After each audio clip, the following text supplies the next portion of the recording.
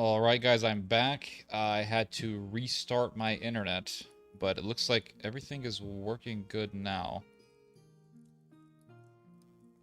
Sorry about that, guys. There was a weird technical issue that happened there. The stream was promised to us 3,000 years ago. Yep, exactly.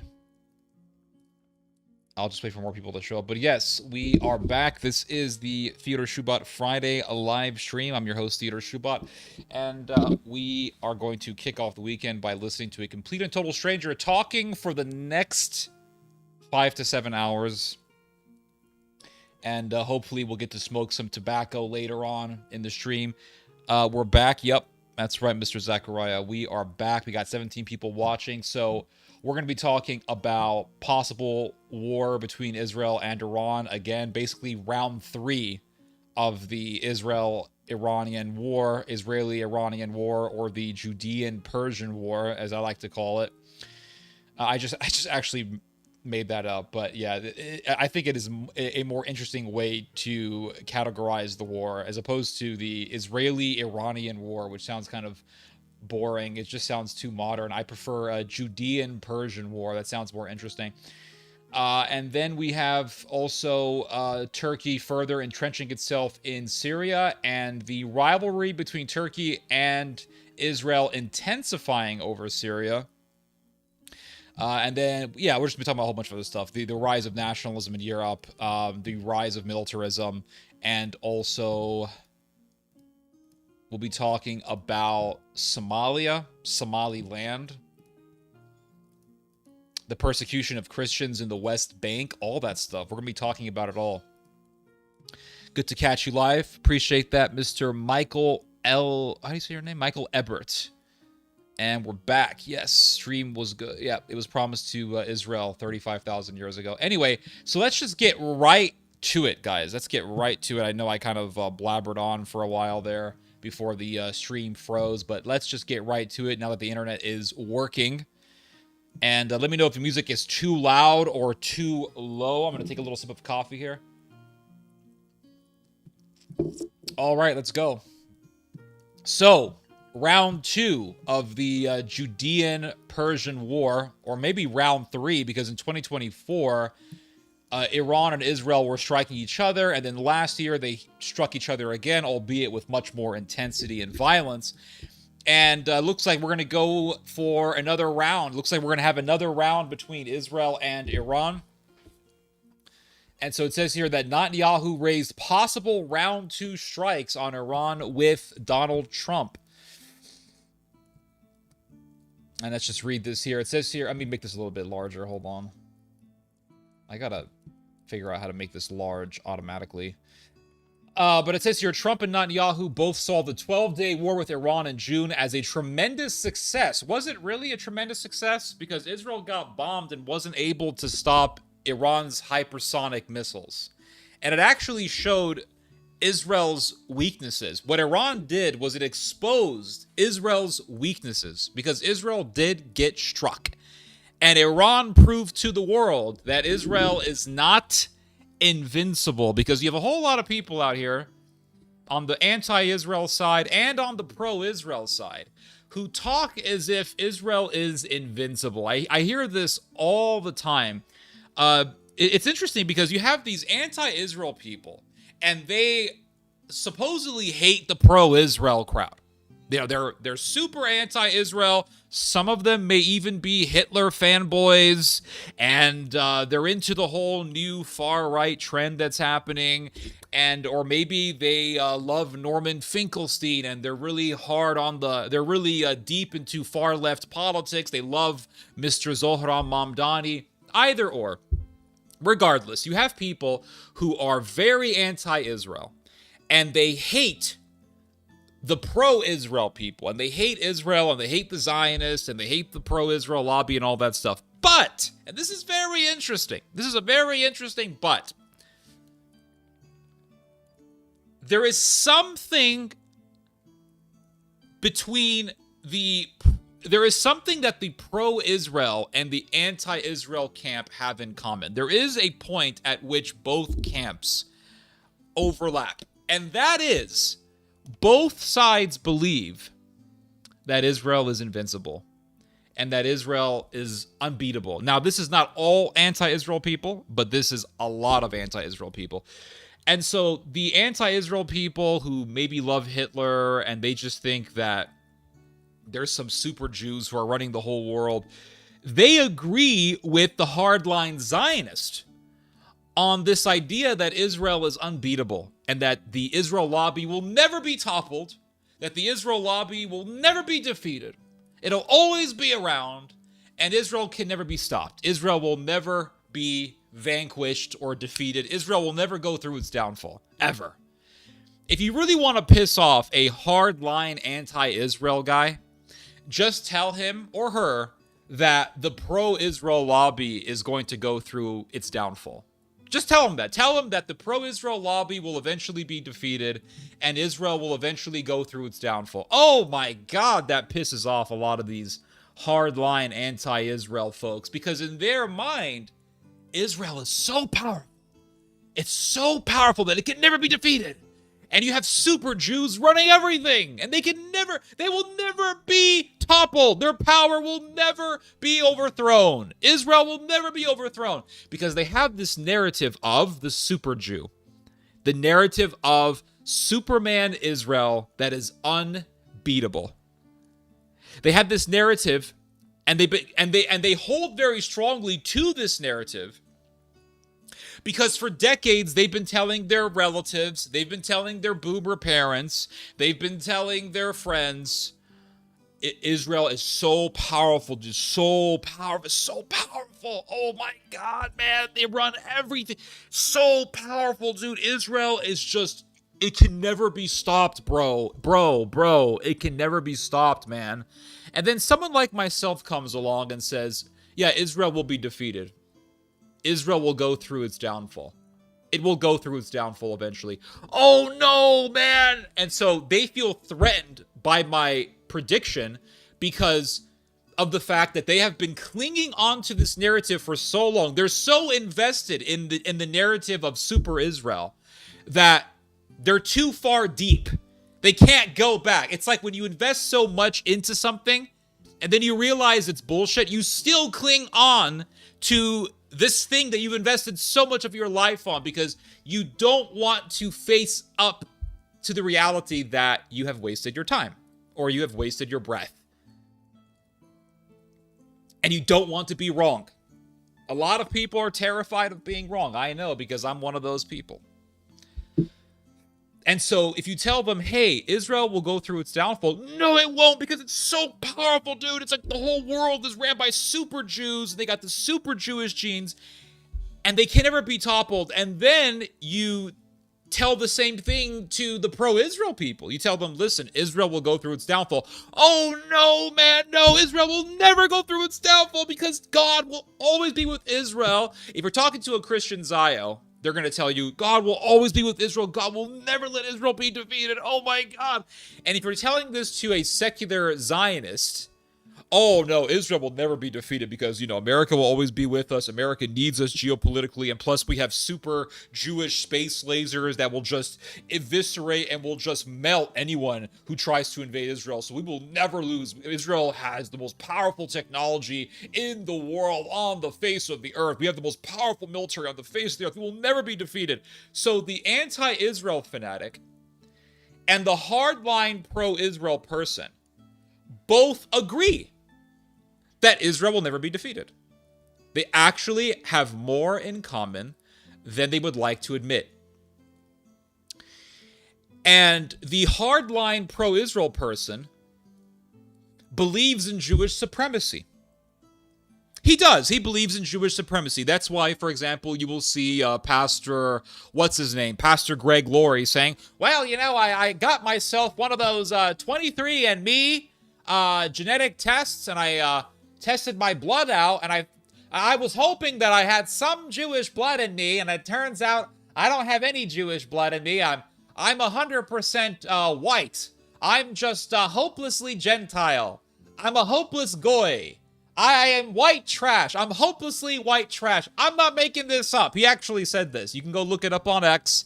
I'm hopelessly white trash. Totally degrades himself because he's white. And because he doesn't have 1/8,000th of a drop of Jewish blood flowing through his veins, his boomer-ass veins. Well, that's Jewish supremacy, right? You want to be Jewish, and you wish that a little drop of Levantine blood from Judea was flowing through your blood because you truly believe in your heart of hearts that Jewish genes are better than anyone else's genes. You truly believe that Jewish genes are superior to non-Jewish genes. That is what you believe in. That is your ideology. Now, that's the Christian Zionist. If you go over to the hardline, fanatical Jewish person, they definitely believe in Jewish supremacy. They say, well, no, we're the best. We Jew. I mean, go look. Do you guys remember Mike Israetel? Do you guys know who Mike Israetel is? Mike Israetel, okay, he's a Jewish guy. Mike Israetel, at one point in time, was the most popular fitness influencer on Earth. Straight up on Earth for years. This guy, for like maybe 2 years, 2 or 3 years, Mike Israetel was on top of the world when it came to posting videos on lifting weights and hypertrophy on YouTube and online in general. So he has a YouTube channel called Renaissance Periodization, and the YouTube channel focuses on hypertrophy. Hypertrophy is just a fancy way of saying making your muscles bigger. It's not necessarily about making yourself stronger, although that's a part of it, but it's focused mainly on getting your muscles bigger. That's what hypertrophy means, making your muscles bigger, getting more mass, eating lots of protein and lifting weights and going through a progressive overload when it comes to weightlifting to get your muscles bigger. And so Mike Israetel is a very good communicator. He is very good in talking in front of the camera.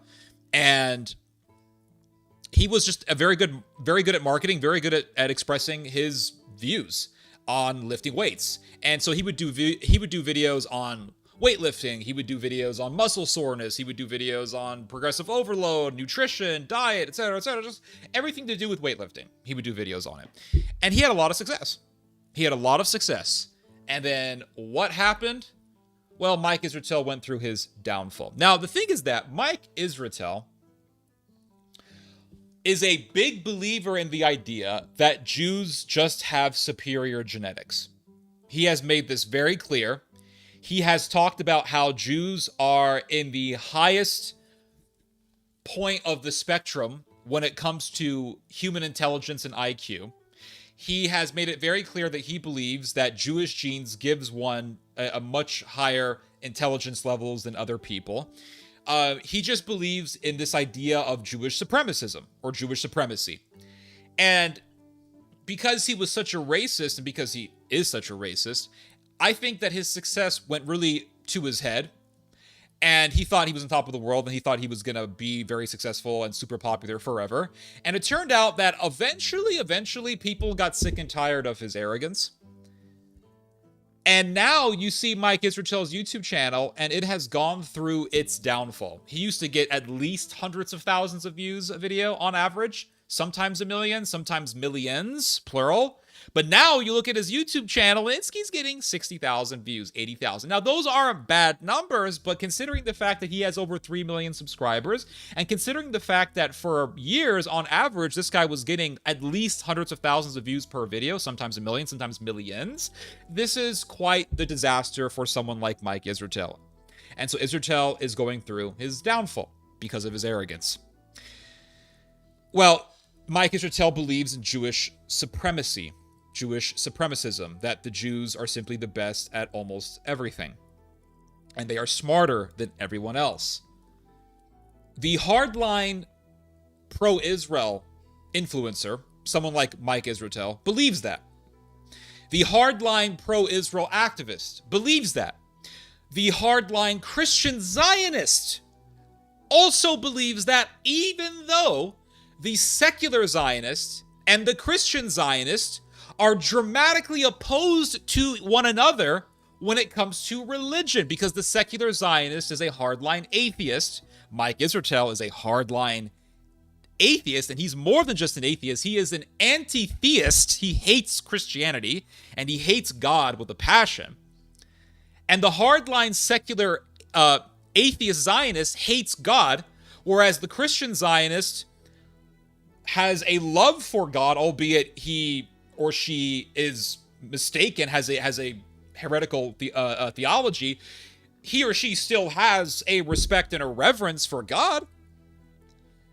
But even though the Christian Zionist is dramatically opposed to the secular Zionist, they both agree on this idea of Jewish supremacy, Jewish supremacism. And on the other side of the political spectrum here, you have the hardcore anti-Israel activist or anti-Israel person. And this person may love Adolf Hitler, he may be hard right, or he may love Zohran Mamdani and or Joseph Stalin and may be hard left. But when you tell the hardline anti-Israel person that Israel will go through its downfall, many times the hardline anti-Israel person will get mad at you for saying that. They will say, no, Israel will never be defeated. They can never be defeated. They are unstoppable. Oh, so you believe in Jewish supremacy. Some of the biggest Jewish supremacists I have ever talked to have been anti-Israel people. Isn't that ironic? Isn't that just sort of twisted, right? It seems twisted. It appears to be the twisting of reality and logic. I mean, why would an anti-Israel hardline person believe in Jewish supremacy? But many of them do. They may not know it, but they do.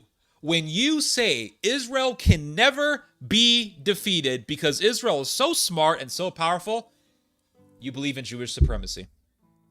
You believe that the Jew is so powerful, that Israel is so powerful, that the Jewish state is so powerful that it can never be outsmarted, it can never be outmatched, it can never be toppled, it can never be defeated.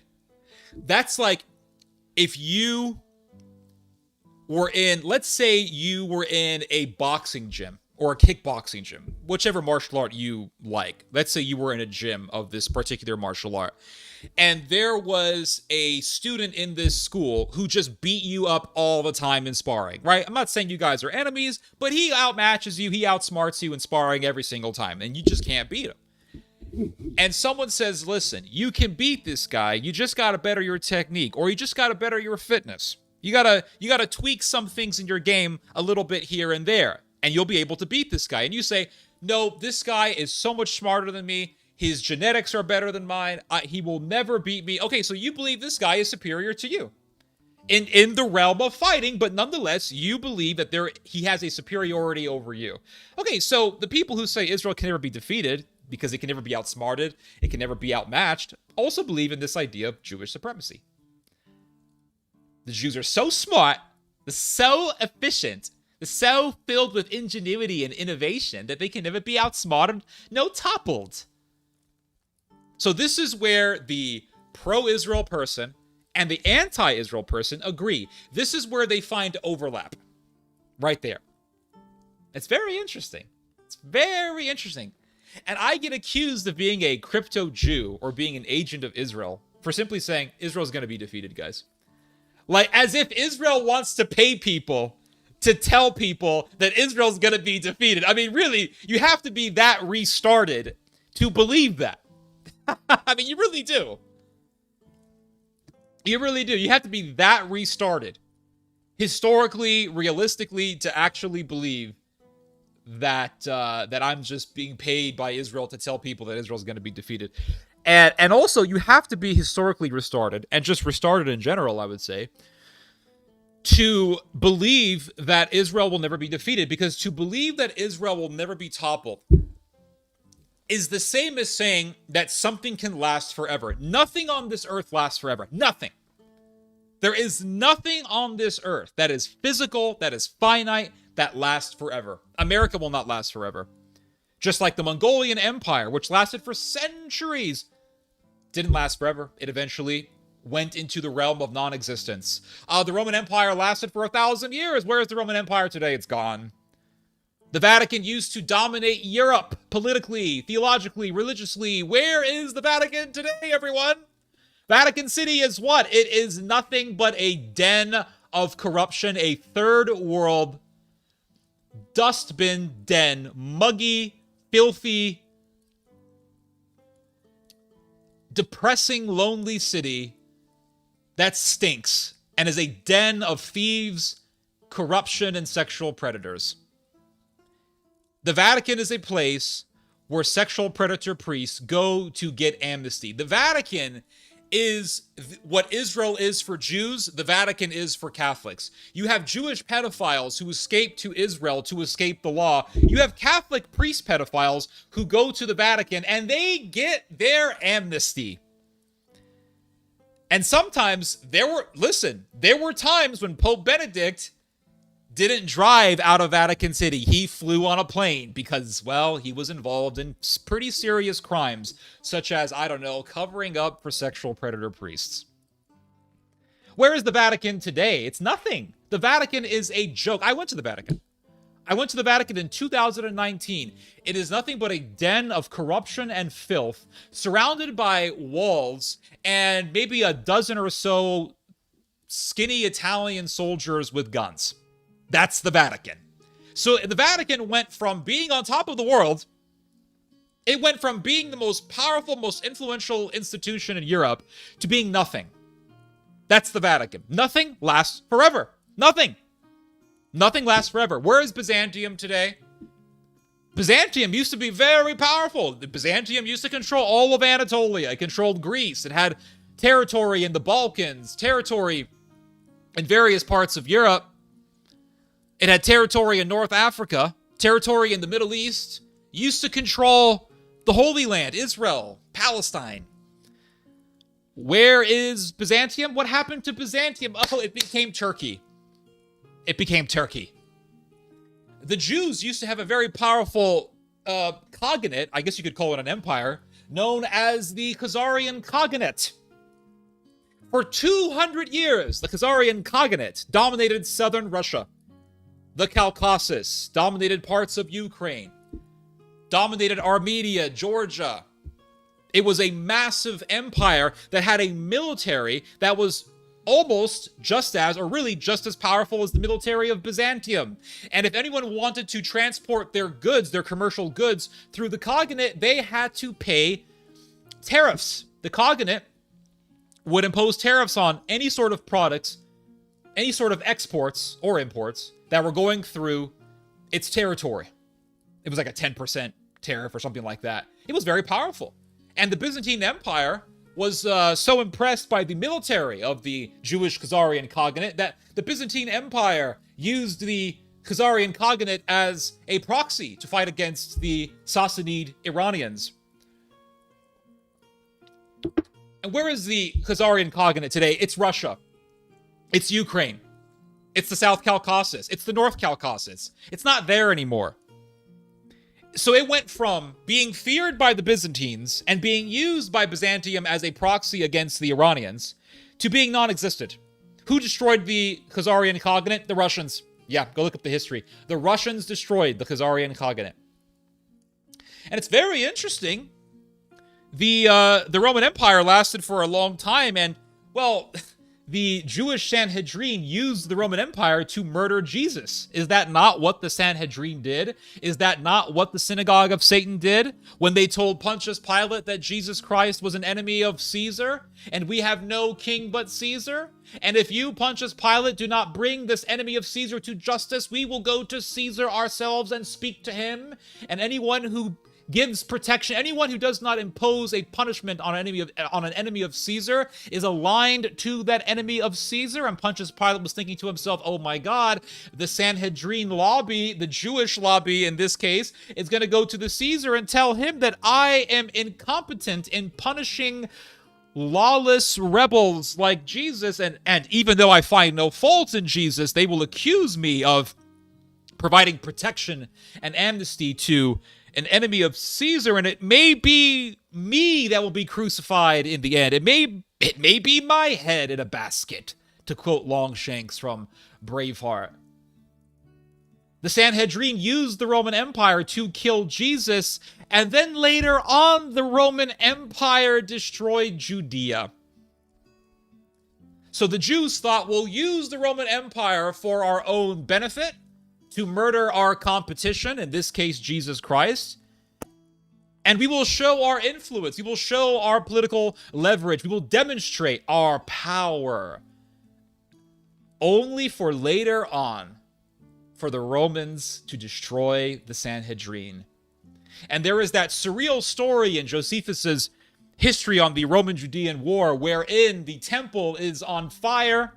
The temple that Christ condemned, the temple that Christ tried to purge of merchants who were prostituting his father's house. The temple is on fire, and the smoke of the fire is billowing into the sky and fogging up the air. And the high priest of the temple go before the Caesar and beg for their lives. And Julius Caesar, not Julius Caesar, but the Caesar that Josephus speaks of says, "Now that your temple is destroyed, of what good is your priesthood?" And he has the priests executed. So the Sanhedrin thought, we can use the Roman Empire for our own objectives, only for the Roman Empire to later destroy them. So we create political monsters, we create Frankensteins, we create Leviathans, only for those very monsters to go against us in the future and to be our demise in the future. And so America is using, Judea is using the present-day Khazarian Khaganate, so to speak, against the Persians, just as Byzantium used the Khazarian Khaganate to go against the Sassanid Iranians, people in Iran. And then Byzantium said, we're kind of sick and tired of the Khazarian Khaganate. What do we do? And so the Byzantine Empire declared war on the Khazarian Khaganate. And the Khazarian Khaganate, although it did put up a fight, eventually was crippled.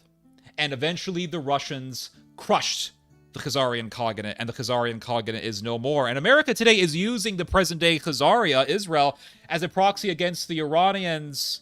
And who is rising up? Turkey. And America is saying, you know, we need to use Turkey. Even though Turkey is an enemy of the Israeli Khaganate, we need to use Turkey. And Israel and Turkey used to be friends. In fact, I would encourage you to take a look at the Clean Break Memo, which was written in the 1990s by the pro-Israel lobby. John Mearsheimer talks about this in his book, The Israel Lobby.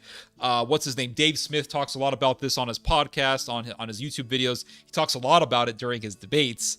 But the Clean Break Memo was something that was written up by an Israeli think tank.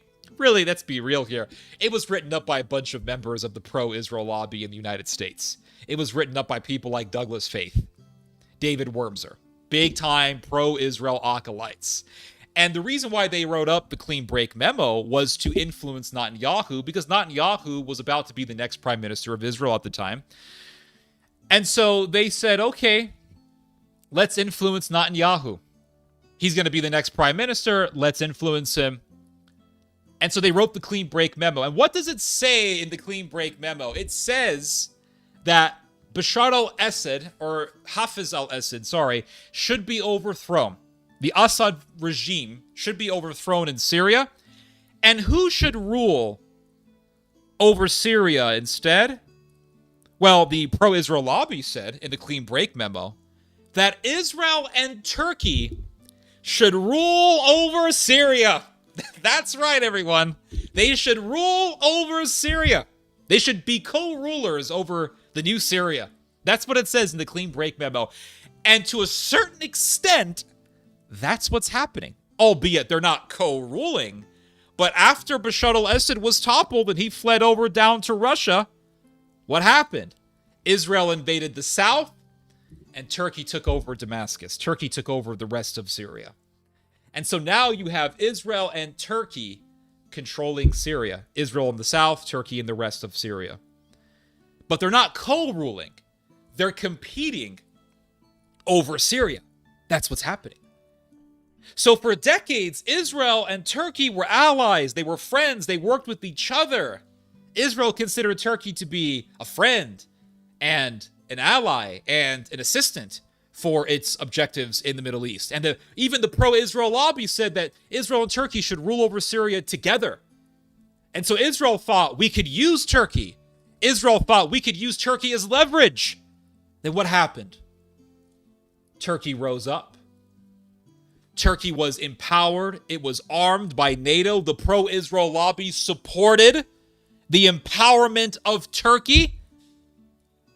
And America, with its pro-Israel lobby, created the Turkish Frankenstein.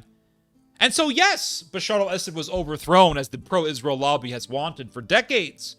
And yes, Turkey and Israel are ruling over Syria, but they're not ruling over Syria as allies. They are ruling over Syria as rivals. And so just as the Sanhedrin thought they could use Rome to kill Christ, only for the Roman Empire to later destroy the Sanhedrin, Israel thought we could use Turkey. We can overthrow Bashar al-Assad together. And now they are rivals. Now they are enemies. Now they're competing over who's going to dominate Syria. I'll read your guys' comments here. Hold on. Shalom, salam. God bless you. Happy New Year. I know it's late. Did you buy any new books? I did, actually. I'll show you guys some of the books in a little bit here. A census taker once tried to test me. I ate his... Okay, whatever. This guy's being weird. Let's see here. This guy wears a small hat, says Shabbat Shalom. Okay. Thought you unsubscribed. Got some weirdos in the house. Like I said, anytime you tell people that Israel's going to go through its downfall, all of the anti-Israel Jewish supremacist people come along. They're Jewish supremacists. They just don't want to admit it. But they are Jewish supremacists. They hate it when you tell them that Israel will go through its downfall. They hate it so much.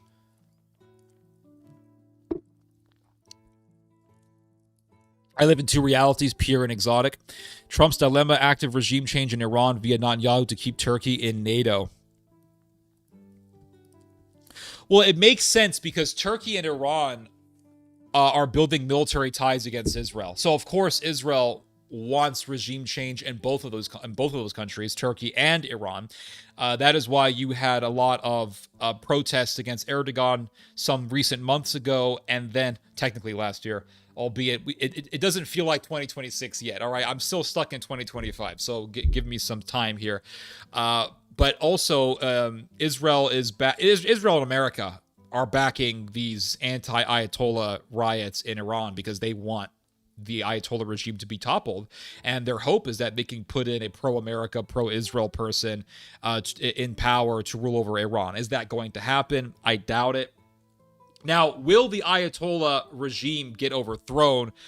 I think eventually, yes. I don't know if I had to guess. Like I said, nothing really lasts forever. But is it going to be replaced by some super Zio Persians? I don't think so, because being anti-Israel is so popular and is so common in Iran, especially after the fact that Israel bombed Iran last year and also in 2024 as well. Really, it makes it difficult to believe that Iranians are just going to become super pro-Israel, especially given the fact that Israel bombed the hell out of Iran. So even if there is regime change, there's not going to be this like super Zionist government taking over Iran. I think that's wishful thinking on the part of Israel. I think that if there is a new regime in Iran, it's going to be an ultra-nationalist regime, and that regime is still going to be anti-Israel.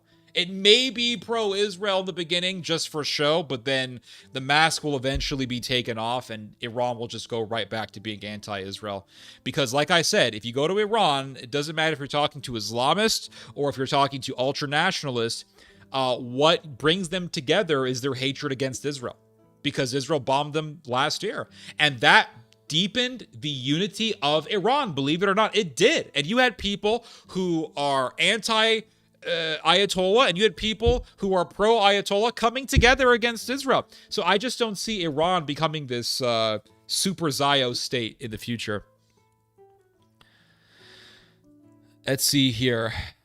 I saw a rabbi laugh and the Pope corrected Netanyahu, saying, and the Pope is wearing the yarmulke. Yep. That's a good point. For what shall New Year's bingo card have for us, folks? Yep. Ready for a marathon of theology. Absolutely, Mr. Glowsticks. 2,000 years, blah, blah, blah. Let's see here. I share indigenous blood with the continent that I live on, along with Europeans that arrived centuries ago. I belong to the land I exist on.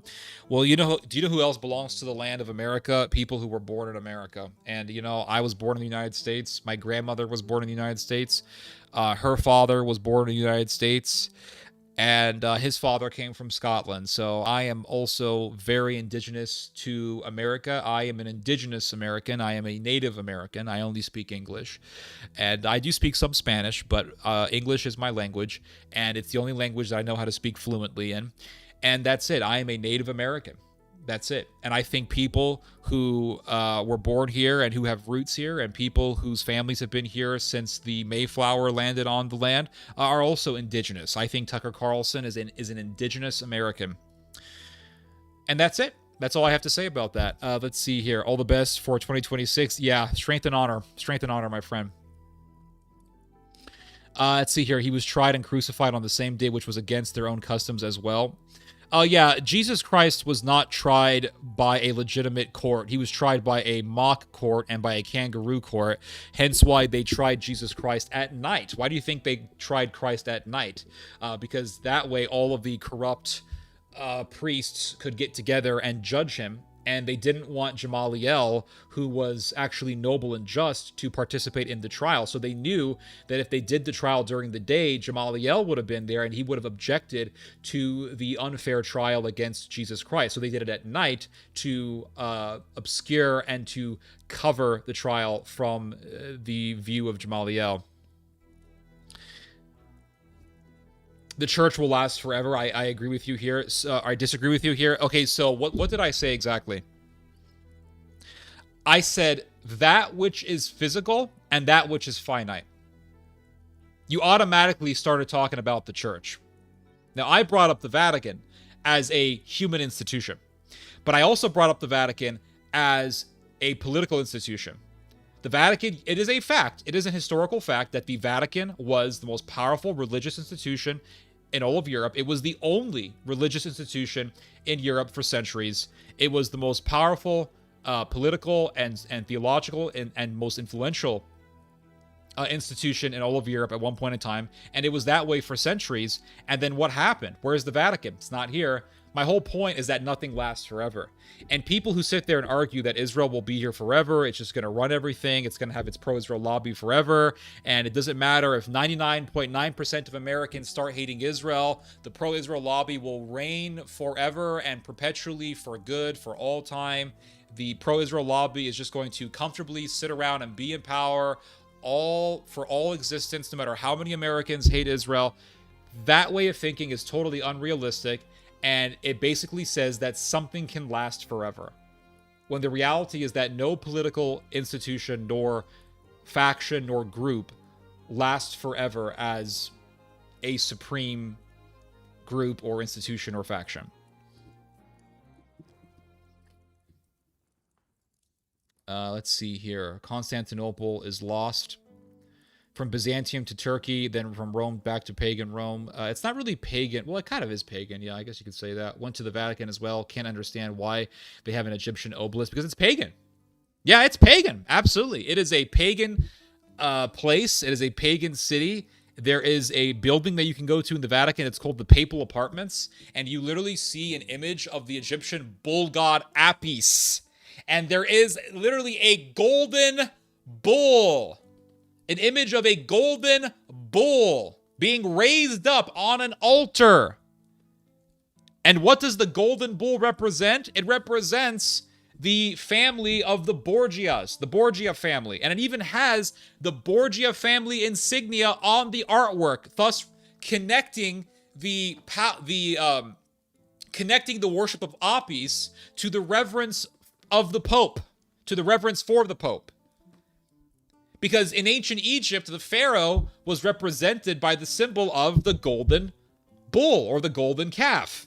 And so here was Pope Borgia saying, I am Apis, I am the golden calf, I am the golden bull, I am pharaoh. He was equating himself to a pharaoh. That's in the Vatican. And if you think I'm just spouting conspiracy theories here, go look up what it says in the Vatican's own website about the imagery in the Papal Apartments. It literally says that the golden bull in the artwork represents the Egyptian god Apis. So even the Vatican knows about its own connections to paganism, and it knows about its own connections to this Renaissance attempt, this attempt that was done during the Renaissance period to revive paganism in the Vatican. So yes, very pagan, very gay, very disgusting, very weird. See here, Swiss guards are Swiss. Yeah. Yeah, those are the real Swiss guards, guys. It's a real military right there. They're the same exact thing that they were during the 1500s.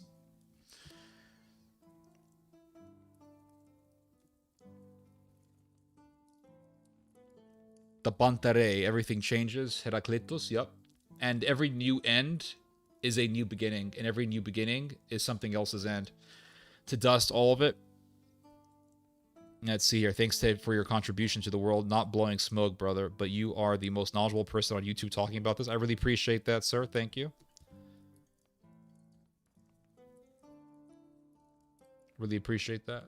Means a lot. The guy is typical roid cringe. Mike Israel, originally from Russia. Yeah. And his last name is literally Israel.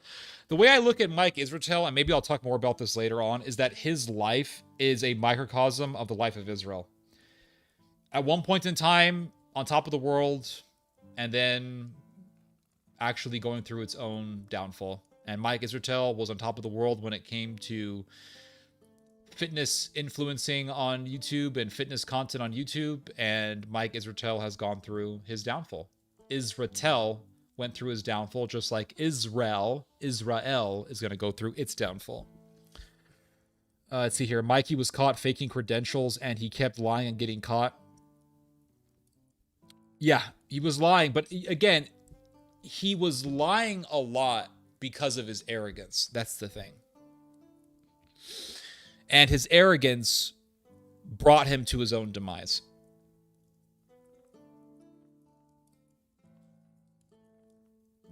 I got received into the church this Christmas. Awesome. Awesome. The Israelis should be very careful because Iran has been preparing for this for 30 years, and moreover, Israel has no strategic depth. Its country is as small as a postage stamp. Yeah, it's as big as New Jersey, as the Zionists love to say all the time. And as I said last stream, Turkey, Pakistan, and Iran are all deepening their military ties. And if you look at a map, you'll see Pakistan, Iran, Turkey, they are neighbors. And they are a continuous chain. From Pakistan to Turkey, there is a continuous chain. And so imagine a Persian, Turkish, Pakistani alliance all against Israel. I mean, Israel would be screwed. Plus, Pakistan is a nuclear-armed country. Turkey is on its way to becoming a nuclear-armed country. Iran is very close to becoming a nuclear-armed country. So, I mean, Israel is going to go through its downfall eventually.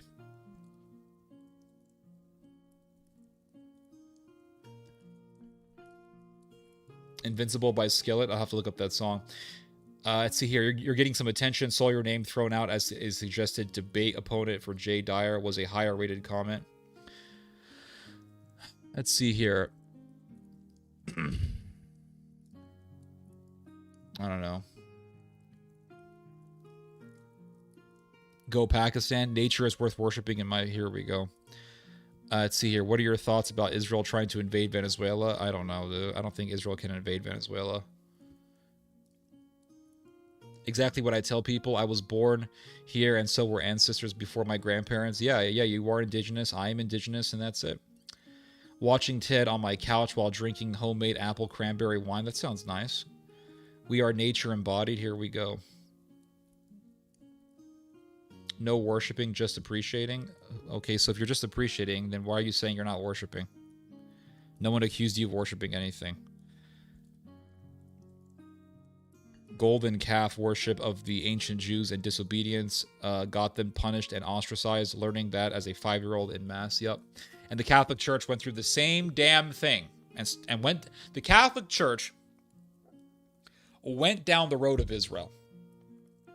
It became earthly Israel. That's what it did. It used to be spiritual Israel.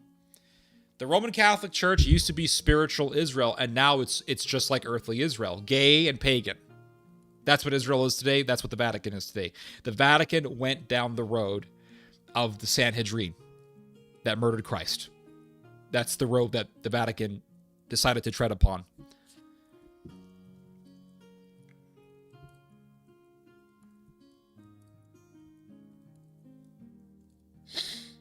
That's why the Israelites made a golden calf and started worshiping it. I think the reason why they started worshiping the golden calf is because they wanted to go back to Egypt. Because remember, the Hebrews were saying, we want to go back to Egypt, man.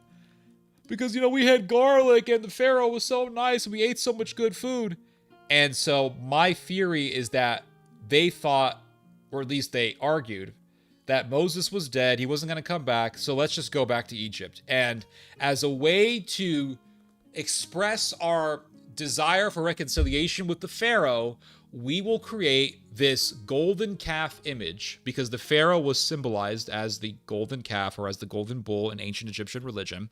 So they thought, we're just going to go back to Egypt holding up this giant golden calf image, and it'll be a way for us to tell the Pharaoh, we're sorry, please accept us back and don't kill us.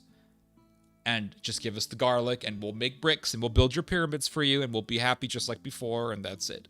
And I think that's what their plan was, because golden calf worship is very Egyptian. It's very Egyptian.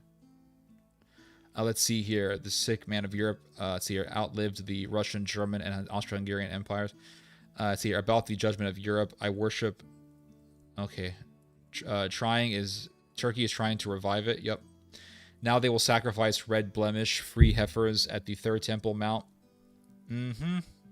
Yep. The book your dad was reading a few months back. Where do I find it? It's not online yet. It's not even done yet. But if you send me an email at shoebot@shoebot.com, I will put you on a list, and then you can, and then we'll send you the book once it's done as a PDF file. Worshipping is false. Know yourself and be the best human you can be. You owe it. There we go.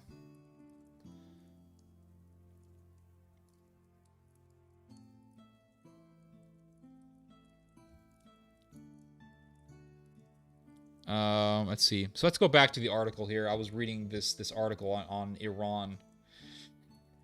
And round 2 of Iran.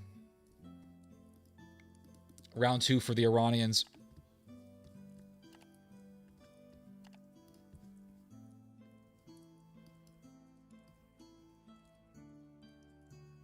Is it true that the first Old Testament was written in Greek during the Hellenistic period?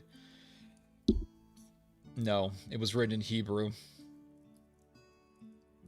And then they made a Greek translation called the Septuagint, which was authorized and which was commissioned by the, what's his name? The Greek guy who was running Egypt at the time, Mr. Ptolemaeus.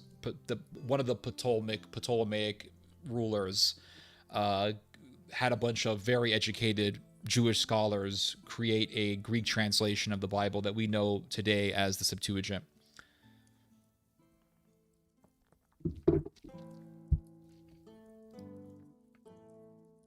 So it says here, but Netanyahu has argued more strikes might be necessary to prevent Tehran from rebuilding its capabilities.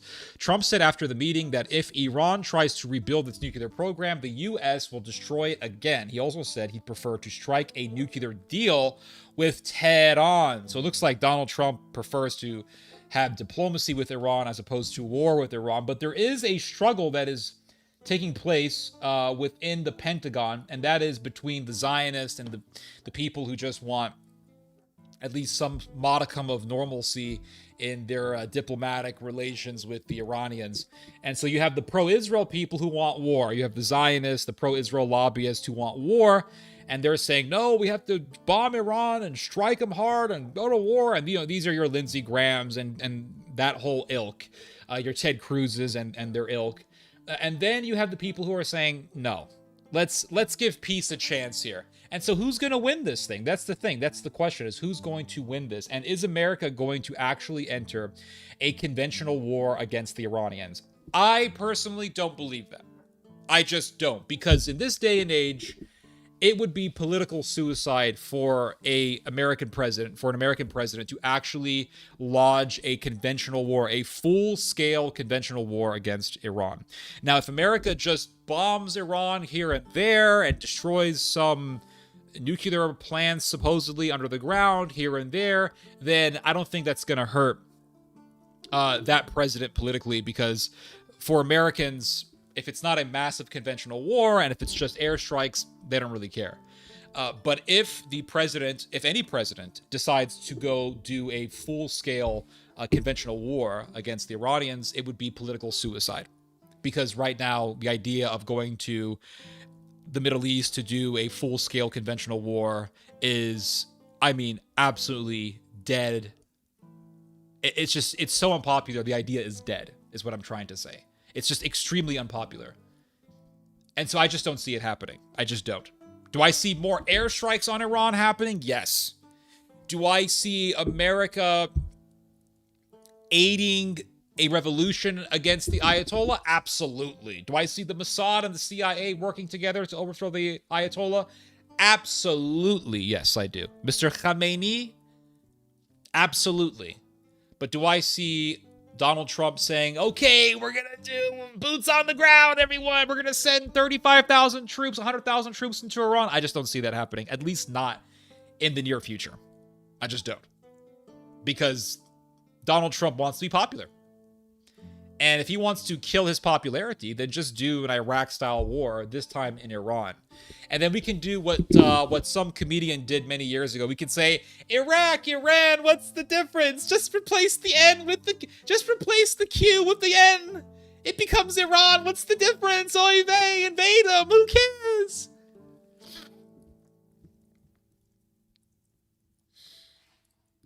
So, yeah. Let me see something here real quick. Hold on. Just check something here on my YouTube channel. One second, guys. Hold on.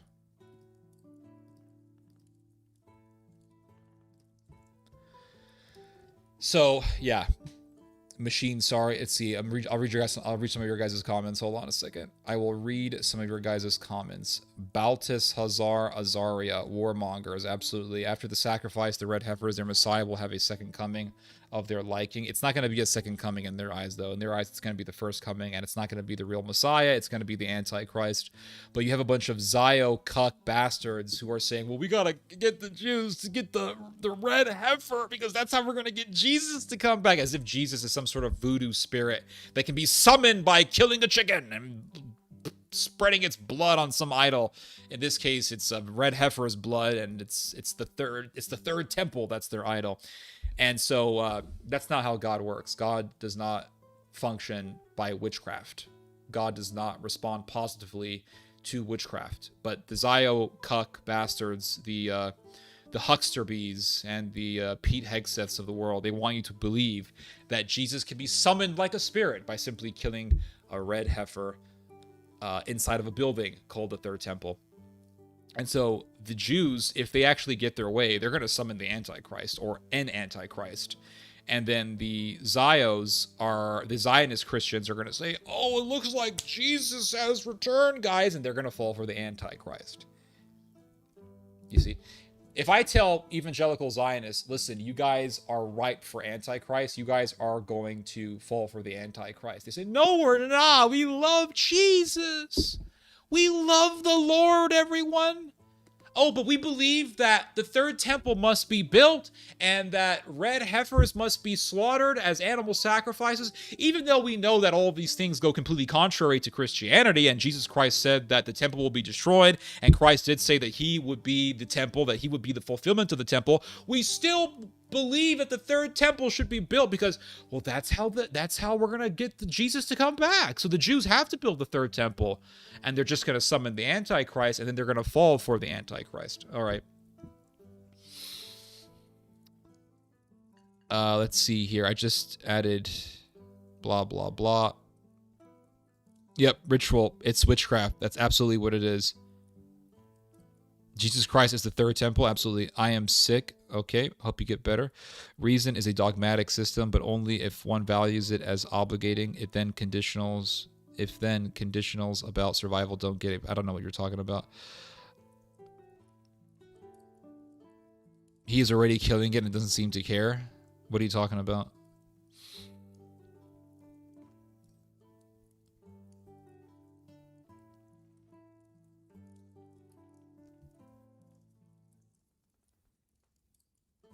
I don't subscribe to any of the dogmas of any church, for my mind is my church. Well, he just made up a church right there, didn't he? This, see here, physicity and general reason are not obligating, only minds obligate as in, I don't know what you're talking about, dude. I really don't.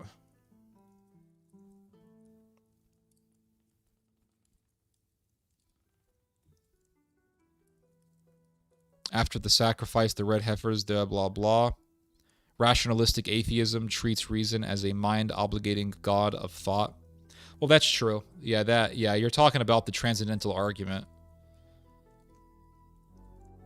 Theo, you got so many crazies tonight. You know, the last time I streamed, it was almost nothing but normal people. I think I had 2 weirdos the entire time. And I guess because I've been gone and the interest in my channel has been growing, people have been waiting for my stream. So now that I've come back after taking almost a week off, it looks like the viewership has exploded a little bit. There's been a slight surge in the view number, and so with higher views comes more crazies. That's the unfortunate thing about getting more views.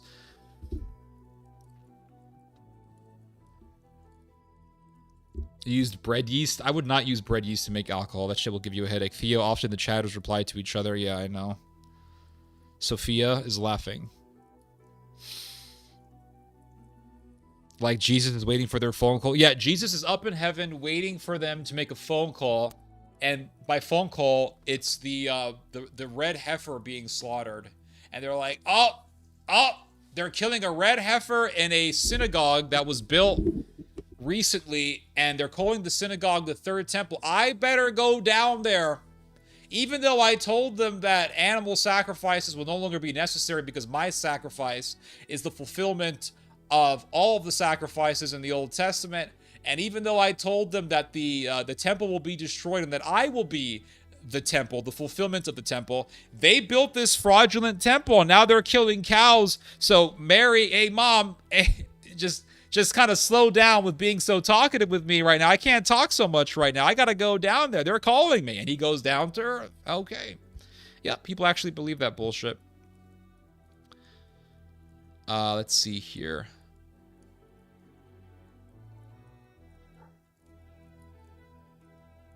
Flag waivers, absolutely.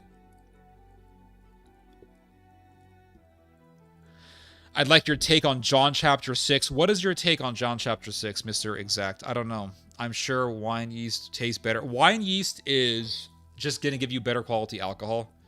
If you drink wine that is made from bread yeast, expect to get a... There's a very good chance that you could end up with a very bad headache. I'll just put it that way.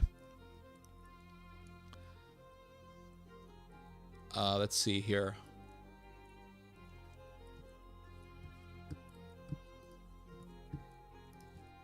I'm going to go back to this article here. Hold on.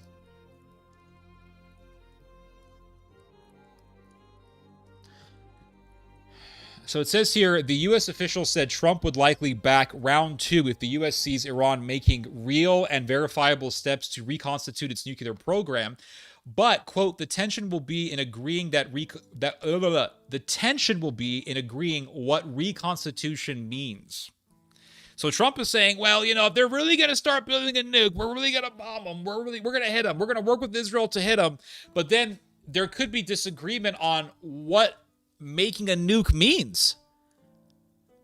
Because Iran could be doing some sort of nuclear project, and Iran could be working with uranium, enriching uranium, and the Israelis are going to say, they're making a bomb, they're making nuclear bombs, and then people are going to say, wait a second, no, they're making nuclear energy, calm down. Listen, we see no indication that Iran right now is enriching uranium to a dangerous level. As of now, and according to international observers, we can tell that they're simply making nuclear energy and not nuclear bombs. No, hit him now, damn it, hit him now. And you see, so there could be a big debate between the Americans and the Israelis over whether or not Iran is actually making a nuclear bomb. And so, again, we are more than likely going to be seeing round 3 of the Judean-Persian War. And eventually this whole thing is just going to reach an apex. And it's going to implode into a full-scale war. That's eventually what's going to happen. Because you can't have this sort of thing just continue on without a climax, without an apex, without it reaching a boiling point. And once it reaches that threshold, there's going to be a full-scale war between Iran and Israel. And Israel will be screwed. So it says here, in the meeting, Netanyahu discussed the status of Iran's nuclear program 6 months on and presented Trump with Israel's concerns about the missile program, the sources said. Netanyahu also raised Hezbollah's efforts to rebuild its arsenal of long-range missiles in Lebanon.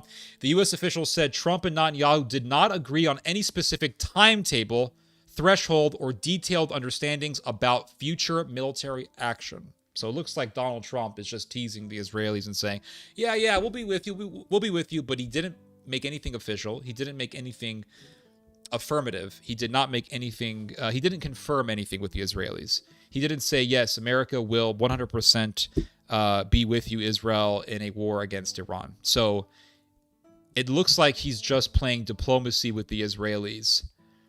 And he's saying, yeah, if they are making nuclear bombs, then we'll strike them. But what would it mean for, what does it mean? What does Iran making nuclear bombs actually mean? And they're going to have that disagreement over the interpretation of making a nuclear bomb. That's what I see, at least. So it says here, some U.S. and Israeli officials think the likeliest spark for an Israel-Iran war in the near term is miscalculation. That means lying. Oh, well, we miscalculated. We think Iran is on the verge of making a nuclear bomb. We gotta hit them. And then Israel is going to be utilizing that whole 5 minutes to midnight argument. If we don't hit them, they're going to nuke Miami. They're going to kill everyone in Miami. They're going to nuke Los Angeles, everyone. Oh my God. We have to hit them now. America, hit them now. It's 5 minutes to midnight. We got to hit them.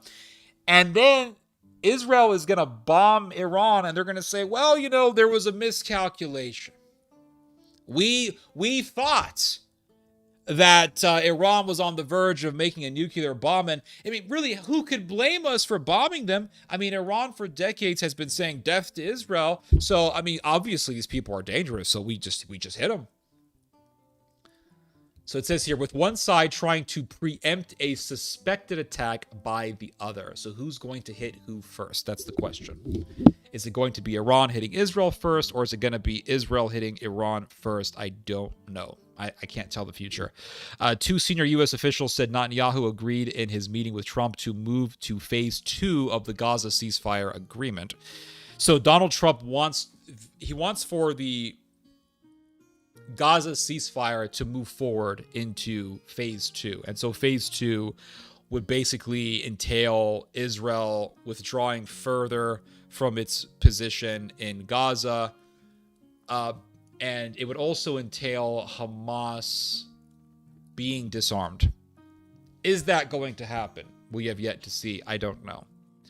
I don't really put too much faith on these ceasefire agreements, because the last time there was a U.S. brokered ceasefire agreement between Gaza and Israel, they were supposed to go to part 2 of that agreement, and it never happened. And Israel ended up breaking the ceasefire and slaughtering thousands of more people anyway. So I just don't put too much faith on what's happening. But it looks like, I know people are being murdered in Gaza every single day. I know. I'm not denying that. But the situation in Gaza is still better than it was before the Trump brokered ceasefire was established. And it looks like Donald Trump is trying to preserve some modicum of peace in Gaza. The Israelis don't care. They keep murdering people. Snipers are killing people every single day. They don't care. They want the bloodshed. They want to perpetuate the slaughterhouse of Gaza. But it looks like because Donald Trump wants to be known as this peacemaker, because he wants to establish this legacy of being a peacemaker, because he wants to better and deepen ties with Turkey, and Turkey really pushed for Hamas to agree to the ceasefire in the first place, it looks like that maybe this phase 2 is going to happen. Maybe they're actually going to move forward with phase 2. I hope they do. But again, I don't put full faith on these sorts of agreements, just given the political interests of both sides and how these interests conflict with one another. But Netanyahu is saying, Donald, we don't want Turkish troops to be in Gaza. Donald Trump is saying we do want Turkish troops to be in Gaza. Turkey wants to deploy thousands of troops. We're talking at least 2,000 to 3,000 soldiers in Gaza because Trump wants Trump. My God, what is wrong with my brain?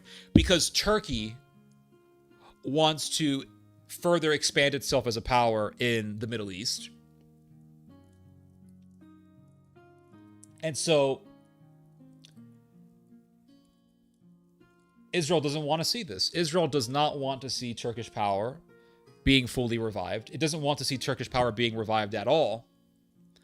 But the Americans are insistent on Turkey being allowed to deploy troops into Gaza. Why is that? It's because America wants to see Turkey become powerful. Because America wants to use Turkey as a proxy against the Russians in the Middle East. But Israel is saying, no, we don't want Turkish troops in Gaza because they don't want to be fully encircled. As I've said many times, you have Turkish troops in Lebanon, you have Turkish troops in Syria, you have Turkish troops in Cyprus. So if you have Turkish troops in Gaza, then that would mean Israel being fully encircled. It would mean Turkish troops being right next to Israel's southern border. And Israel doesn't want this. Israel does not want this. So they're arguing right now. The Israelis and the Americans are arguing over this whole thing. And the Americans are telling Israel, no, allow for Turkish troops to be deployed into Gaza. And Israel's saying no. But Turkey is saying we want for this ceasefire to go on. We want for phase 2 to actually happen in this ceasefire agreement. And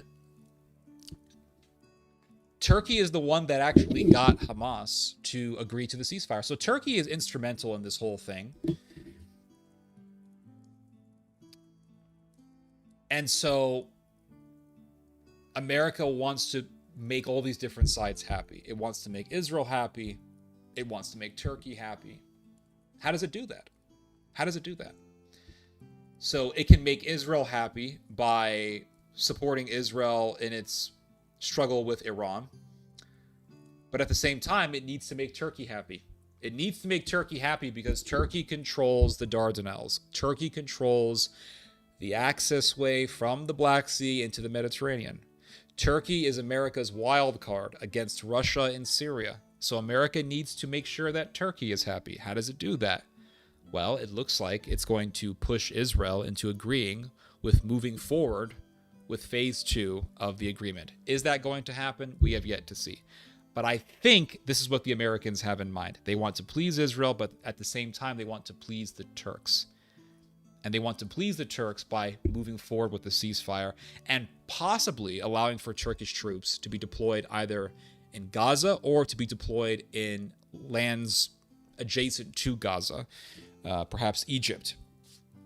But Israel is against that no matter what. Israel is totally against any idea of Turkish troops being deployed in Gaza or anywhere near Gaza. But America is the one that makes the decision on this whole thing in the end of the day. I mean, Israel is not fully in charge here. Israel, at the end of the day, is just a protectorate of the American empire. It has no serious decision-making. It has no serious power when it comes to making these decisions. America can definitely overpower Israel and say, no, you're going to agree to this. And that's it. So it says here, for his part, Trump committed to Netanyahu that if Hamas fails to honor the agreement and does not start disarming, he will allow Israel to take military action against the group, the official said. Now, you see, this scenario is the one that's most likely going to happen here. Most likely, there's going to be some sort of firefight between Hamas and Israel, or there's going to be some reports of Israeli soldiers being killed, and they're going to say, well, it was Hamas that killed those soldiers. Hamas will deny it, and Trump will say, okay, Israel, go ahead and bomb Gaza some more. That is the more likely scenario here, just given what happened in the recent past. Just given what happened last year. What happened last year? There was a ceasefire agreement, and then Israel said, we're just going to break the ceasefire. Oh, okay, yeah. But we'll see. We will see. We'll see what happens. So it says here that Netanyahu was very skeptical about Gaza during the meeting, but he gave us room to move forward to the second phase of the ceasefire agreement, a senior U.S. official said. Trump is expected to announce in January the transition to phase 2, the establishment of the Gaza Board of Peace and the new Palestinian technocratic government. So we have yet to see. Now, if they move forward with phase 2 of the agreement, to the chagrin, whatever, to the ire, to the objections of Israel, it will prove the decline in Israel's influence. Because Israel is saying, Israel doesn't want a ceasefire. Israel never wanted a ceasefire, ever. Israel did not want a ceasefire. Even if Hamas gave up all the hostages, Israel would still want war, because Hamas gave all the hostages away, all the living ones, that is. And Israel still continues to kill Gazans every single day. Israel does not care about the fact that the hostages have been released. They don't care about the fact that a ceasefire has been brokered by Israel's biggest friend, Donald Trump, supposedly the most pro-Israel president in U.S. history. Israel doesn't care. Israel never wanted this ceasefire, ever. Even, what's his name? Jared Kushner said, yeah, we had to actually tell Netanyahu that enough was enough. Jared Kushner said this. And they basically said Israel had to be put on a leash. So Israel never wanted this ceasefire. If the Israel lobby had its way, there would be no ceasefire at all. There would have never been a ceasefire at all. At all. So if Israel gets pushed into actually agreeing with moving forward and carrying out phase 2 of the agreement, it will prove the decline of the power of the Israel lobby. If there is no ceasefire, if the ceasefire is terminated and phase 2 never happens, then yeah, it'll show that the Israel lobby is still all-powerful, or still at least very, very powerful. We have yet to see. I'll read your guys' comments. Hold on.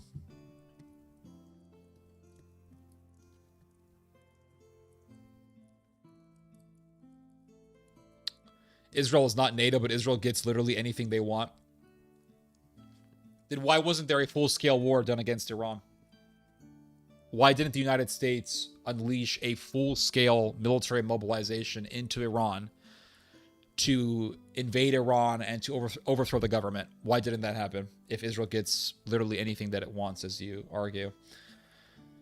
Let's see here. Happy for you. Blah, blah, blah. Let's see here. Your thoughts on Putin's residence being... I have no idea, dude. Who attacked the residence? I don't know. Putin's residence?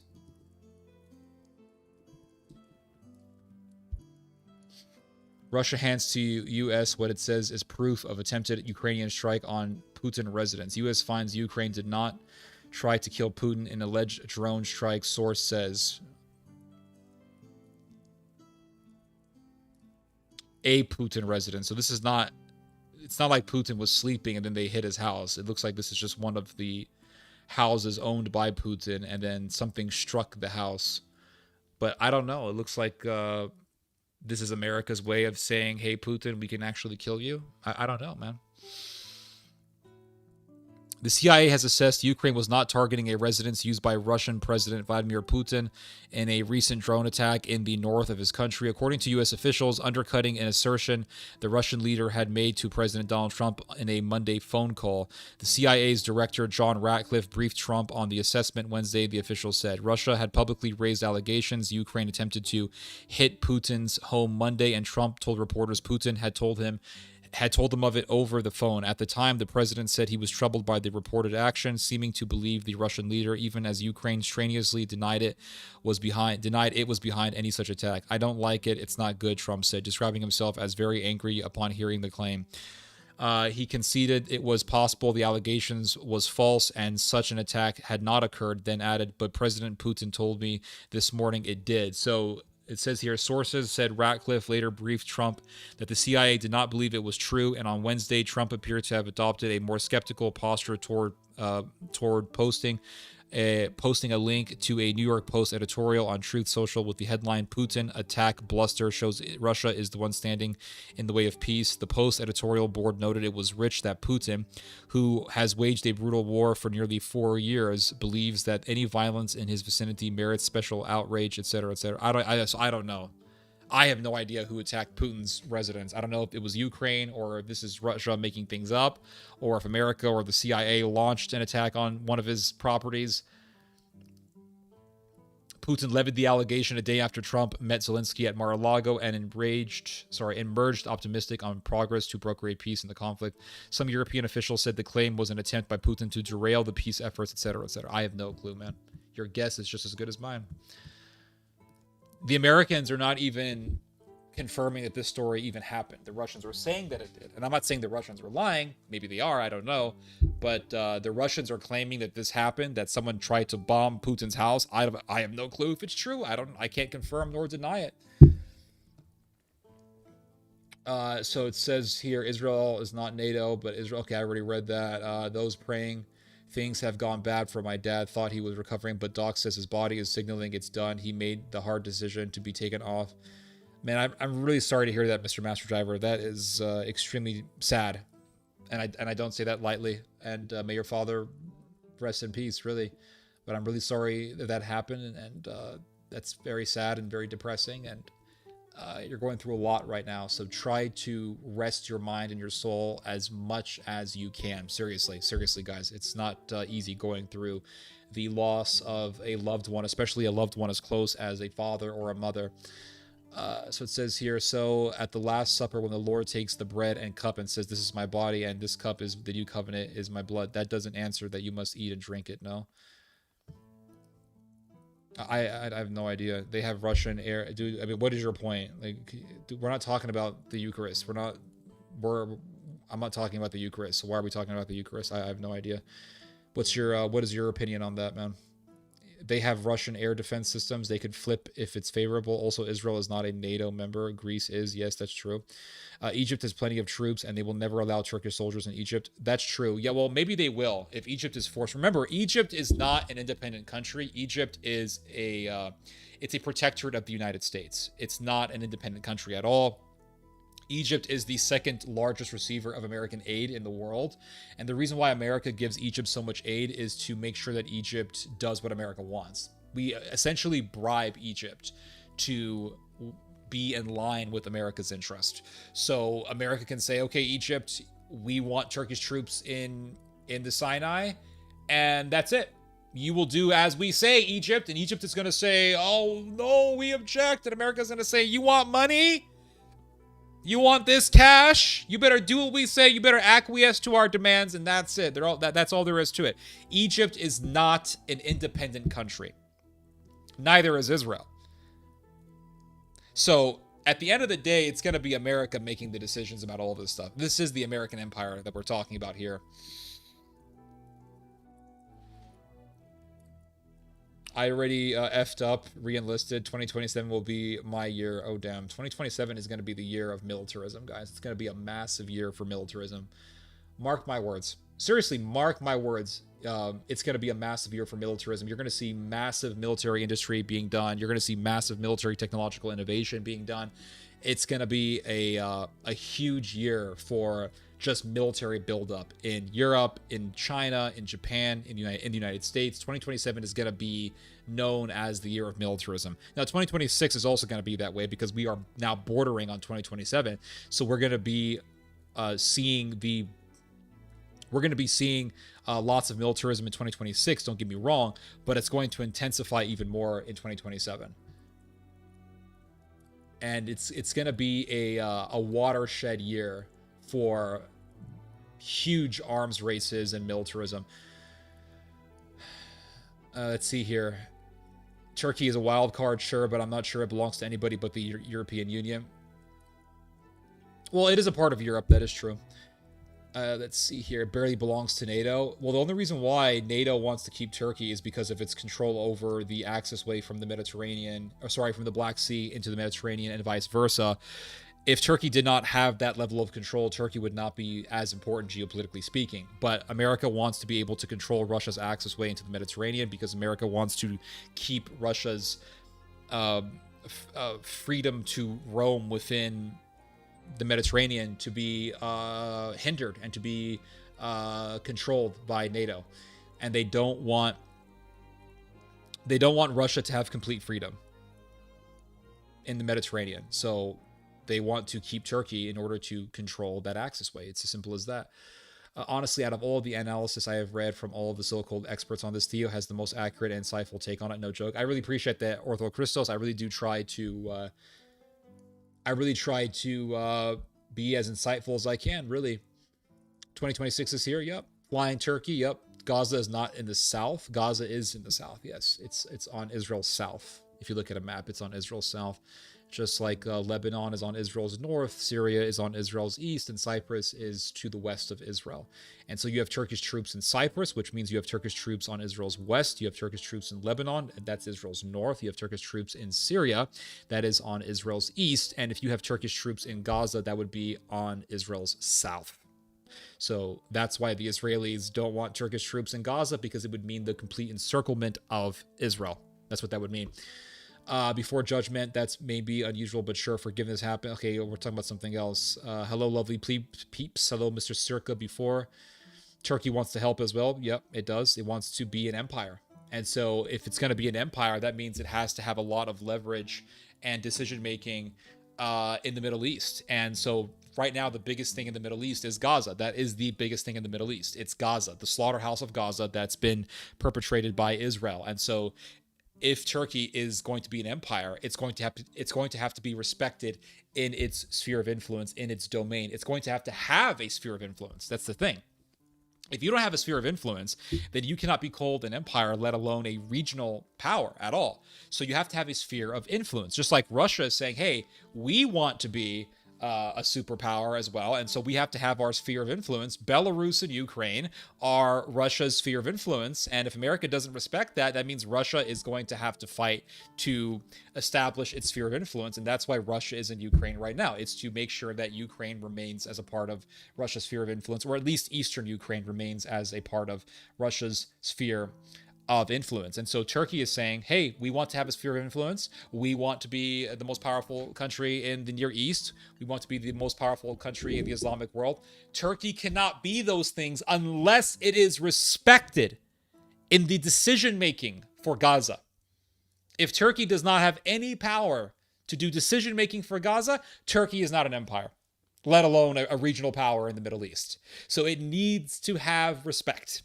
It needs to receive respect. It needs to be given the position to make decisions in regards to Gaza, in regards to Syria, in regards to Lebanon, in regards to the Middle East as a whole, in regards to Iran versus Israel.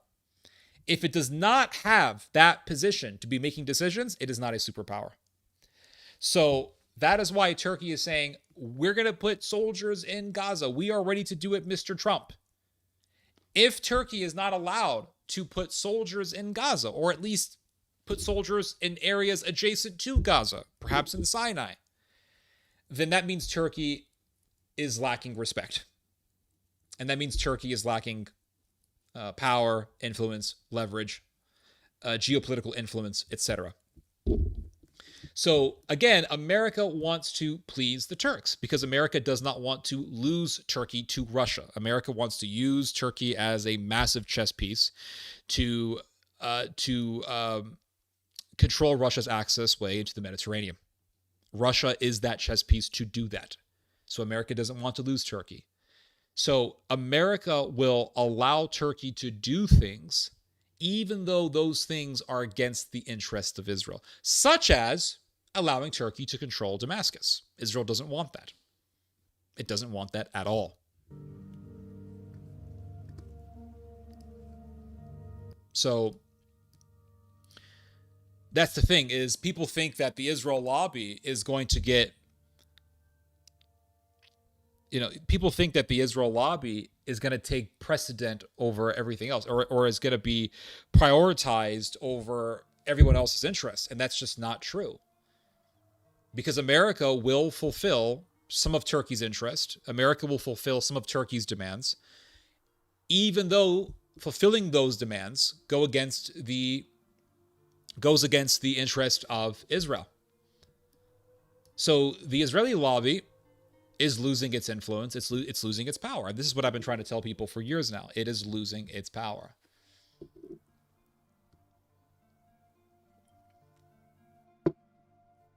I spoke to a Palestinian Christian before. He was in favor of having Turkish troops. Oh yeah, definitely.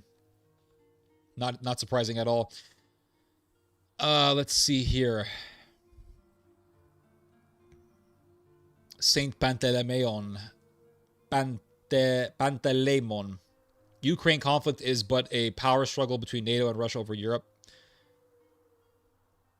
Where are the baby faces in the conflict? What you keep saying this all the time. What do you mean by baby face? Who's the baby face? What are you talking about? Dad has not died yet. He's still breathing, just unresponsive. So I'm sure he'll take all the intercession that everyone will give. Again. Thanks. Well, Lord, if it's your will, heal this man's father.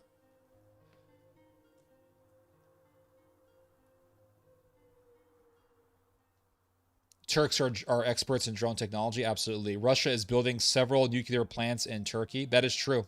Absolutely. Absolutely. And so this is what America is afraid of. America is afraid of Turkey getting deeper ties with the Russians.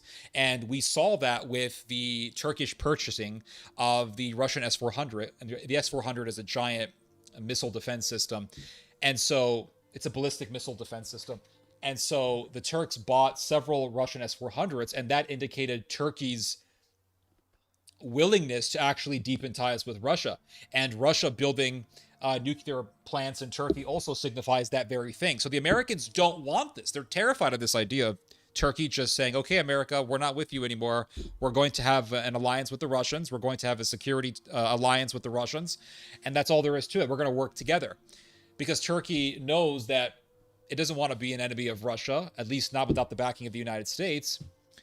So Turkey is saying, if you're not going to work with us, then we'll just build better ties with the Turks. And America's saying, no, we don't want that. We need Turkey to control Russia's access into the Mediterranean. We need Turkey to use them as a proxy against the Russians in Syria. We need the Turks. And so if Turkey demands for something that is against the interest of Israel, for example, allowing Turkey to control Syria, America allows it. And Turkey right now controls most of Syria. Israel doesn't like this, but America is allowing for Turkey to do that anyway, to the ire, to the objections of the Israelis, and notwithstanding those objections. So the Israel lobby has not been able to prevent Turkey from controlling most of Syria. It has not been able to do that. So really, the Israel lobby is not as powerful as some people may like it to be, and it's not as powerful as what a lot of these hardline anti-Israel people say it is. Let's see here. Russia is building several nuclear power plants. I don't know if our economy can handle much more military spending without restructuring. Anglo-American geopolitics says to keep Germany down and Russia out. Yes, but you see, that was the policy of the Cold War, and that was the policy of NATO when NATO was first established. But times have changed because remember what Eisenhower said. He said that if American troops continue to be in Europe for the security of Europe, then NATO will have failed. So right now, America is trying to fulfill what Eisenhower wanted, and that is a Europe that is independent security-wise, and a Europe that is not being babysat by America all the time. And so the Americans want for the Europeans to become more militarily independent. They want for the Europeans to become more militarily powerful, especially Germany. Germany is at the heart of Europe.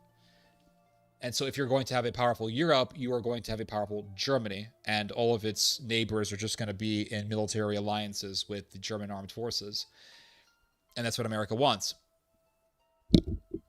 Let's see here. People, you must learn geography for real. Yep. Will Israel be here in 2027? I don't know. Maybe. My wall was making serving the evil empire shameful again.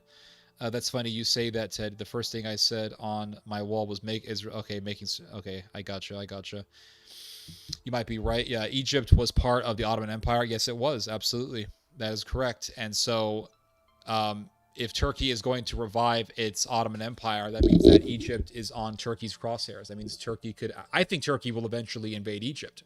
That's what I think is going to happen. So, even if America does not allow for Turkey to deploy troops into Gaza, you're still going to have Turkish troops on Israel's southern border anyway, because Turkey is going to invade Egypt, and so Turkish troops are still going to be in the south no matter what. And if Turkey totally invades Egypt, and I believe it will, then that means Israel will be facing an even bigger problem than merely Turkish troops being in Gaza.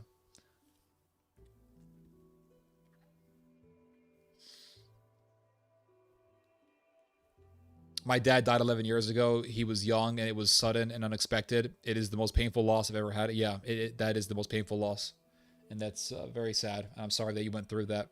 Went through something similar with my father, who was elderly. Yeah, very depressing. Thanks, Ted. Appreciate that. No problem.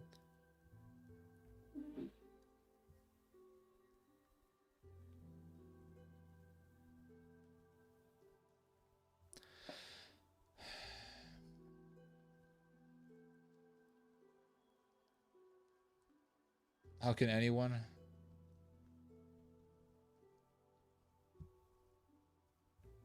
British MI6?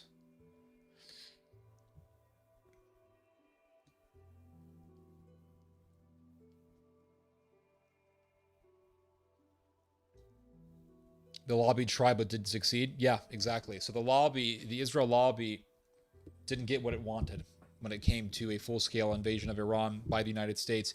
Now, here is a question that I want to ask all of you who disagree with me when I say Israel will go through its downfall and the Israel lobby will always be all-powerful and will always be just eternally and perpetually reigning over the United States' foreign policy. When Iran and Israel had their 12-day war last year, and Iran was pounding Israel, and Israeli civilians were being slaughtered by Iran, and Israeli infrastructure was being destroyed by Iran, why didn't the United States do a full-scale invasion of Iran to save Israel? Why didn't it? It just did a figurative bombing of some of Iran's nuclear facilities, supposedly, and that was that. Didn't kill any Iranians, didn't do any major bombings, didn't do any bombings at all of Iranian city centers. It just did a small figurative strike on Iran. It did not do a full-scale conventional war on Iran. And you'll say, well, it's because America is just sort of waiting, or I don't know what your answer to. I don't know exactly what your answer is to that. But here's a question that I have for you. If 90% of the American people, because people say that the opinion of the American people doesn't matter. This is what they say. They say that, well, what the American people want doesn't matter. Public opinion doesn't matter. Popular opinion doesn't matter. None of that stuff matters. Blah, blah, blah. The Israel lobby is just going to do what it wants no matter what. America is going to fulfill the demands of the Israel lobby no matter what the American people think, and blah, blah, blah, blah, blah, right? If that were true, you're telling me that if 90% of the American people supported a full-scale invasion of Iran, that America would not do it? Because America did not do a conventional war against the Iranians. Why didn't it? If the opinions of the American people do not matter when it comes to foreign policy decision-making, then why didn't America do a full-scale invasion of Iran? You'll say, well, because America doesn't want to do a war, blah, blah, blah. Oh, hold on a second. But the Israel lobby wants for America to do a full-scale invasion of Iran. So why didn't America listen to the demands of the Israel lobby? And you're telling me that if 90% of the American people wanted a war with Iran, You're telling me that America wouldn't do a full-scale conventional war against the Iranians? Of course they would. But why didn't they? Because the public opinion does matter. And the overwhelming unpopularity or the overwhelming dislike of any sort of conventional war on the part of the United States actually influences America's foreign policy. Because right now, the idea of going to another war in the Middle East is overwhelmingly unpopular. And that's why America hasn't done it yet. But if public opinion suddenly shifted and 90% of Americans said, no, we want war with Iran, of course America would do it. The only reason why they haven't done it yet is because it's very unpopular. So public opinion does matter. It does. And people who say, no, it doesn't matter, the pro-Israel lobby will just be in power no matter what, the American people have no say, so you guys are restarted. You guys are. I hope you guys know that.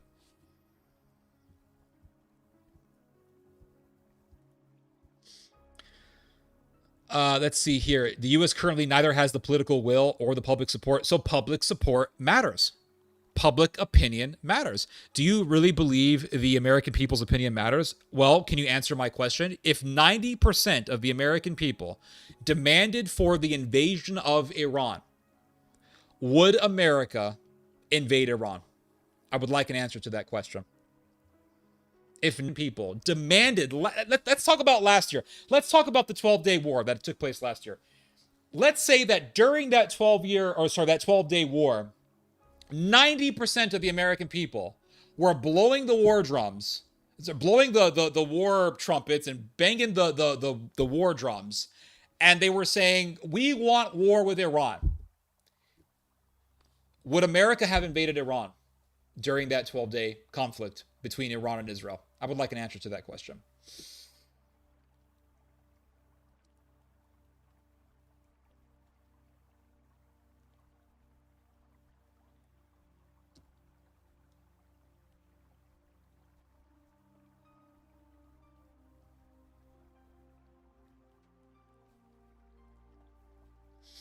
British Empire crapped out with the pound sterling in the 1950s. That was the nominal beginning of the American Empire. Well, actually, I would trace it much earlier than that, or much. I would trace it much to a much older point in history. I would say that the beginning of the American Empire started after World War One, when the American gold standard really began to beat the British silver sterling.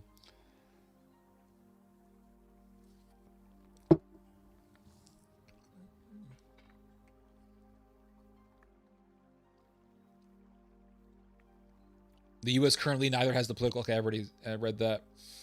Remember when they said the sun never sets on the British Empire? Yeah, where is the British Empire? It's no longer here. It's gone. Political suicide? Absolutely. Thank you. It does get easier, but my entire life is different now. It will be. But I'm sorry that you're going through this, my friend. With the EU's economy, they won't be able to remilitarize until 2040, considering that NATO and the EU will survive this decade. We'll see. We'll see how that goes about. Are you going to show your new books? Yes, I will. Hold on, just give me a moment here. I'll pull. They're in the other side of my room, so I have to go. Give me a second here to go get them. Hold on. Baby faces refers to the good guys. Okay, I gotcha.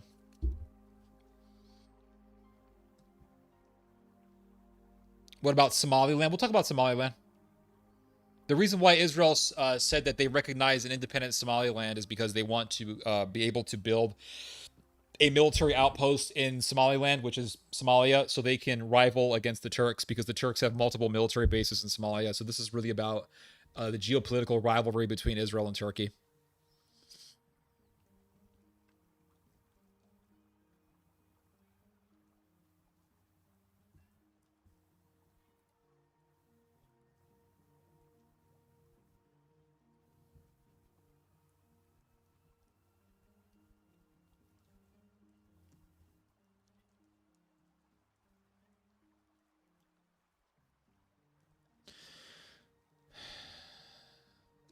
Okay. Right. So America, do you think? Hold on. Do you think they did that for the people to actually believe that they care what we say? I think if it was in their political agenda at that point, they would have. But you see, if 90%, okay, so obviously the Israel lobby wants for America to invade Iran. That's a fact. They want for America to, if listen, if they could get America to invade Iran, bomb the shit out of Tehran, overthrow the Ayatollah, and then put in some puppet government in its place, I mean, they would do it, right? They would do it. Absolutely, they would do it. So if 90% of the American people said, we want war, of course, America would go to war. But because the overwhelming majority of Americans are saying we don't want war, that's why America hasn't done a conventional full-scale war against Iran. That's the reason why. My point is that the public opinion does matter. If enough people are against something, that is going to play a role in how governments make decisions. The reason why America was able to do this full-scale invasion of Iraq without any political opposition was because the vast majority of Americans supported the idea of going to war. And the reason why the vast majority of Americans supported the Iraq war was because of 9/11. 9/11 was used as a prop to emotionally and psychologically manipulate the American people into supporting whatever foreign policy that the Israel lobby wanted, that the U.S. government wanted to do. So they said, well, we have to go into Iraq. 9/11. Oh, okay. And everyone agreed to it, right? Everyone agreed to the idea of going to war. Right now, we don't have a 9/11 environment. We're not living in a 9/11 atmosphere right now. We're living in an atmosphere of doomerism. We are living in an atmosphere of a bunch of people saying that they're sick of the whole system. They're tired of people are tired of the entire system. They're tired of the mainstream media. They're tired of the government. They're tired of the Pentagon. They're tired of the military industrial complex. They're tired of all that stuff. There is massive amounts of distrust that is developing towards these huge institutions that Americans, generally speaking, respected many years ago. Now there is massive amounts of distrust developing against these institutions, against the Pentagon, against the U.S. government, against the federal government, against the all this stuff. So because we're living in an era of doomerism and massive amounts of distrust, we just live in a completely different political environment nowadays. We live in a completely different political climate than we did back in the early 2000s. So people say, well, America's going to do, it's just like Iraq, guys. America's going to do whatever it wants. Yeah, Iraq was different. In 2003, everybody wanted war. The Democrats wanted war. The Republicans wanted war. Everybody wanted war in the early 2000s because of 9/11. That's the reason why everyone said, yeah, go to war, kill them all. But Iraq had nothing to do with 9/11. It doesn't matter. Damn it, kill them all. So nobody was thinking clearly in the early 2000s. I mean, the politicians knew exactly what they were doing. The Israel lobby knew exactly what it was doing. The politicians knew that it was a lie. The CIA knew it was bullshit. But the American people were not thinking clearly at that time because they were so emotionally traumatized by 9/11. That's the reason why. Right now, we are living in an age when anytime you have a terrorist attack, the first thing that people do is they go onto X and they ask, okay, what are people in X saying? And then they say, oh man, it looks like Israel did this. I mean, how many Americans believe the official story of Charlie Kirk's murder? I can guarantee you it's at least over 50% of Americans do not believe the official story of Charlie Kirk's murder. They don't believe in the official narrative of Charlie Kirk's murder. They don't. They think that it was the government who killed Charlie, or they think it was Israel, or they think it was both, they think it was Egypt, whatever. They just don't believe the official narrative. That is the reality. Most people can't stand Erica Kirk. Why can't most people stand Erica Kirk? Because she's an obvious bitch. That's the reason why. Like, your husband was just killed, and now you're doing this massive speaking tour, and you're acting like you're some wrestler in the WWE, and you got fireworks firing around you, fireworks just sparking all around you, and you're acting like a rock star. So people don't trust her. They don't trust any of this stuff. There was a massacre of Jews in Bondi Beach in Australia. How many people are saying it was Israel? A lot of people are saying it was Israel. So I can guarantee you, if 9/11 happened now, a huge chunk of the American population would be throwing their hands up in the air saying, we don't believe the official story. because no one trusts institutions nowadays. No one they don't trust academia, they don't trust the medical institution, they don't trust the CDC, they sure as hell don't trust the FBI, they don't trust the White House, they don't trust any of that stuff. They don't trust it. So because there's so much massive distrust today, we just live in a totally different political atmosphere than we did in the early 2000s. You can't compare 2001 or 2003 or 2008 for that matter with now. You just can't. Especially after COVID. Because we had COVID and they said it's this disease, and how many people actually believed the official COVID narrative? I can guarantee you it was over 50% of Americans did not believe in the official COVID story. Even people in blue California, blue Democrat state California, were eventually saying, to hell with the CDC rules, we're going to go have fun. And they just went out and had fun. They didn't care. People were doing this all over America because people got tired of the narrative. And they were told, stay home, wear a mask. And people thought, this is tyranny. This is despotism. This is what people thought. This is what a lot of people believed in. Then they heard about the vaccine. Well, you got to take the vaccine. If you don't take the vaccine, you're going to lose your job. Wait a second. You're saying I'm going to get fired if I refuse to take a vaccine? Yes, that's correct. Well, that sounds like despotism. That sounds like tyranny. And so their distrust for the government intensified even more. And thus it amplified and it exasperated this political climate of distrust towards mainstream institutions even more. And then what happened? Before that, there was after that, there was the election. 2020, you had this election. And how much of America still questions the official narrative of the 2020 election? Answer, over half of America.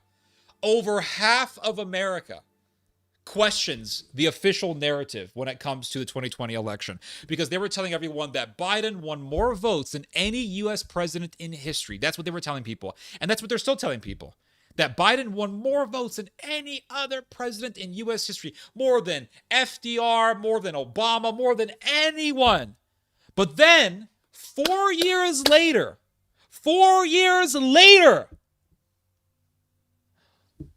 Biden is running against Trump. He then cancels out of the election. He says, nope, I'm not taking part anymore. I'm too old. I'm too tired, whatever. I got to go take a nap. Biden's gone. He gets replaced by Kamala Harris, who looks like she could be a vice principal for some inner city public school. She's not fit to run against Trump. She's not fit to run against anyone in any sort of political battle, in any sort of political campaign or rivalry. And so Trump was just given the victory on a platter. And then guess what happens? Trump wins the popular vote. The first time that a Republican ever wins the popular vote in a very, very long time. Trump gets it. So the guy who lost to the most voted for president in U.S. history, Biden, all of a sudden wins the popular vote in the next election. And then people wonder why Americans are questioning the government. They're questioning all of the mainstream institutions. They're questioning the 2020 election. And they were told, stay home, right? Wear the mask, take the vaccine. And then 2022 comes up, and we're still hearing about COVID. We're still hearing about Omicron. Do you guys remember Omicron? And then Russia invades Ukraine. And then all of a sudden, COVID is cured. All of a sudden, we were cured of COVID. And the new COVID, the new disease, was Russia. The new thing to worry about was Russia. And Russia cured the world of COVID. And the Ukrainian soldiers were never told, hey, don't go out to the battlefield and fight the evil Russians because you might get COVID. Stay home, Ukrainian soldier. Wear a mask, Ukrainian soldier. You might get Omicron, Ukrainian soldier. No. The narrative was fight. Go and die and be killed fighting the evil Russian orcs. And Putin, by invading Ukraine, miraculously cured the world of COVID. And we all stopped hearing about COVID all of a sudden. And now we were told to no longer wear masks, but to fly the Ukrainian flag. The new disease became Russia, and we went from having a mask to being told to wave the Ukrainian flag. And people wonder why we are living in this political climate of massive distrust. That's the reason why. And then we were told for decades to support Israel, right?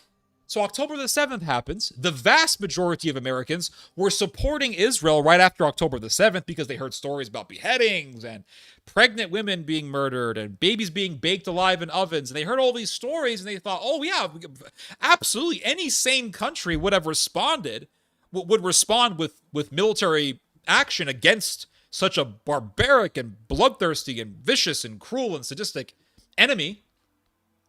And so the majority of Americans supported Israel right after October the 7th. And then Americans realized, oh my God, Israel's doing a genocide and they're making Gaza into a literal slaughterhouse of human beings. And Gaza was reduced to a place of rubble and a place of ruins and a place of gore and carnage and horrific human suffering. And people realized, wait a second, we were lied to about this too? So they started questioning COVID, questioning the election, questioning the whole anti-Russia narrative, questioning the decades-old and the decades-long pro-Israel narrative. Everyone's questioning everything. No one has faith in anything except for their religion. And that's it. So we're living in an era of massive distrust. And every year, that distrust gets more and more exasperated. And it's only going to get more exasperated. It's only going to get more intense.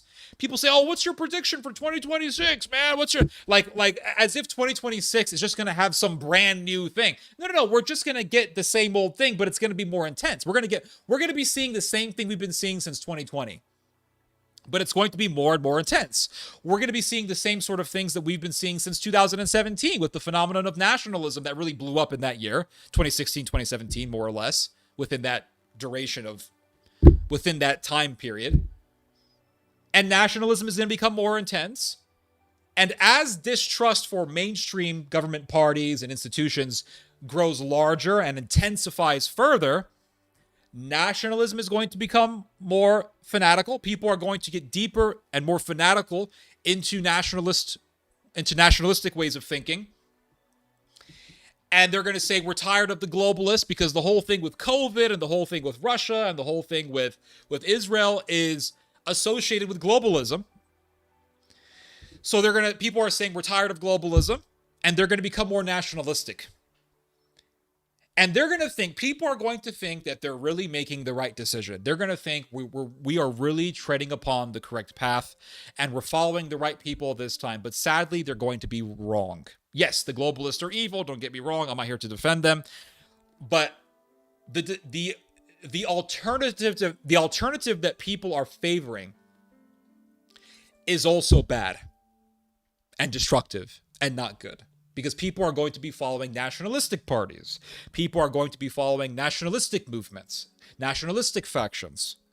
And they're going to be thinking that they're doing the right thing. They're going to be thinking that they're following the right people. But the reality is that if you follow a nationalistic cause, that means you will be voting for nationalistic parties.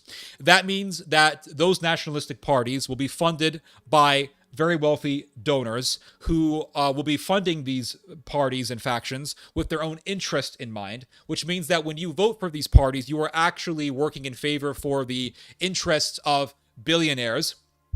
And so for the longest time, and right now, people are talking about how they're tired of fulfilling the interests of billionaires.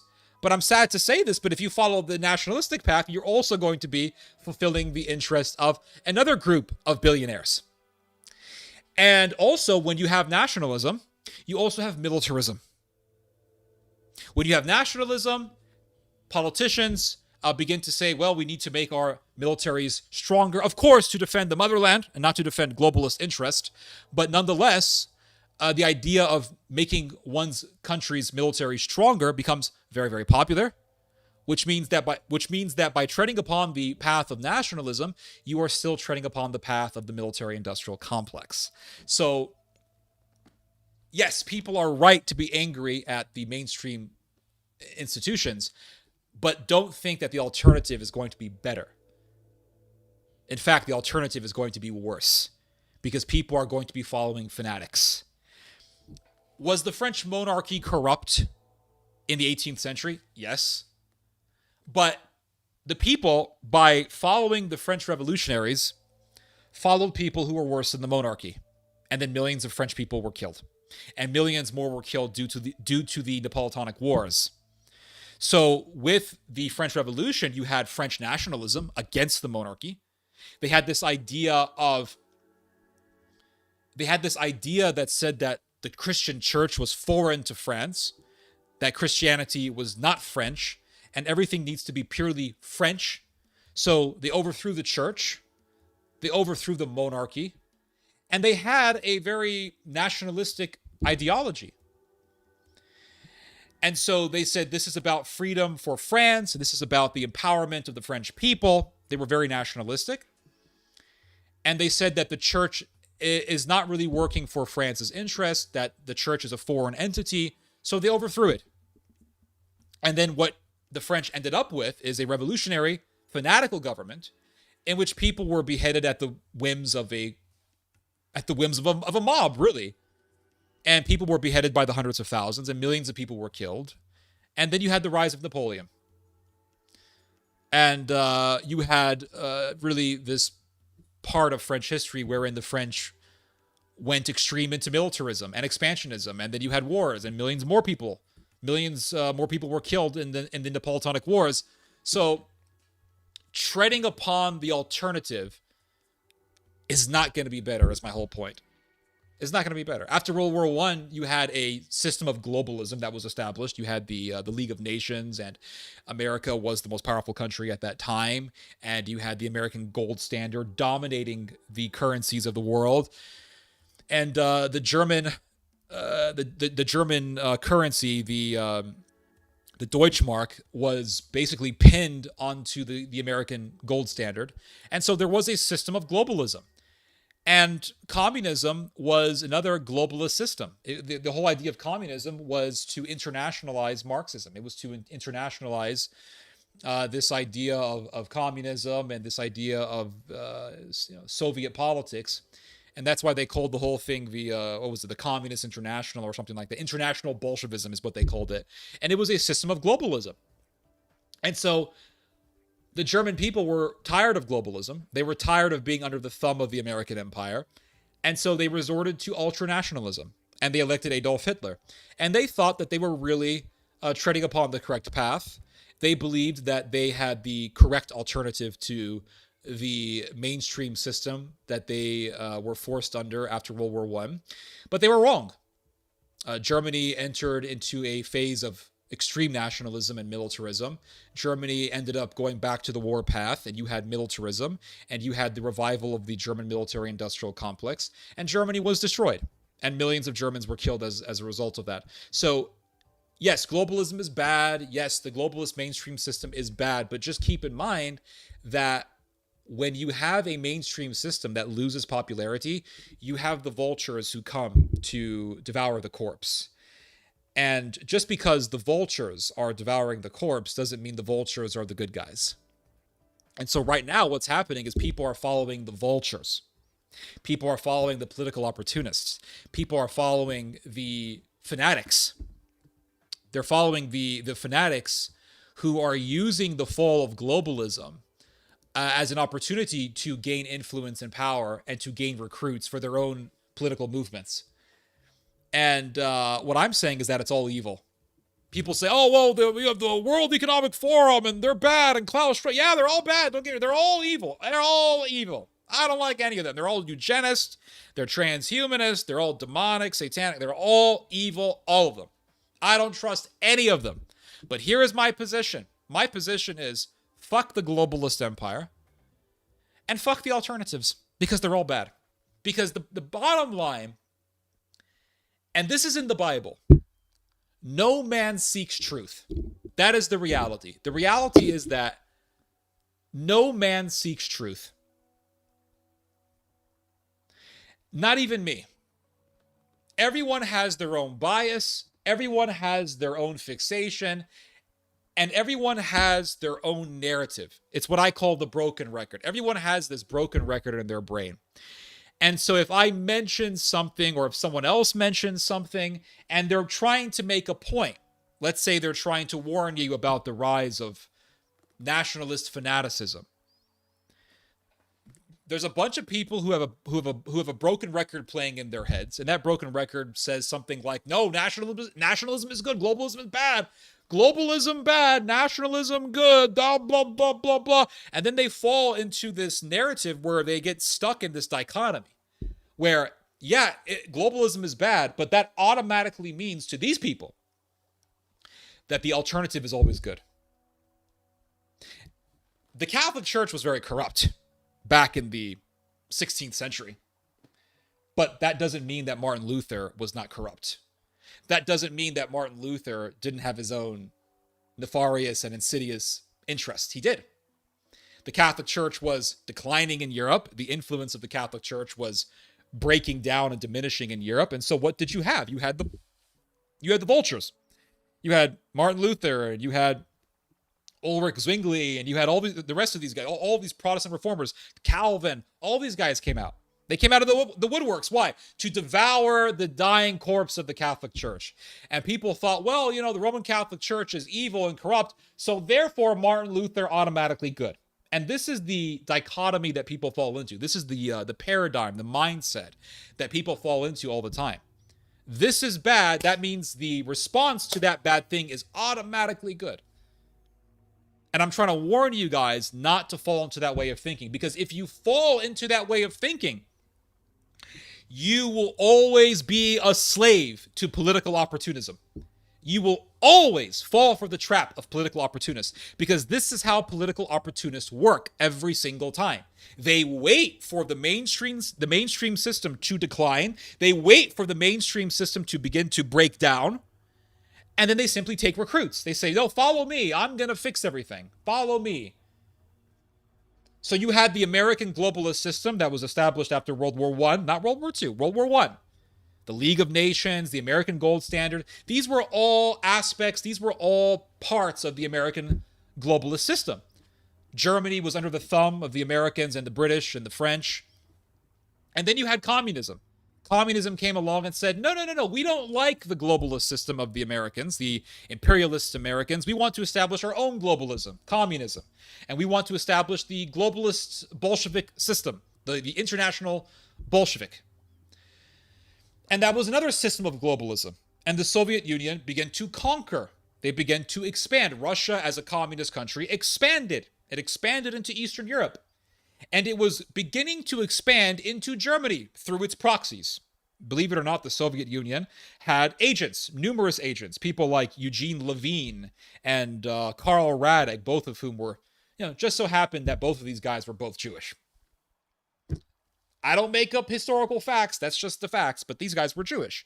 And they tried to organize actual revolutions for Vladimir Lenin, in Russia.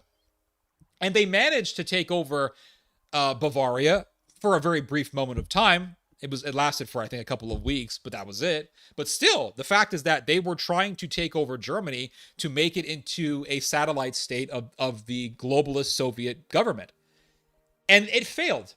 But you see, the response to that rise in communism in Germany was Nazism and ultranationalism. And so the Nazis eventually became very powerful. And the Nazis said, we are the correct response to American globalism, British globalism, the Anglo-American globalist system, and we are the correct response to communism. And what ended up happening was Germany got destroyed in a war. So my warning to you guys is, don't fall for this dichotomist way of thinking. Don't fall for this paradigm wherein there is always this dichotomy where if the mainstream system is bad, that means that you automatically fall for the rhetoric of political opportunists. Because if you do have that mentality, you will always fall for the Hitlers and the Lenins. You will always fall for the Robespierres. You will always fall for the Elias Caiuses. You will always fall for the Eugene Levines. You will always fall for the Karl Radicks. You will always fall for the Rosa Luxemburgs. That's the bottom line. That is the bottom line. You will always fall for the Ustasha and the Stepan Banderas. You will always fall for these people.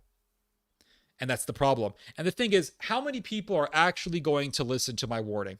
A handful of people will actually listen to my warning. Most of you guys will fall for the very trap that I'm trying to warn you guys about. And why is that? Why do people almost always fall for this trap? And the reason for that, the reason for this is very simple.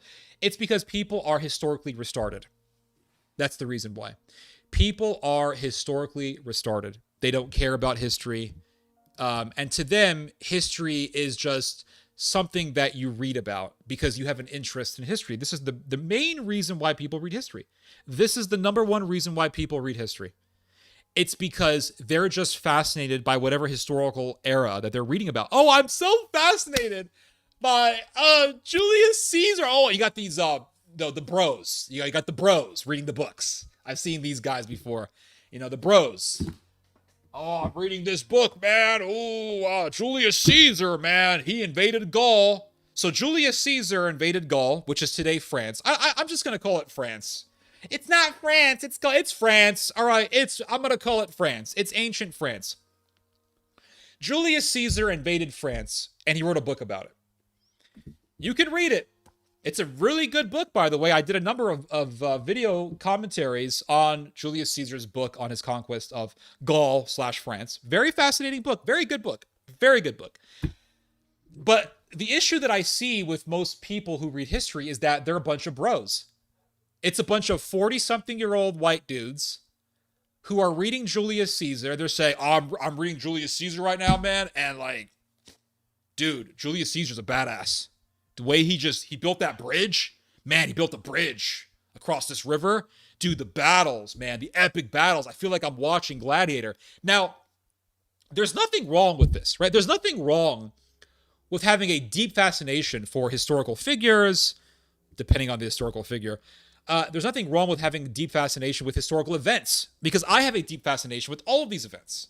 And yes, when I was reading Julius Caesar's book, I did sort of have this gladiator-style movie playing in my mind as I was imagining the battles and as I was imagining the clash of shield and blood and flesh and swords and all that stuff in these battles between the Gauls and the Romans, or between the Germanians and the Romans. But here's the problem. Most people read history and they don't think about how the past parallels with the now. I read history not just because I'm fascinated with history, but mainly because I want to see how the things that are occurring today are nothing new. Because the problem is, a lot of people read history, but they believe that our times are so unprecedented that there's nothing in history that can compare to it. And therefore, history does not provide us any lessons to prevent future evils. So, for example, I have said many times that Germany has always been a major military force in Europe. Germany has always been a massive political and military power in Europe because of its geopolitical position, but not just because of its position, not just because Germania is in the center of Europe, but just because of who the Germans are. The Germans are a very innovative, industrial, and warlike people, and they are a people of much warlike prowess and dexterity. They're very good at fighting. They're very good at war. Very good at it. And so because of that reason, because of their geopolitical position, but also because of their culture, the Germans have always been at the center of, they've always been a massive military force and a massive fighting force and political force in Europe. Now you could say, well, what's your proof of that? Well, you can go as far back as the 30 Years' War. Where did most of the battles in the 30 Years' War take place? Germany. Most of the fighting in the 30 Years' War took place in Germany. And let's go back to Julius Caesar and his conquest of France/Gaul. When you read Julius Caesar's account of his conquest of Gaul, Julius Caesar says the Germanians were very powerful. He describes them as being very warlike, and he describes them as being a massive threat to the Roman Empire. And in the beginning of the book, he explains his reasoning behind conquering all of Gaul. Because, see, before he conquered all of Gaul, the Romans already had a territory in Gaul. It was called the Province, or Provençal, which lies on southern France. And so the Romans already had this territory for the Roman Empire in southern France. And Julius Caesar says that the Germanians in the rest of France were beginning to move south. And they were getting closer and closer to the Roman Empire's territory in the south of France. And so Julius Caesar said that he needed to conquer all of Gaul/France in order to establish a buffer zone between the Roman Empire and the Germanians. So Germany was a massive threat. The Germanians, as they were called, were a massive threat to the Roman Empire. Why? Because the Germanians have always been a massive military force, a massive fighting force within Europe. This has always been the case. And so when you read Julius Caesar, what do you see? You see what? Julius Caesar talks about how the French, the Gauls, were terrified of the Germans. He talks about how the Germans were bent on conquest. And he talks about how the German Empire was very concerned about German expansionism. And so what do you read? What is described in Julius Caesar's account? The Germans are very powerful. They are a massive threat, and the French are terrified of them. Well, then you fast forward to World War I. And what do you read about in World War I? The French were terrified of the Germans. The Germans were a massive military power. And people were terrified of them. And so you read Julius Caesar's account of his conquest of Gaul, and you read World War I, and then you fast forward to World War II, and what do you read about? The Germans are invading France. The French are terrified. The Germans are a massive military force in Europe. It's almost like nothing has changed. For thousands of years, nothing has really much changed.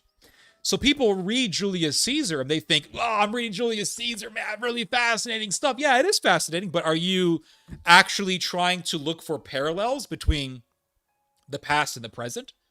Because if you're not, then your reading of history, I'm sorry to say this, but your reading of history is simply entertainment. That's it. And you are actually not really utilizing the real function of history. I believe it was Thucydides, the Greek historian who wrote about the Peloponnesian War, who said that the sole purpose of reading history is to gain wisdom. And that if we do not read history in order to gain wisdom from history, then we are actually not partaking in the real purpose of reading history, which is to gain wisdom, which is to learn from past mistakes, which is to learn from the past.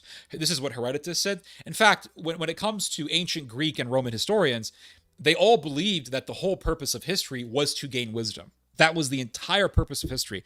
It was to gain wisdom. And the thing is that people are not reading history to gain wisdom. They're reading history because it just sort of titillates this fascination with history that they have. It sort of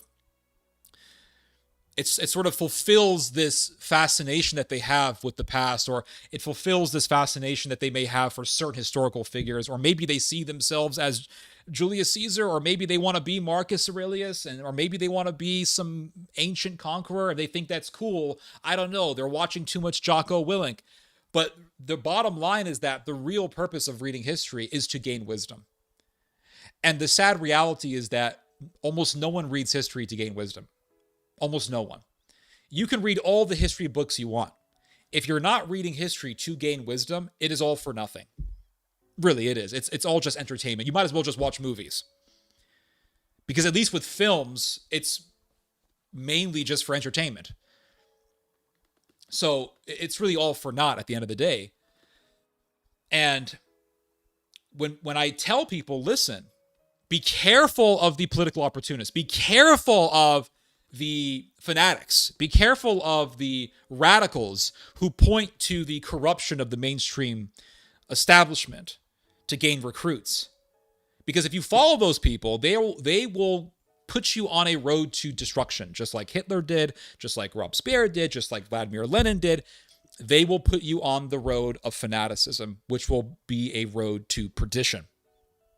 And I tell people these things, and they say, "What are you talking about? We have to fight against the globalist agenda. We can't. We have to follow these people. Oh, because. Okay, so you don't really learn anything from history, do you? Because if you read history, if you read about the rise of any fanatical group, be it the Reformation, be it the Shepherd's heresy in the Middle Ages when King St. Louis was ruling over France, if you read about the Nazis, if you read about any the French Revolution, the Peasant Revolt, if you read about any historical event wherein fanatics rose up and took power, you will read that those fanatics were always political opportunists who capitalized on the decline of the mainstream system. And people followed them because they were the alternative to the mainstream. And those people were brought to destruction. Great example. Here's another historical example that no one ever brings up. The Shepherds cult. There was a cult in medieval France called the Shepherds. And the Shepherds were a people. They were a religious group of people who pointed to the corruption that was rampant in the Catholic world. This was before the Reformation. We're talking, I want to say, in the 1300s or so. And so what was happening at that time? What was happening was you had the crusade of King St. Louis, or King St. Louis, however you want to say his name. King St. Louis was really the last of the Crusader kings. You had kings in the past, kings like Richard the Lionheart, who went on crusades. And they had this idea of going to war for Jerusalem, and they were very idealistic about it. But there came a point in the latter part of the Crusades wherein people became very disillusioned with the Crusades. And for good reason. The reason why people became very disillusioned is because the Crusades, for the most part, were a failure. Now, you could say the First Crusade was a success. Initially, the First Crusade was a success, and the Latin Kingdom ruled over Jerusalem for centuries. For about 200 years or so, the Latin Kingdom ruled over Jerusalem. But from that point, it declined tremendously. And the Crusades went from being this supposedly noble idea of protecting Christian peasants from Muslims who were persecuting Christians to really a struggle for power even between Christians. And it eventually got reduced to the point where you had Norman Catholics literally butchering and raping Greek Christians in Constantinople. I mean, it got that bad. It reduced itself to that level of evil. And it came down to the point where you had Italians in Israel, what is now known as Israel, fighting each other over some acreage of land. You had competition between the Templars and the Hospitallers. And there was one story that I remember reading where the Hospitallers, who I think were better than the Templars were pretty weird, but there was an agreement that the Hospitallers had made with the Muslims, that the Christians and would be at peace with the Muslims, and the Christians would not attack the Muslims. And not too long after that agreement was made, a bunch of Templars got on their horses, French Templars, and they said, "We're going to go fight the Muslim. We're going to go kill the Muslim. We're going to go fight for Jerusalem." And one Hospitaller ran to one of the Templars, and he said, "What are you doing? We just agreed to have peace with the Muslims. We agreed not to attack them, and now you're going to break the covenant that we made with them? Are you a covenant breaker?" And the Hospitaller leant his hand out like that. He extended his hand towards the Templar like this, I guess trying to gesture for a handshake from the Templar. And the French Templar looked down. The French Templar was on his horse, and he looked down at the Hospitaller, and he looked at the Hospitaller's hand, and he went, and he spit right on the Hospitaller's hand. And they rode off, and they attacked the Muslims. And the Muslims said, "I thought we had peace. What are you doing?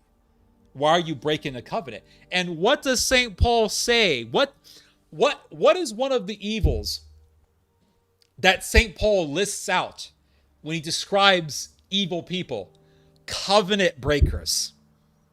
So a lot of these crusaders became covenant breakers. And eventually you had these Norman crusaders who were listening to the Pope. The Pope said, "Go liberate Jerusalem." This was in the latter time. This was in the 1200s. So we're now in that later part of the Crusader era. And the Pope said, "Go out and invade Jerusalem. Take Jerusalem back from the Muslim heretics and heathens. Go save Jerusalem from the Antichrist." And you had all these Normans on ships. They were sailing towards Jerusalem, and they decide they were going to go into Constantinople. They go into Constantinople, and they sack, and they loot, and they rape the whole city. So the Crusaders' spirit declined and became corrupt and evil, and it was all about power and money. And you had the final king who really, in the midst of the utter diminishment of the Crusader spirit, there was one final king who rose to the occasion to fulfill the demands of the crusade to retake Jerusalem. And that was King St. Louis, French king. And King St. Louis, he said, "I will answer the call of the Holy Father. I will go into Jerusalem. I will liberate Jerusalem for the Pope, for Christendom. I will do this." So what happened? King St. Louis got his armies, and he went into a ship or ships with his armies. And King St. Louis had this strategy. He said, "Well, the Muslims are in Jerusalem, yes, but the Muslims are also in Egypt. So how about we invade Egypt?" Because you see, the Muslims that they were fighting against were called the Khwarazm. The Khwarazm were a Turkic people.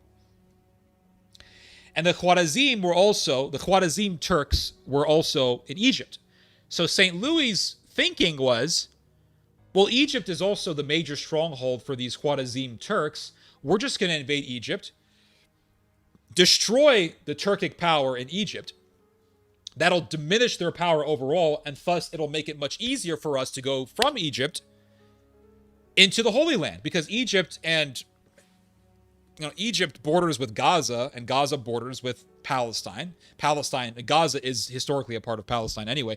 Gaza borders with Egypt. So from Egypt, you go right into Gaza, and from there, you're right there in the Holy Land, and you can fight the Muslims.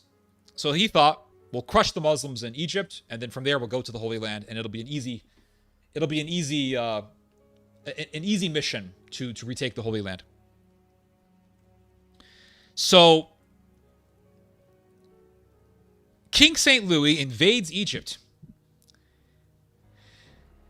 and he brings with him literally tens upon tens of thousands of Crusader warriors. Very well-trained men. They have their armor. They're very tough guys. And they go into Egypt, and initially it's just a cakewalk. I mean, they are expanding without much resistance from the Muslims. And eventually they reach this area called Maimuna. Maimuna was a Turkic stronghold. I just want to make sure I am pronouncing this correctly. Hold on a second. Battle of Maimuna, St. Louis. I just want to make sure I got this correct.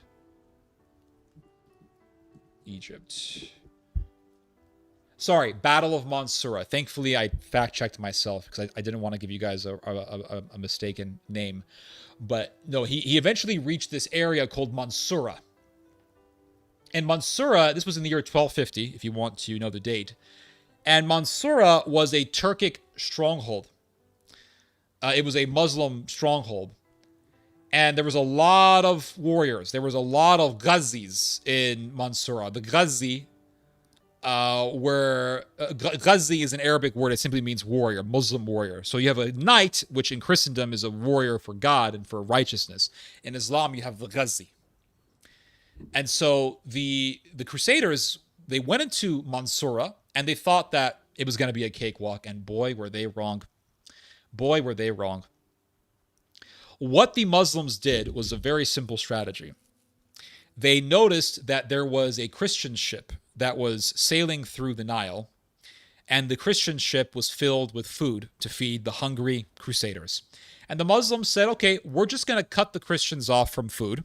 We're going to starve them, and then we're going to crush them. Easy as that. And that's exactly what the Muslims did, and they succeeded in doing so. So the Muslims simply captured the ship full of food, and they confiscated the food, and the Christians did not get their necessity. The Christians did not get their nourishment, and they were starving. And for months, the Christians, the Crusaders, were fighting Muslims with very little to eat. They were starving. Now, you have to give it to them, because for months they were fighting with very little nourishment, and they were still fighting pretty well. These were very tough guys. Very tough guys.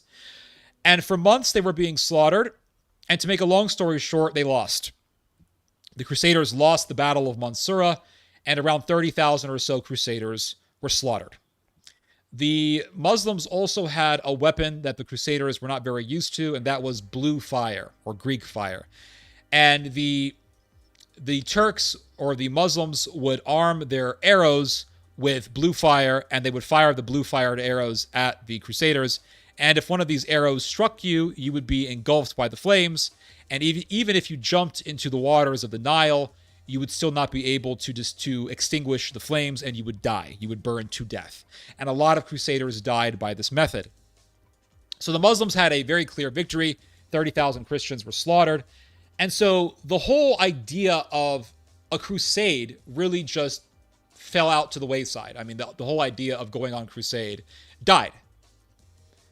And King St. Louis's army was destroyed, and the idea of going on crusade also was destroyed with it. And so that really spelled the end of the Crusader spirit. And entire generations were lost. Husbands were not coming back home. Fathers were not coming back home because they were dead. So you had a lot of fatherless children, and you had a lot of widows. 30,000 people being killed in a medieval battle is pretty bad. And for modern warfare, 30,000 doesn't seem like a lot, albeit it is, no matter how you look at it. But in the Middle Ages, 30,000 was a massive loss, especially given the fact that the population in Europe was not as big as it is now, and especially given the fact that people didn't really live that long in those days. So to lose 30,000 warriors was a pretty horrendous ordeal to go through. And you had a lot of angry people. And who were they angry at? They were angry at the church. They were angry at the Pope. The Catholic Church was a globalist system. The word Catholic by itself denotes globalism. The word Catholic denotes a global order, because Catholic literally means universal. Universal what? A universal order.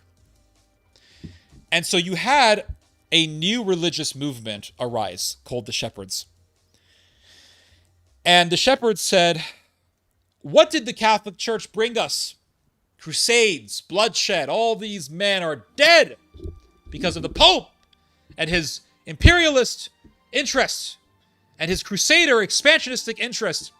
Look at what it brought us. Look what it brought us to. Tens of thousands of our men dead. Tens of thousands of fathers and husbands dead. And they rightly criticized the church. That was a correct criticism. They were absolutely right to lodge that critique at the Catholic Church. But the reason why the Shepherds were lodging this critique against the Catholic Church, the reason why the Shepherds were pointing out to the fact that the Crusades were a disaster, was because they wanted people to follow them as opposed to following the Catholic Church. And they presented themselves as the alternative to the Catholic Church. And they had their own priests, and they established their own religious order. And so what the Shepherds would do is they would go from village to village to village in France, preaching against the Catholic Church, preaching against the Crusades. And they said, what did the Crusades bring us? Nothing but death. What did the Catholic Church bring us? Nothing but death. Follow us. We're the good guys. And in every town, they would get new followers. And the shepherd movement grew so popular so quickly that in a matter of just in a short matter of time, they had a massive following in France, to the point where the Queen of France, the mother of King Saint Louis, became very, I mean, she herself got influenced by this group. So something needed to be done. And the shepherds were on the verge of taking over France. And the thing is that while they were taking over France, King Saint Louis was still gone. He wasn't there. King Saint Louis actually never returned back to France from his crusade, because the crusade was a failure. King Saint Louis eventually went to North Africa, and then he died. I think he got an infection and he died. So he actually never returned to France after the crusade. But his mother was taking care of political affairs for her son. And so while she was running things, you had the rise of this new religious movement. And these people were fanatics. And so they ended up getting enough followers to the point where they were able to form their own army. And what did they do with this new army? They decided to attack the Jews. Yes, that's right. They attacked the Jews. And they said that the Jews were amongst their enemies and amongst the enemies of the people of France. And they went into a Jewish enclave in France, and they proceeded to slaughter the inhabitants of the Jewish enclave. So these were fanatics, and they, like all fanatics, resorted to bloodshed, and they resorted to pogroms and massacres, and people listened to them. People slaughtered other people at the behest of this cult. And that's what happens when you follow fanatics. When you follow fanatics in the name of finding an alternative to the failed mainstream system, you will always, always tread upon a trail of bloodshed. You will always, always fall into the bloodthirsty desires of your fanatical masters. And that's what happened to the shepherds. And so the shepherds did this massacre of the Jews, like the Nazis, and eventually French officers tracked down the shepherds. They found their leader, killed him. They killed all the shepherd leaders, or at least most of them. And the followers of the shepherds dispersed, and they had to go back to Catholicism, or else, they would be killed. They didn't want to be killed. So that was the end of the shepherds. The point being, I'm using the story of the shepherds as an historical example. What do we learn from this story? What we learn from this story is that anytime a mainstream system, in this case the Catholic Church, the Pope, begins to decline, you will always have opportunists trying to gain new followers and new recruits for their cause. And if you follow them with this mindset that you have no other choice but to follow them, because they are the alternative to the mainstream, you will find yourself treading upon a path to destruction. My philosophy is to hell with both of them. I don't want to follow the mainstream, but at the same time, I don't want to make myself a slave to this dichotomy way of thinking where I have to always choose the alternative. Because if I do, that means me following fanatics, and I refuse to do so. But I'll read your guys' comments. On point. Appreciate that, Mr. Sunny. Let's see here. Especially in Northern Europe. Let's see. I think all this stuff about failed crusades, charging for indulgences, clerical abuse, church taxing, low social class, all caused a Vatican fatigue. Yeah, that's exactly right. And it did. And the Vatican ended up being like what the EU is now. I mean, if you want to find a historical parallel to the decay of the Vatican or to the downfall of the power of the Vatican, I think the EU is actually a good example, even though the EU hasn't been on this earth nowhere near as long as the Vatican has. But still, the Vatican was, in a way, the first European Union, because the Vatican is what united all Europeans. Without the Vatican, the Europeans would have had zero unity at all. But what united them was Catholicism. And the Crusader spirit was really the biggest unifying force for medieval Europeans. That Crusader spirit is what led to French people, Spaniards, Irish people, English people to all come together and join forces against Islam. That was a unifying factor for Europeans, many of whom were rivals. And so the European Union is a unifying force for Europe. And what is unifying the Europeans is the euro. It's that currency is what's uniting, is what is economically uniting them. And if you remove the euro and you reduce Europe down to its native currencies, then there will be no unifying force. The only unifying force that will be there is the force of power.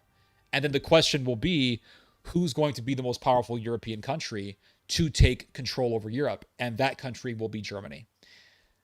So if you take out the euro, people will say, "Oh, take out the euro because we we have to have independent European states. We can't be having European countries just answering to the demands of some nameless bureaucrats in Belgium and Brussels. We can't be having a Europe where all these European states are just working at the behest of all these bureaucrats in Belgium and Brussels and blah, blah, blah, blah, blah." Yeah, okay, fine. That's a great argument. It makes sense if you think about it. But what's the alternative?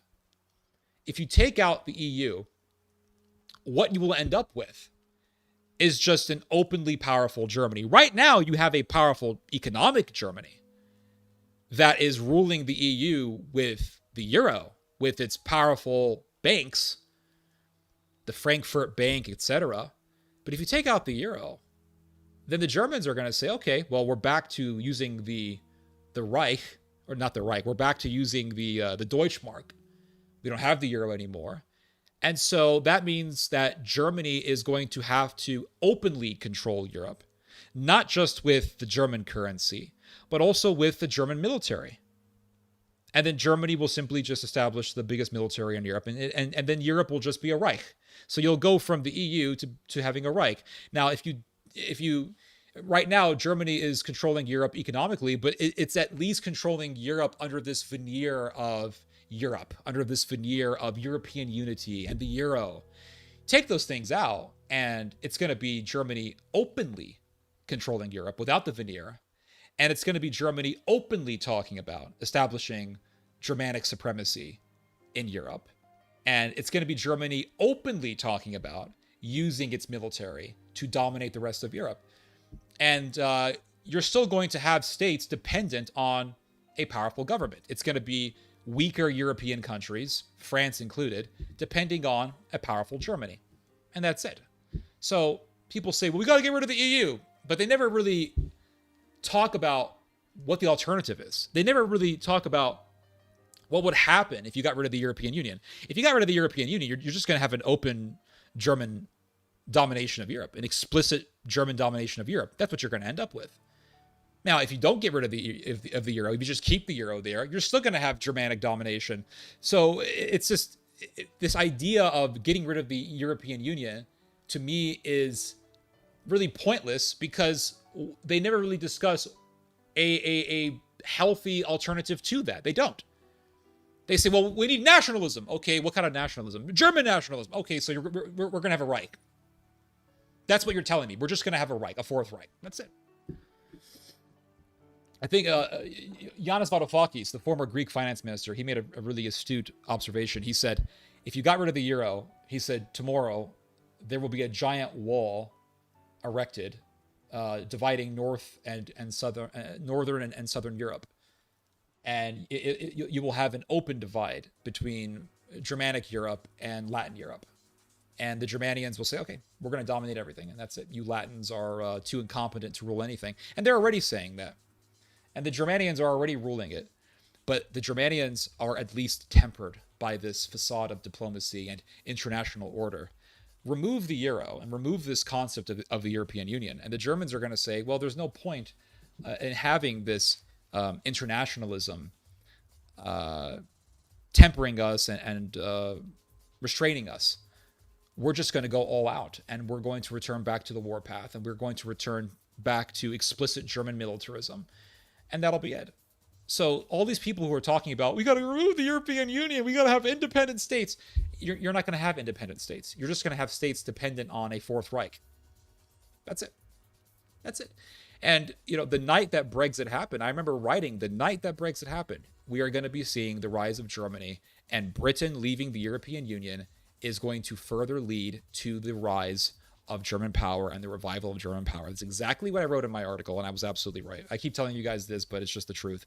And nobody believed me. Everyone said that I was full of shit, that I was a moron, that I was a cuck, that I was a liberal. Okay. Look at what's happening now. Look what's happening right now. We're seeing Germany reviving its power. And everyone is talking about the revival of German military power right now. All these geopolitical YouTube channels right now, they're all talking about the revival of Germany's military, how Germany's coming back and Germany's growing again. I was saying this 10 years ago. And everyone called me a moron. Everyone called me a liberal and a cuck. And I was simply being an observer. And I was basing my observations on my historical knowledge. That's it. The problem is, going back to what I was saying earlier, no one reads history to gain wisdom. No one reads history to see parallels between the past and the now. Everyone just reads history because they watch some stupid podcast of a bunch of roided out 40-year-olds who talk about weightlifting, and they talk about progressive overload, and they talk about eating creatine, and they talk about how based Marcus Aurelius was and how based Julius Caesar was. And to a lot of Americans, sadly enough, this is their idea of history. This is their appeal to reading history. This is what makes reading history appealing to them. They think it's this badass thing to learn about. And it is a cool thing to learn about, don't get me wrong. But like I said, history without making comparisons between the past and the now is effectively useless. Just like if I watch Schindler's List and I don't think to myself, this actually could happen again, me watching Schindler's List is bullshit. It's effectively useless. Me watching Schindler's List, or anyone for that matter watching Schindler's List, is just a ploy for, or is just an opportunity for a man to get his girlfriend to go to the movies and start crying, so he could say, "Oh, baby, it's okay, it's okay, it's how did we allow the Holocaust to happen? It's okay, baby, it's okay." Schindler's List just becomes a prop for men to get laid. That's it. That's it. It's not really a film to learn anything from, and that's it.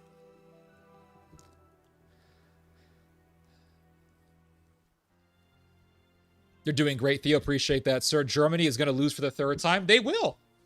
Absolutely. They're going to lose. Absolutely. But a lot of people are going to die before that happens.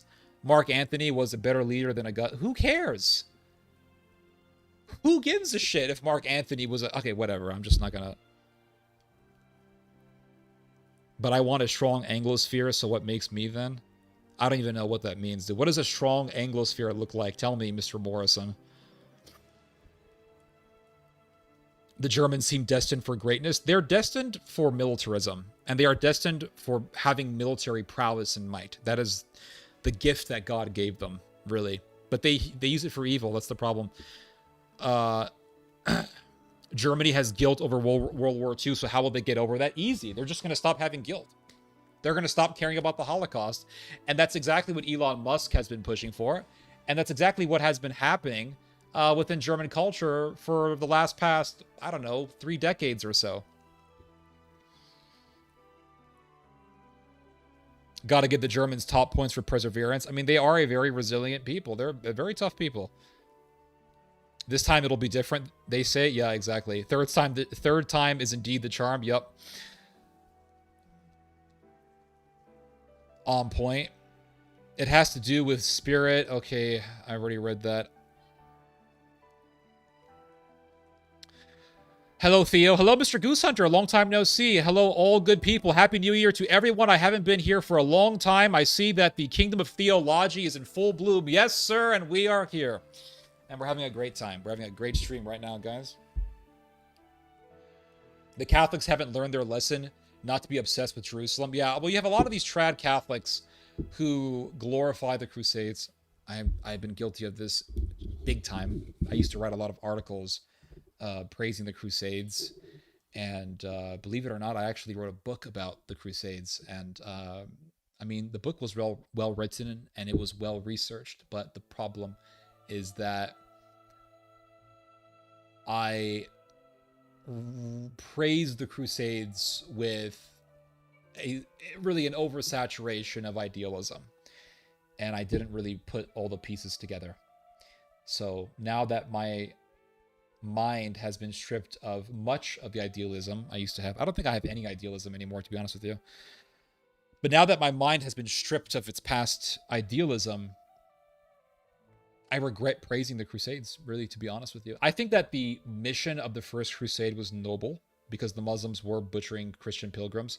But obviously the Crusade, the whole Crusader project got reduced down to a bunch of power-hungry people and a bunch of bloodthirsty people. You should be a narrator for novels. I appreciate that. The Catholics, okay, I've already read that. The Talmud burning guy. What are you talking about exactly, Mr. Voltaire? I believe those covenant breakers were just normal papists, just like modern-day papists. True, yeah, they were evil, just like the Normans who sacked Constantinople. And the thing is that the Normans sacked Constantinople, and Constantinople was never able to recover from that. And what that did was it enabled the Turks to later on come out and take over Constantinople and fully finish off what was left of the eastern half of the Roman Empire. So the destruction of... It's very interesting. The destruction of the Roman Empire was done by both the Normans and the Turks. And who were the Normans? Who were the Normans? What does Norman mean? The answer to the question of who were the Normans is found in the name itself. The name Norman literally means Northmen, people of the north, because the Normans were the descendants of Vikings who came from Scandinavia, the north, Northern Europe. So they were the men of the north. We think Norman and we think, oh, French people. Yeah, the Normans became French, sure, but the Normans were Germanic. And they were the descendants of Vikings, because what happened was the Vikings were like the Nazis. They were just taking over everything. They invaded England. They invaded Ireland. They invaded Russia. And they went all the way down to France. And when they went to France, the French knew that they were no match to the Vikings. The French knew that they were not going to be able to fight the Vikings and defeat them. So the French said, okay, if you can't beat them, basically, let's try to join them at least. And so the French went to the Vikings and they made a compromise. And they said, okay, Mr. Vikings, we know we can't beat you, so here's what we're going to do. How about we give you a nice big swath of France, and you guys can settle this land and live on it. And that land, that region that they gave to the Vikings is called Normandy. Why is it called Normandy? Because it's where the men of the north, Normandy, where the men of the north, where the Northmen settled in France. And so today it's called Normandy. That's why it's called Normandy. And those Normans eventually just took over all of France anyway. They were very prestigious. They married into royalty. And you had this Norman domination of France. And eventually the Normans invaded England. And they ended Anglo-Saxon domination of England. And they became royalty. And so the royal family of England became Norman. And so you had this blood relation between the royal family in France and the royal family in England. They were both Norman. And England became Anglo-Norman. It went from being Anglo-Saxon to becoming an Anglo-Norman power.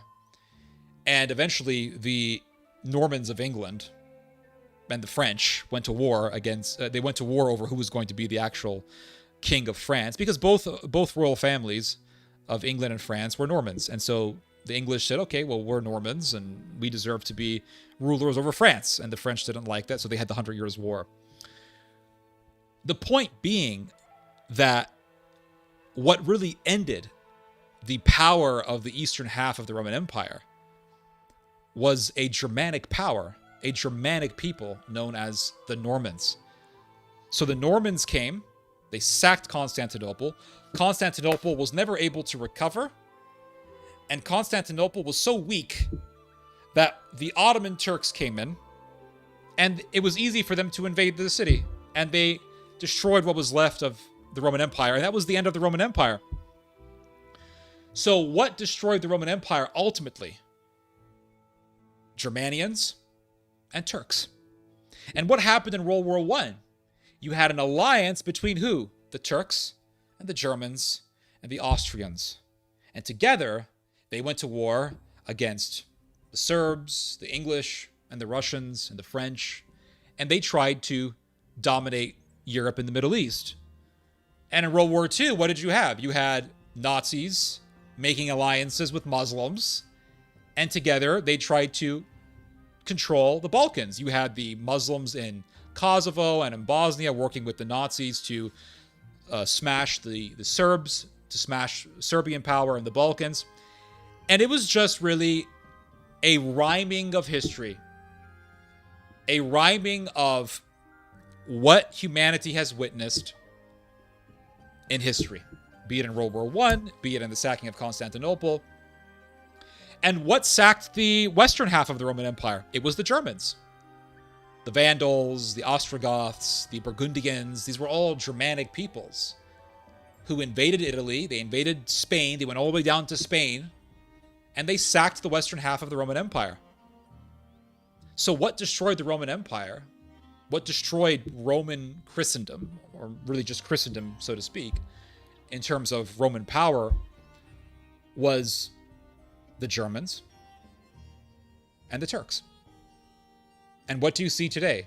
You see the Germans and the Turks deepening their military ties to go against the Russians. What happened during World War I? You had the Austrians, the Germans, and the Ottoman Turks working together as allies against Russian power.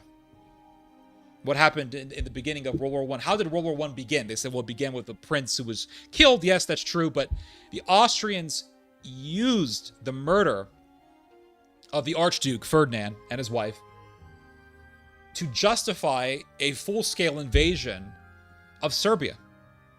The Austro-Hungarian Empire, the Austrians, with their Hungarian and with their Croatian auxiliaries, invaded Serbia and proceeded to butcher 600,000 Serbs.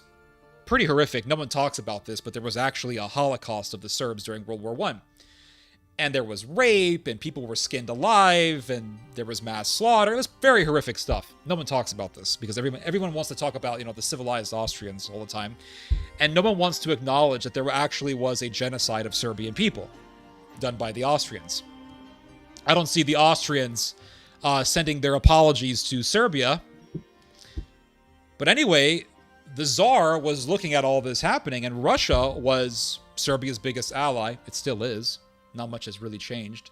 And there was Tsar Nicholas seeing his allies being slaughtered in the Balkans by the Austro-Hungarian Empire and their Croatian auxiliary forces.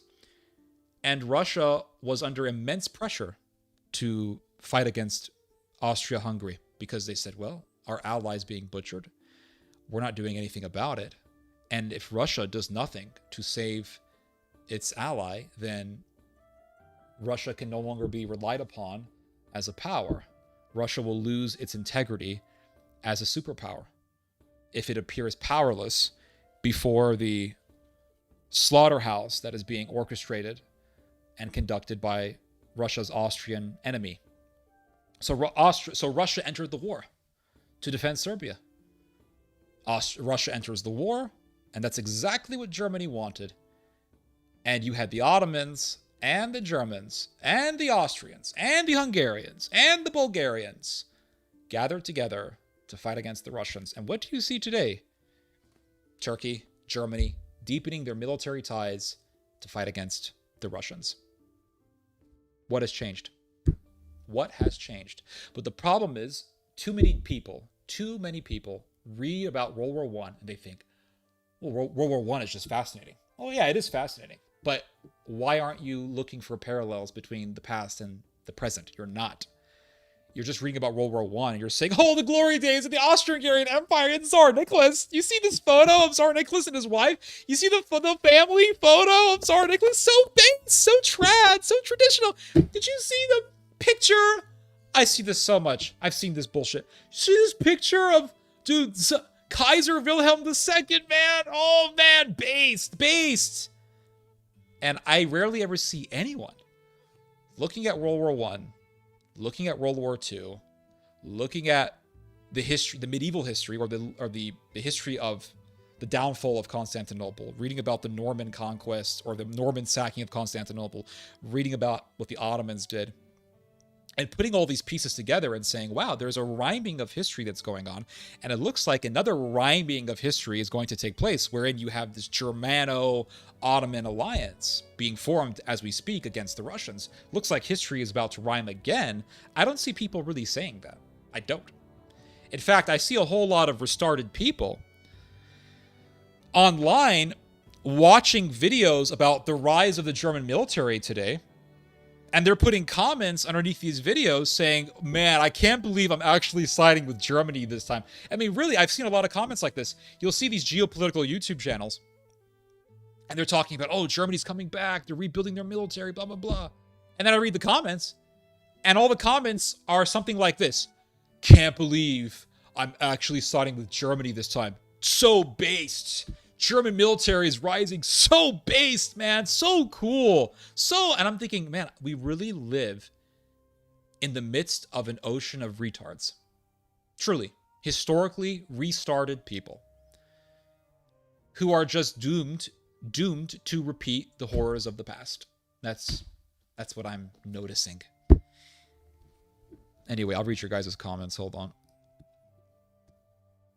All these people say, oh, Germany's never going to rise. That's never going to happen, Theodore. Germany's never going to rise. That's never going to happen. That's never going to happen. You know, in the early 2000s, my father was telling people that Turkey was going to rise.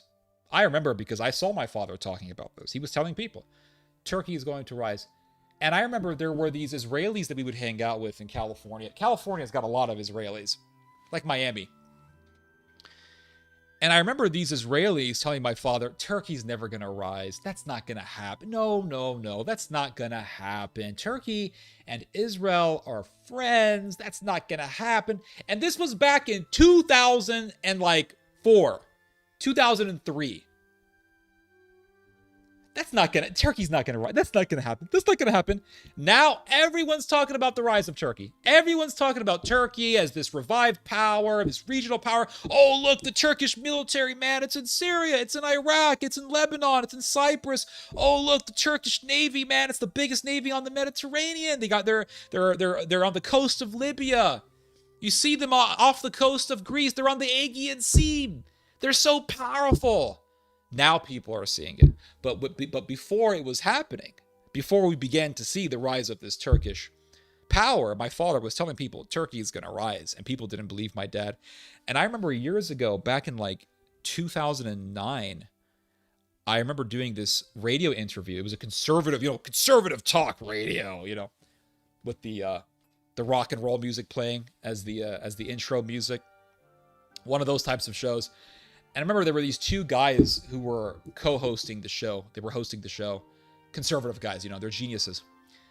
And I remember telling both of them, I said, Turkey is going to rise. It's going to happen. And they said, I just don't see that, Theodore. I don't see Turkey rising. Turkey right now is a major American ally. That's not going to happen, Theodore. It's not going to happen, Theodore. And it's happening. Now, why didn't people believe us? Because they're retarded. That's it. They're historically restarted. They don't read history. If you read history, you go back to the Renaissance period. Or forget the Renaissance period. Let's go much more recent than that. If you go to World War I, what do you see? An Ottoman power. You go to the Renaissance period. What do you see? Ottoman power. You go to later on after that, 1800s, 1700s. What do you read about? Ottoman power. I mean, it came down to the point that in the 15, 16, or 1700s, the French actually gave to the Ottomans a French coastal city. This actually happened. The French, at one point in time, told the Ottomans, here is a French city. It's yours. And the reason why the French did this was because they wanted to deepen their military ties with the Ottoman Empire, probably against the French. And so they literally pushed almost all of the inhabitants out of this city, this French city. They pushed almost everyone out, and it became a ginormous Ottoman military base. An entire French city. Imagine that. Imagine that. An entire French city transformed into a massive Ottoman military base. That happened. You see Ottoman power. You go back to the 1700s, 1600s, 1500s. What do you see? Ottoman power. 1400s, Ottoman power. 1300s, 1200s. You're reading about massive Turkish armies, be they the Seljuks, be they the Khwarezm, be they the Ottomans. You're reading about these massive Turkish armies and these massive Turkish powers in the world. And Turkish power lasted for centuries. I mean, we're talking 1000s, 1100s, 1200s, 13, 14, 1500s, 1600s, 1700s, 1800s, 1900s. We're talking about this massive Turkish power, and eventually it ended in World War I. Your great-grandparents were alive then. So between the end of World War I and now, we didn't really see Turkish power. It went dormant because it was this wounded beast. It was wounded by World War I, and because Turkey was weak, it reclused itself into this position of neutrality, supposedly, because it wasn't powerful enough. But between the end of World War I and now, we saw for just a very brief time in human history, in the midst of centuries of Turkish power, we saw this very brief moment where there was no Turkish power. But now we're seeing it. So for people who said, "Oh, I just don't see that happening, Theodore. I don't see Turkey reviving. I don't see that happening." I don't give a shit what you see and don't see happening. You are putting yourself in a losing battle because you're trying to fight against the law of history. In history, you find centuries of Turkish power and a very small, brief period of time between the end of World War I and now where there was no Turkish power. So you're taking a very small, brief period of history up against centuries of history wherein you see Turkish power being very massive and being very substantial. So whose opinion is going to win here? Whose opinion, whose observation is actually going to win here? An observation that's based on literally centuries upon centuries of history, or an observation that's based on a brief period of history that lasted from the end of World War I up until now. But the reason why people fall for this way of thinking that says, "I just don't see that happening, Theodore. I don't see Turkey coming up again." The reason why people have that thinking is because they are ahistorical.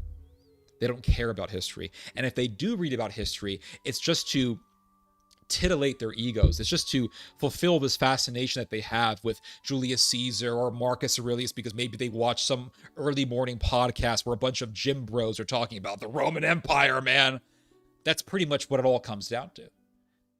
It has nothing to do with wisdom. It has nothing to do with looking for the lessons of the past and paralleling the past with the now.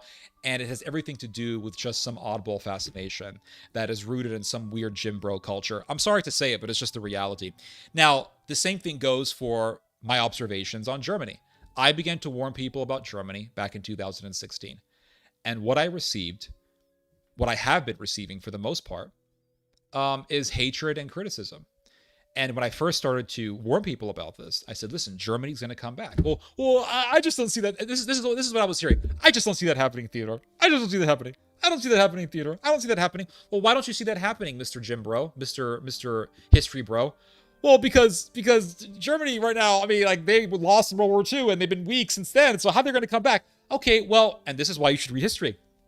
Because as I continued to read history and as I continued to read history, I began to see the lessons of the past, and I began to see actual historical conditions that sort of paralleled with what we have now. Well, sure, Germany was defeated in World War II. That's true. Sure, Germany was weakened by its loss in World War II. But Turkey was also weakened by its loss in World War I. And Turkey right now is rising above that. So why can't Germany do the same thing? Sure, Germany was weakened by its defeat in World War II. That is true. But Germany was also weakened by its defeat in World War I, and it still rose. In fact, this is something that is never talked about. Let me see if I can see the book here. There's actually a book on this. Let me see if I can grab it real quick. Hold on, guys. 1 second.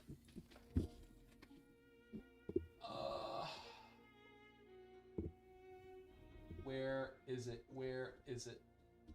Here it is.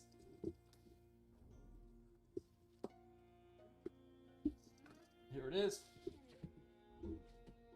Let me show you guys this book. This is called Ataturk. Ataturk in the Nazi Imagination. Fascinating stuff. And what this book is about is how Turkish nationalism influenced the Nazi Party. Oh, yes. I mean, we're talking about history rhyming, and we're talking about the interconnection between historical events and the interconnections between historical allies and how geopolitical alliances don't really die out. They continue on as long as there is an interest being fulfilled for both sides. And we see this long relationship between the Turks and the Germans. It's very fascinating. Kemal Ataturk. Let's talk about Kemal Ataturk for a second. Kemal Ataturk became the god of the Turks. It's true. He became the idol of the Turks. He became the religion of the Turks. Because Ataturk, you see, the Ottoman Empire was destroyed by the Russians and by the British in World War I. Then, what happened was Turkey became an occupied country. It was occupied by the British, and it was occupied by the Greeks after World War I. And Ataturk said, no, we're going to rise above this. And he started basically a revolution against British and Greek occupation. The Greeks thought, we're occupying parts of Turkey, we're going to retake Constantinople. This is what the Greeks envisaged. And they were wrong, because that didn't happen. Ataturk starts a rebellion against British and Greek occupation, and the Turks defeat the British and the Greeks. Now you can say, well, they didn't really defeat them, the British sort of just left. It doesn't matter. What matters is the perception, because the perception at that time, and the perception in Turkey today, is that Ataturk defeated the British and the Greeks in a two-front war within Anatolia, within Turkey. And so because Ataturk, at least in the perception of the Turks, defeated two European powers, the new religion of Turkey became Kemalism, the worship of Ataturk. And Ataturk ended up becoming this god of the Turks. And believe it or not, he ended up just screwing everyone's wife. I mean, really, he screwed a lot of men's wives. It's a fact. You can look into this. He was screwing a lot of men's wives because he became God for the Turks. And when a man is worshipped, you know what happens when a man is worshipped? A lot of marriages end because a lot of women who are married end up screwing the new god, the new idol. So Ataturk got Turkey to rise above the ruins of World War I. And he established Turkey as an independent republic. Well, the Germans were watching this. The Germans and the Turks were very close. And the Germans were intensely watching what was happening in Turkey. And they liked what they were seeing. I mean, the Germans didn't like the British. They didn't like the Greeks. So they liked the fact that the British got defeated, that the Greeks got defeated. And they were inspired by what Ataturk did. They were inspired by Ataturk's reviving of Turkey as an independent republic. And the Nazis were watching this. And the Nazis said, you know, Turkey lost in World War I, but Turkey rose above it. Turkey rose above its defeat. And Germany also lost World War I. And now we need to rise above that defeat. And so with this in mind, the Germans were inspired by Ataturk. The Germans were greatly inspired by the Turkish revolt against British and Greek occupying forces. So there is this constant interconnection that is taking place. There's this constant harmony taking place within the zeitgeist between the Germans and the Turks. And so Turkey rose above the ruins of World War I, and it stayed weak for a while because it was still recovering. But now Turkey is really rising above that customary position of the post-World War I era of being a weak and neutral power. Now Turkey is no longer neutral. Now Turkey is taking a proactive stance in geopolitics in the Middle East. Now Turkey wants to control Gaza. Turkey wants to control Syria. And Turkey is expanding itself militarily, and Turkey is growing its military industry and its military in general. So it is happening. The rise of Turkey is happening, and all of our detractors, all of the people who said that we were wrong, were wrong. And the same thing goes for Germany. When I first started warning people about the rise of Germany, I don't see that happening, Theodore. I don't see that happening, Theodore. I don't see that. I just don't see that happening, Theodore. And it's happening. Germany, for the first time since World War II, has just deployed troops to Lithuania. That hasn't happened since the Second World War. So we are living in truly surreal and unprecedented times. And all of my detractors, all the people who were wrong, all the people who said that I was wrong, were wrong. And why did they disagree with me? Because they're historically restarted. They don't read history to learn wisdom. They don't read history to see the parallels between the past and the present. They read history just for the sake of reading history. And if you tell them, hey, listen, this sort of thing happened in the past. You had the rise of Germany after World War I. You had the rise of Germany before the outbreak of World War I. Let's make sure that doesn't happen again. But now we're seeing Germany rising up again. They say, I just don't see history repeating itself. I just don't see it. I just don't see it. I don't see that happening, Theodore. If you were to tell people 10 years ago, 20 years ago, that Turkey is going to start butchering Armenians again, they would have said, I just don't see that happening, Theodore. They're not going to kill Armenians. No. Turkey right now is a modern, westernized country. They're not going to kill Armenians, Theodore. It's not going to happen. That's not going to happen. And what the hell did we witness in 2020? What did we witness in 2020? The Azeri Turks invaded Armenian Nagorno-Karabakh and proceeded to do what? Butcher Armenian civilians. And it goes back to that old nugget of wisdom. It's not really an old nugget of wisdom. It's something that I kind of observed. But it goes back to something that I've observed over the years. People who deny atrocities will repeat the very atrocities that they deny.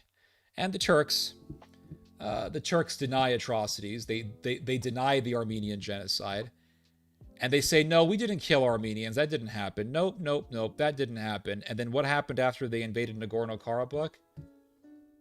They began to murder Armenians and to ethnically cleanse Nagorno-Karabakh of all Armenians. And now, Nagorno-Karabakh is virtually Armenian-free, and it is totally Turkified.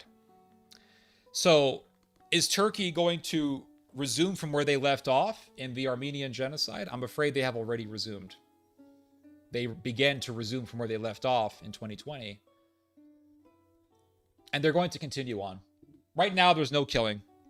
But it's gonna resume again. Because history repeats. And people who deny history will repeat it to a certain extent. And people who deny past atrocities will either applaud the repeat of those atrocities or will partake in those atrocities themselves. And if I say, listen, Germany is going to do Operation Barbarossa again. They're going to kill Russians. I don't see that happening, Theodore. I don't see that happening. No, I just don't see that happening right now. They're very liberal right now, Theodore. They're very liberal. Germany is very liberal right now. I just don't see that happening. Germany was the center of liberalism on the face of the earth before Hitler took power. Germany was the center of liberalism for the entire globe after World War I. And it still gave us Adolf Hitler. But you see people hear, oh, they're liberal now, so that's not going to happen. And they think, oh, that makes sense. And the reason why they think that makes sense is because they are historically restarted. That's the reason why. The reason why I read about Weimar Germany is not because I just want to see how degenerate Weimar Germany was. The reason why I read about Weimar Germany is so that I can learn about how a very liberal society can still give birth to fascism. And how when people say that a country is liberal, therefore it's not going to give birth to another Hitler, are just wrong.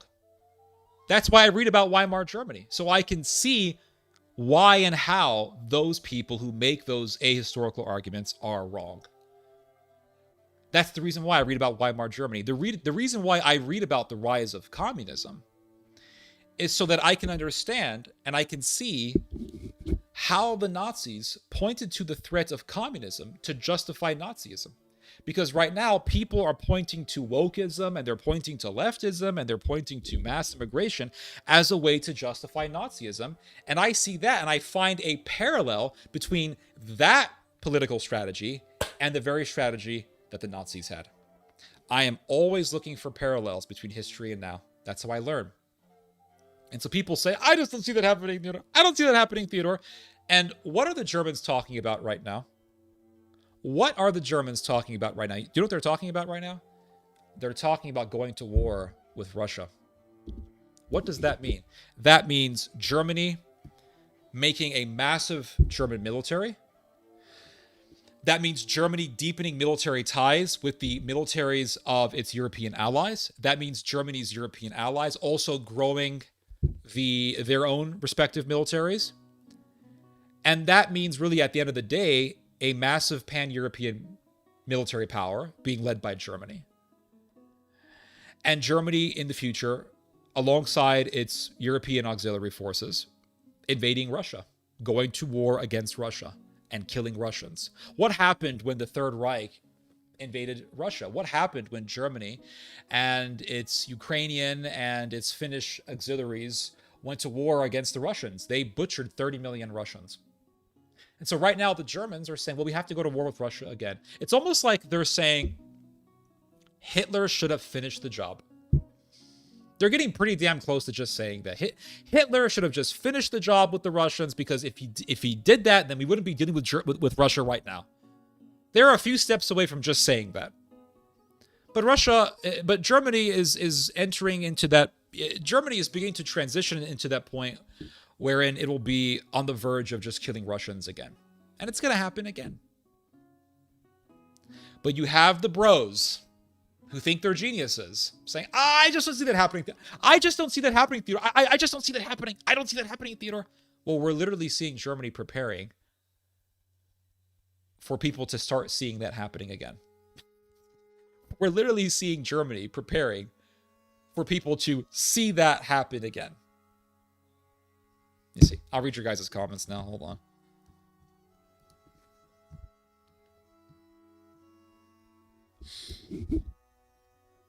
Germany is dead to shame. What does that mean? Just like Israel. Yep, that's exactly what they think in Germany. We are back. Frederick Merz, exactly right. That's what Frederick Merz said. We are totally back. Germany is back. So true. Appreciate that. Jacob Glowsticks, it was a very busy time. Besides, I want to devote my weekends more to the development of my relationship. In this case, it is difficult to find a compromise. Let's see. What do you think is going to happen in Iran? I have no idea, dude. If I knew, I would have told you. People think that the Ayatollah is going to be overthrown. Let me see. I don't know what's happening in Iran right now. That might happen. But I don't know if it's going to happen. That's the thing. Because in 2019, in the year 2019, there were massive protests in Iran.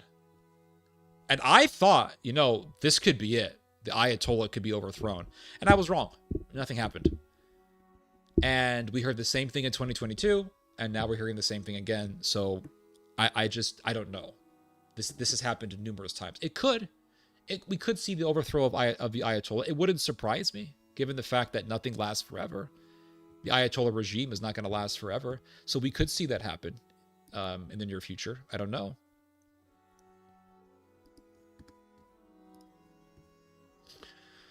Weimar Republic. Let's see here. What's their problem with Armenia? Well, Turkey tried to invade Armenia in the year 1918, if I'm not mistaken. And Turkey invaded Armenia with tens of thousands of soldiers. And Turkey was defeated by an army of around 15,000 Armenians. And so the Turks have never really gotten over this very ignominious, humiliating defeat. And so they want to take all of Armenia. I mean, they believed in the latter part of World War I, Turkey believed that Armenia belonged to them. And so they invaded it, but they lost. So they believe that Armenia belongs to the Turks. And the reason why I know that is because if you look at what the Azeri Turks say, what the Azeri Turks argue, they don't call Armenia Armenia. They call Armenia Western Azerbaijan. They call it Azerbaijan. Why do they call it Azerbaijan? Because they believe that Armenia rightfully belongs to the Azeri Turks. And the Turks in Turkey and the Turks in Azerbaijan see themselves as the same people. So they see Armenia as rightfully belonging to the Turks. So they want to take all that territory. The year moving forward is going to lead us into rise of empires like in the past. That's correct. Yep. I don't see that happening, Theo. Yep. I just don't see that happening. I don't see that happening, Theo. I just don't see that happening right now. I don't see that happening, Theo. Yeah. Keep thinking that, Mr. Bro. Jacob Glowsticks, hello, descendant of the Great Winged Hussars. People often forget that Lawrence was lied to, blah, blah, blah. There are millions of Turks in Germany. That is correct. That is correct. And they will make perfect soldiers for the new Fourth Reich. Like I've said, Germany and Turkey are right now working to deepen their military ties and to integrate each other's militaries. So,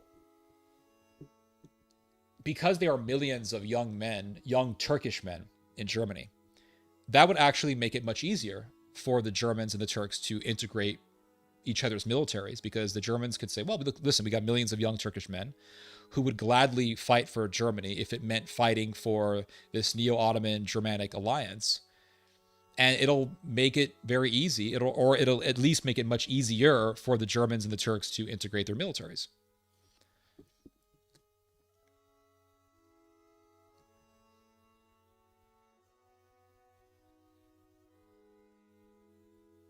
What is Theo drinking tonight? A coffee right now. Thanks for the clarification. Okay, whatever. People often forget about the true power of the Ottoman Empire. It was a huge superpower since its birth, terrorizing Europe. Yep, that's correct. As far as Southeast Asia and China, I like your t-shirt, Theo. Yeah, I love it. It's one of my favorites. Here, I'll show it to you. You got Leon Kennedy, Ada Wong, Luis Serra, the Spanish scientist. Yeah, it's a great shirt. Great game. I am looking forward to playing Resident Evil 9. And my only thing is that I'm probably not going to buy it immediately because it's more than likely going to be a $70, at least a $70 game. So if it is going to be a $70 game, I'm just going to wait for it to go down in price. That may take a couple of years, but nonetheless, I will eventually play that game. Hitler and Mussolini called themselves students of Kemal Ataturk. I did not know that. That's a really interesting observation. I did not know that, but that really does add to what I'm saying and definitely sheds light upon the reality of fascist Turkish connections. Wasn't Kemal Ataturk gay as well? Yes, he was. He was a homosexual. That is correct. They already did it with the Azerbaijanis. Geopolitics is spiritual. It is. I agree. There is even a saying from Prophet Muhammad that talks about leaving the Turks alone. Don't bother them unless they fight you. Interesting. Well, Muhammad did make a prophecy that the Muslims would take over Rome and Constantinople, and they almost took over Rome. They invaded Rome 7 times, and they failed every time. but they did manage to take over Constantinople. And the only people who really managed to take over Rome, damage, destroy, and take over Rome, were the Germanians.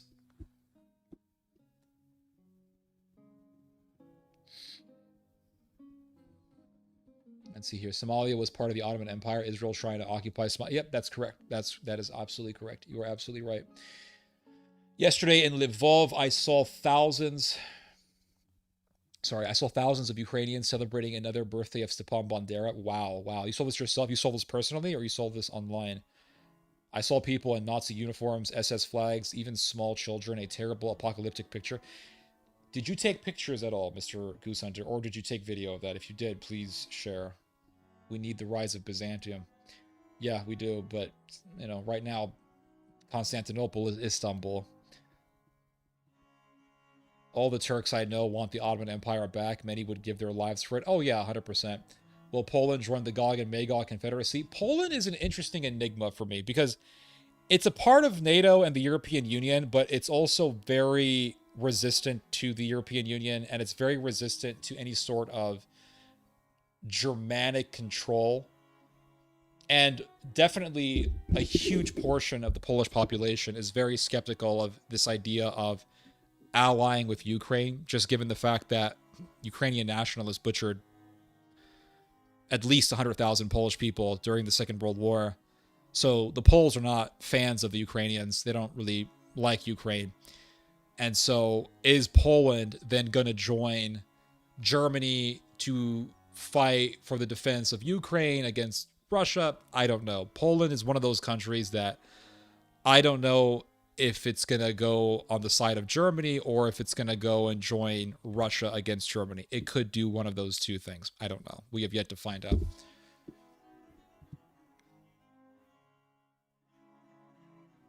I am totally mesmerized. Thank you for sharing your wisdom. Appreciate that, Joanne. Happy to help. That's what I'm here for. Currently, I am in beautiful Lvov, a city that once belonged to the Kingdom of Poland. Oh, so you're in Ukraine. Wow. What's it like over there?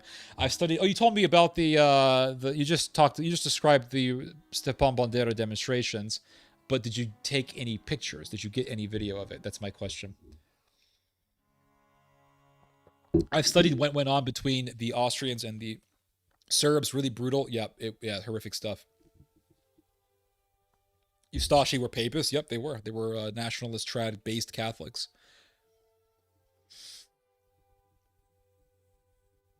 3 billion solidarity. Apparently, the city St. Louis is named in his honor. Yeah, St. Louis, Missouri. St. Louis, Missouri. It's correct. Germany single-handedly defeated Europe in World War II. It did. I mean, it fought a multi-front war against major global powers. The British Empire. It fought against the American Empire.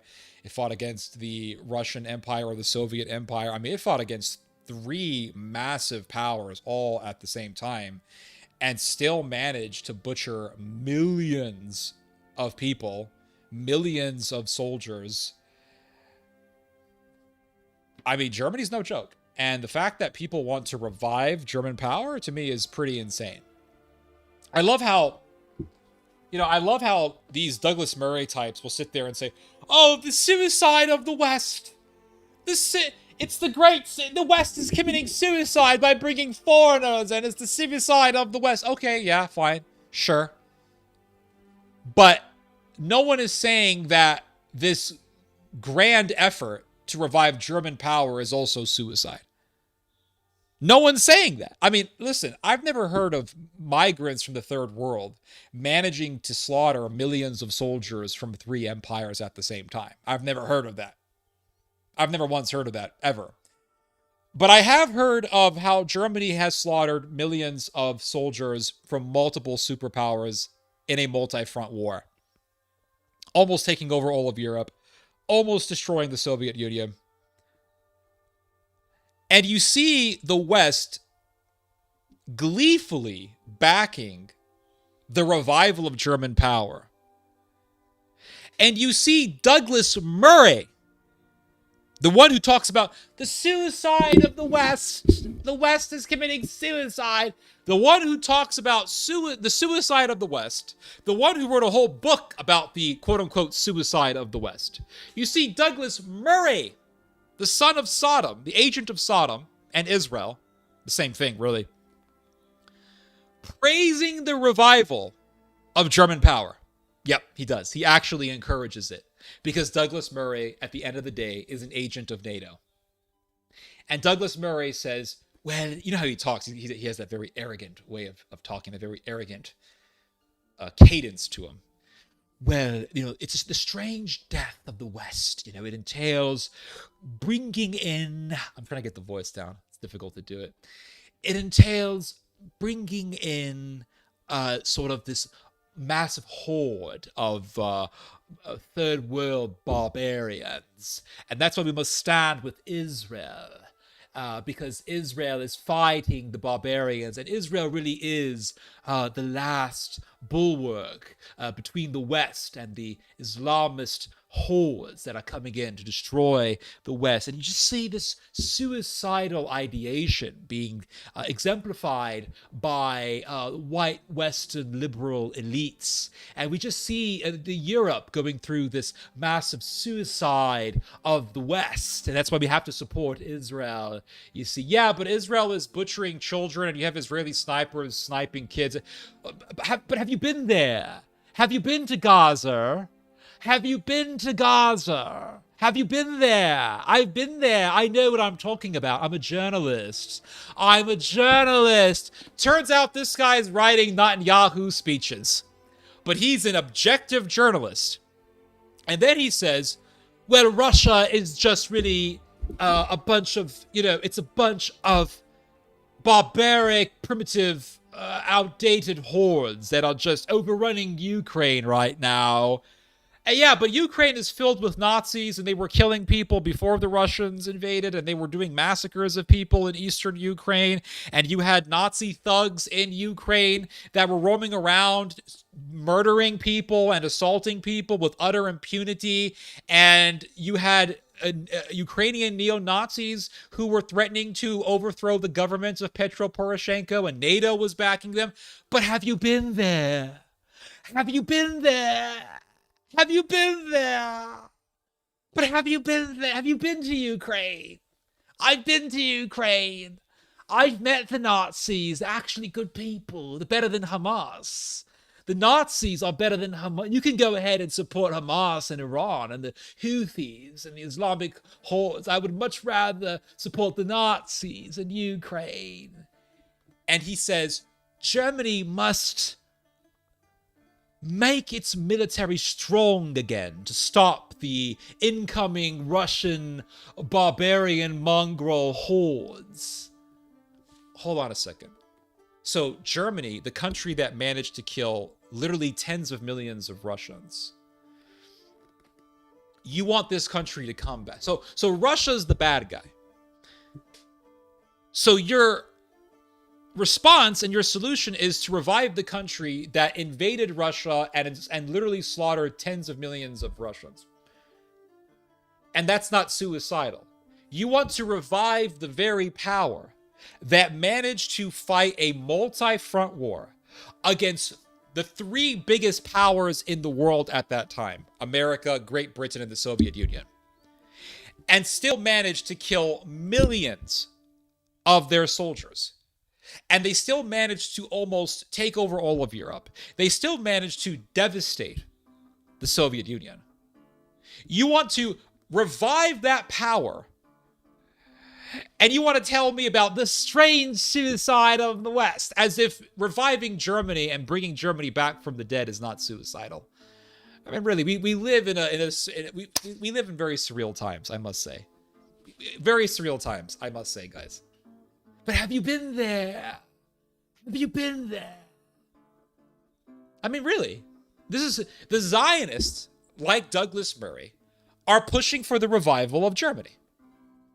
I mean, you would think the Israelis would be horrified about any sort of attempt to revive German power. I mean, were not the Israelis' ancestors butchered by the millions by Germany? Why are Zionists so enthusiastic and so giddy and so filled with exuberance at the idea of reviving German power? You would think the Zionists would be at the forefront against reviving German power, but no, they're not. They are at the forefront of supporting German power. Why is that, I wonder? Why? Why is that? It all goes back to Judas Iscariot. Judas said, I'll kill Jesus. I'll get myself a little bit of fortune, a little bit of power. Maybe I'll get myself a seat at the Sanhedrin. And so Judas murdered Jesus, and he ended up destroying himself. The Sanhedrin said, we'll work with the Roman Empire to kill Jesus. We'll use the Romans. And so they used the Romans to kill Jesus, and then what happened? The Romans ended up destroying Judea. They create the monsters, or they support the monsters for some sort of interest.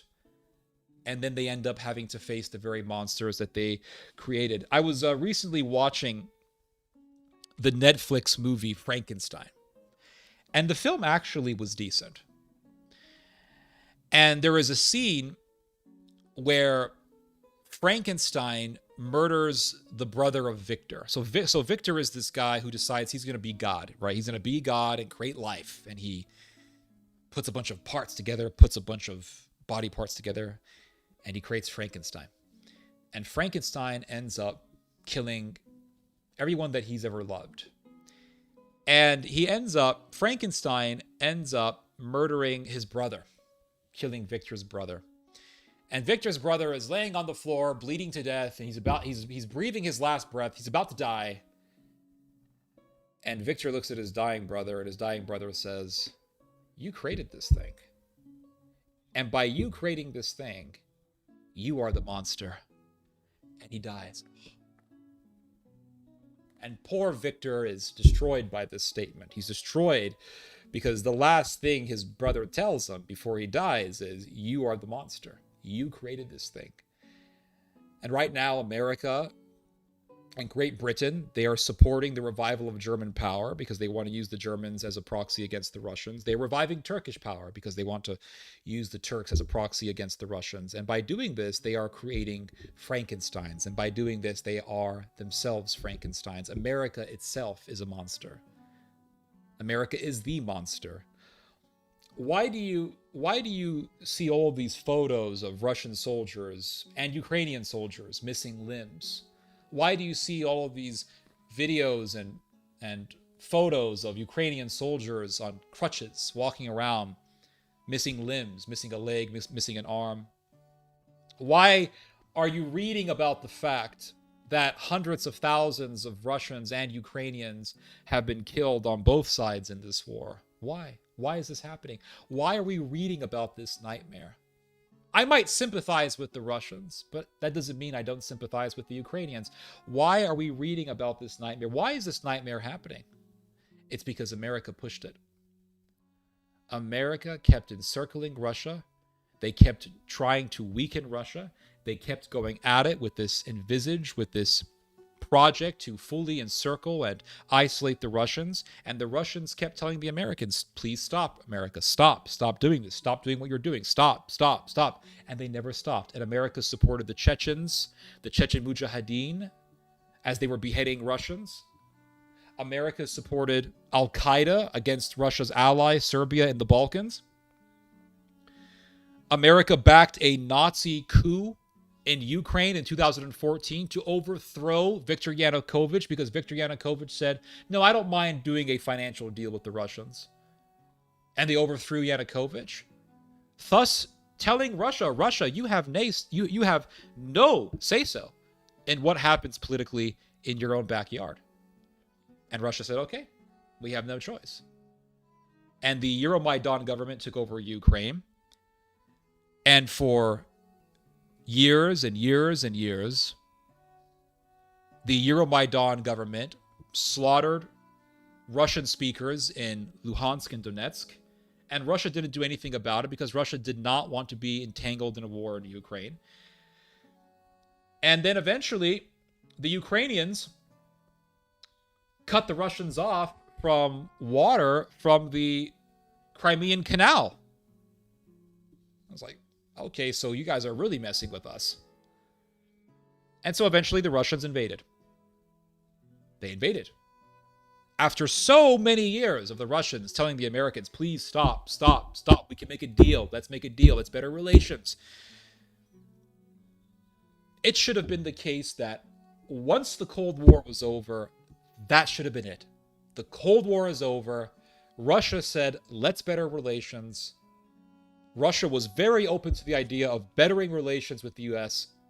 Let's better relations. Let's join forces to fight against terrorism and other criminal groups. And let's make a better world. And America did not give a damn. America never did any such thing. America never tried to better relations with the Russians. And America continued to be aggressive with the Russians. And every time the Russians begged the Americans to stop, the Americans would give the Russians the cold shoulder and ignore the Russians. They would give the Russians the cold shoulder. And now the Russians are giving the Americans the cold shoulder. The Americans are now begging the Russians to stop. And the Russians are saying, no, you had your chance. We gave you a million different chances to make things right with us, and you did not do so. And now we're giving you the cold shoulder. And they put the Russians in a corner to the point where Russia, if Russia did not act, if it did not do something, then America would have simply continued the isolation of Russia unabated. America did this. America is the villain behind the curtains here. America's acting, oh my God, what happened? You guys are invading. What's going on? What's going on? What's happening? America instigated this. America pushed this. And now America, after creating the problem, is saying, well, the solution, what the solution is? You know what the solution is, guys? And America is like that demon in the film Black Phillip, in the film The Witch, the 2015 horror film The Witch. If you are a fan of horror movies, I highly recommend that you watch The Witch. It's a masterpiece of a film. There's a scene where the devil goes to this girl in the form of a black goat named Black Phillip. And the devil goes to this girl and he kills her father, kills her mom, kills all of her siblings, kills everyone, and isolates her to make her completely vulnerable to the temptations of the devil. And the devil goes to this girl and he says, do you wish to live a life as sweet and as rich as butter? And she says, yes, I do. And the devil gives her a little document. Then hand over your soul and sign onto this document with your blood. Agree to give me your soul with your blood. And she takes a little bit of blood and she signs her name on it and she signs her soul away. And that's what America is doing. America created the problem by pushing Russia to provocation. Harkening back to the warnings of people like Pat Buchanan and George Kennan and Michael Applebaum, all of whom warned that Russia would eventually invade Ukraine if NATO did not stop its efforts to isolate Russia and to cut off Russia from its Ukrainian neighbor. America created the conditions. America provoked Russia to invade Ukraine. And now that America has created the mess, America then goes to the Germans and he says, Germany, do you remember that Hitler guy that you guys once worshipped? Well, yes, I do, America. What about him? Do you want to live a life of power and domination? Well, yes, I do, America. Remember this book? And America is just sliding that Hitlerism, sliding that Mein Kampf book slowly to the Germans. Do you guys remember the days when you guys were feared, when you guys were powerful? Give us your soul, Germany. And that is why you read, for example, about AfD politicians. AfD is the second biggest party in Germany right now, at least in the government. It's the second biggest party right now. If you look at the polls, the AfD, or the Alternative for Deutschland party, is the number one party in Germany. It's the most popular party in Germany right now, especially amongst the youth. And it is an ultra-nationalistic, ultra-militaristic party. They want Germany to be a nuclear power. They want Germany to bring its military back, to revive its military strength. They want to bring back obligatory conscription for young men to join the military. And you read about AfD officials in Washington hanging out with the Republican Party. Why is the Republican Party supporting a German militarist and ultranationalistic party? It's because America is just like the demon and the witch. Do you remember Germany when you guys were great? Remember Mein Kampf? Remember this book by Adolf Hitler? Read it again, Germany. Read it again. You can say, well, Ted, that's a stretch. That's a stretch. No, it's not. Go read America's most recent foreign policy paper, which came out of Washington. I did a video about this. I talked about this in a recent live stream. I showed it to you guys. What does it say in America's most recent foreign policy paper? It says America aligns itself with countries that wish to revive their former glory. And it's saying this in the context of Germany reviving its military strength. We want Germany to revive its former glory. America is literally saying this. What former glory? When you say former glory, you are implying, you are hearkening back to some historical situation, to some historical condition. What former glory of Germany are you hearkening back to, America? America is creating the Nazi monster. It's bringing it back. And just as Victor created Frankenstein and Victor became the monster, America is creating Frankensteins in the form of Germany, in the form of the Neo-Ottoman Empire, and America is the monster. You see what's happening here. This is the time that we're living in.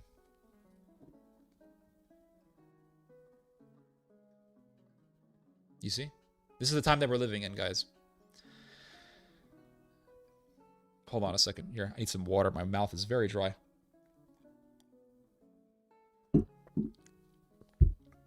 You can do better than I am live. Gotta give viewers a reason. You're right. You're absolutely correct. I can do better than that. I'm just lazy. And the thing is that it's not laziness. I don't want to be fair to myself, it's not laziness. The reason why I say I am live, as opposed to actually writing what I'm going to talk about, or writing what I'm going to talk about, is because many times I will write, hey, I'm going to talk about this, and I don't talk about it because my brain just spirals into different directions, you see. 1242, Louis IX had a ton of Talmuds burned, 24 cartloads. Oh, good for him. There's something weird about the Germanic lands. It's like a lot of historic changes in the world came from that region. Yeah, the Reformation, yeah. Richard the Lionheart was descended from Norman. William the Bat. Yeah, Richard the Lionheart was Anglo-Norman. The Plantagenets were Norman. The Valois was Norman. And you had the whole 100 Years' War between the House of Plantagenet and the House of Valois. England was invaded by two types of Vikings in 1066. Only the one from the south succeeded. Sweet Body Fit. Hello, dude. Hello. Thank you. Vikings who settled in Normandy? Yep. Vikings who settled in France. That's correct. Someone from the north? Yep. Northmen. That is correct. The Crusades need to be seen from an objective view, not from a rose-tinted view. Agreed. Sorry if I sound annoying. Can you show the new books? Oh, my God, dude. I am so sorry, Mr. Rasto Militech. Let me show you the books, because this gentleman, this Serbian gentleman, he's been so patient with me, and I apologize so much for not showing you the books earlier. So I'll do it right now. Give me 1 second. Hold on. 1 second.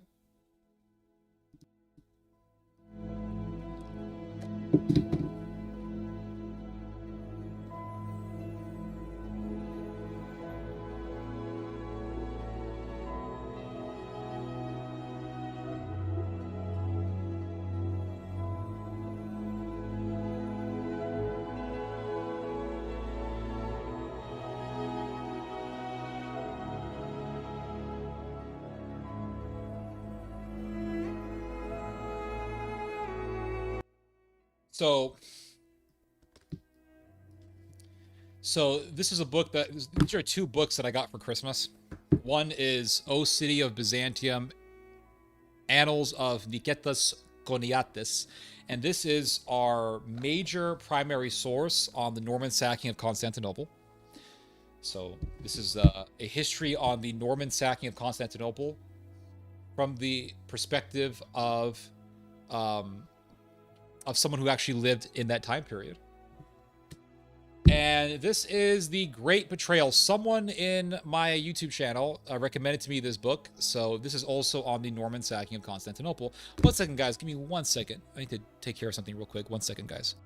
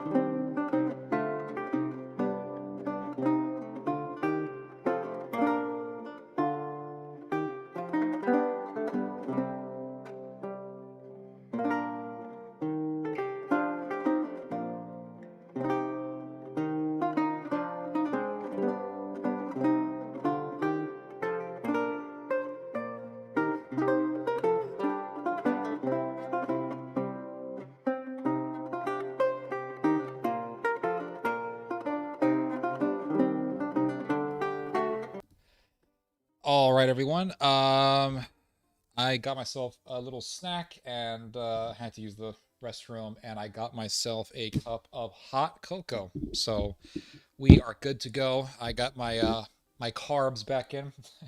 Fueled myself with some bread and sesame seed butter. Very good stuff.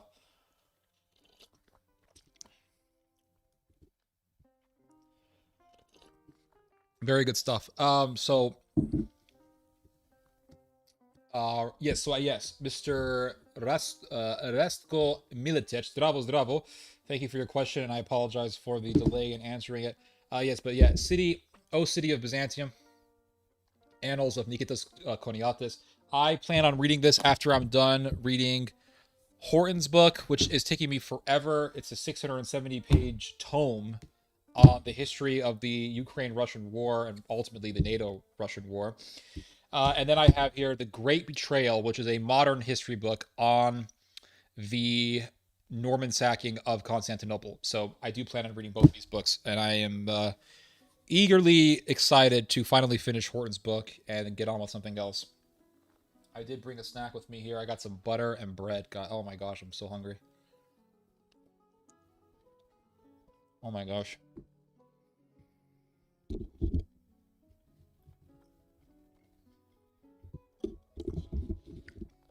Theo, it's been a while since I watched your live stream. Happy New Year, my friend. I'm raising a Dr. Pepper in your honor of the stream. Appreciate that, Scoop. Thank you, sir. Happy New Year to you, Mr. Goots, over there in Indonesia. Germany doesn't have guilt anymore because they align with the Zios. That's a good point. Yeah, Germany does not give a damn about the Holocaust. That's one thing that people need to understand. If they really, really cared about the Holocaust, they would have apologized to Serbia. They would have paid reparations to Poland and Serbia. Austria would have paid reparations to Serbia. I don't see Austrians apologizing for the genocide that they did on the Serbian people during World War One, at the beginning of World War One. If Germany really gave a damn about the Holocaust, they would be pressuring Turkey to actually recognize the Armenian genocide. They don't, for geopolitical reasons. Germany does not give a damn about the Holocaust. The only reason why Germany fixates on the Holocaust is because of American pressure. That's the only reason why. If it were not for that American pressure, Germany would have never even, probably would have never acknowledged the Holocaust, at least not to the extent that it has in the decades following the end of World War II. And if Germany really cared about not repeating the Holocaust again, it would be condemning Israel. It wouldn't be selling all the weapons that it has to Israel. It would not be backing Israel. You see Friedrich Merz talking about how Germany must support Israel. We saw Olaf Scholz before Friedrich Merz talking about his support for Israel. The fact that, you see, people will use this argument against me, and they will use this argument as a gotcha. They think that it's a gotcha. They think that they have beaten me with this argument. And the argument goes something like this: Germany will never turn Nazi because Germany supports Israel's Gaza genocide. They think it's a gotcha, but what they don't seem to understand, at least at first, is that this argument actually proves my point.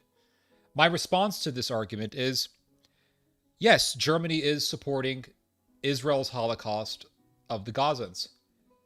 And the fact that Germany is supporting the slaughter of the Palestinians tells me that Germany itself can become genocidal again.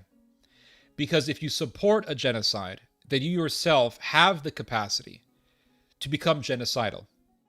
So this actually supports my perspective. Because the German nationalists of the future, who want to purge out foreigners from Germany, will say, well, Israel did a genocide of the Palestinians. Why can't we? And Israel will be used as a standard to reference to justify genocides in the future. That's why I say the Holocaust of the Gazans has set a precedent, for genocides in the future. And that's what, that is one of the realities of this horror that we have been witnessing since 2023 that not a whole lot of people, I think, really recognize. Theo, you know history. That's why I started listening to your program. Appreciate that. Green Ivy. Thank you, sir, or ma'am.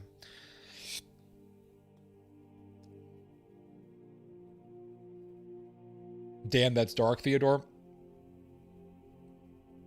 What's dark?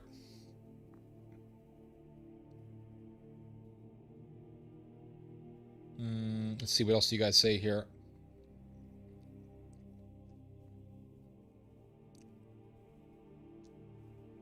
Yes, Theo, this exactly. Appreciate that. Circa before.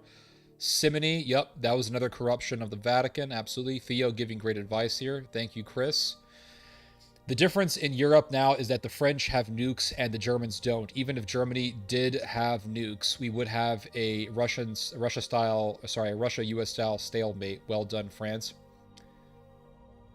Well, let's say Germany gets nukes, right? And I think that Germany will get nukes. Let's say Germany gets nukes.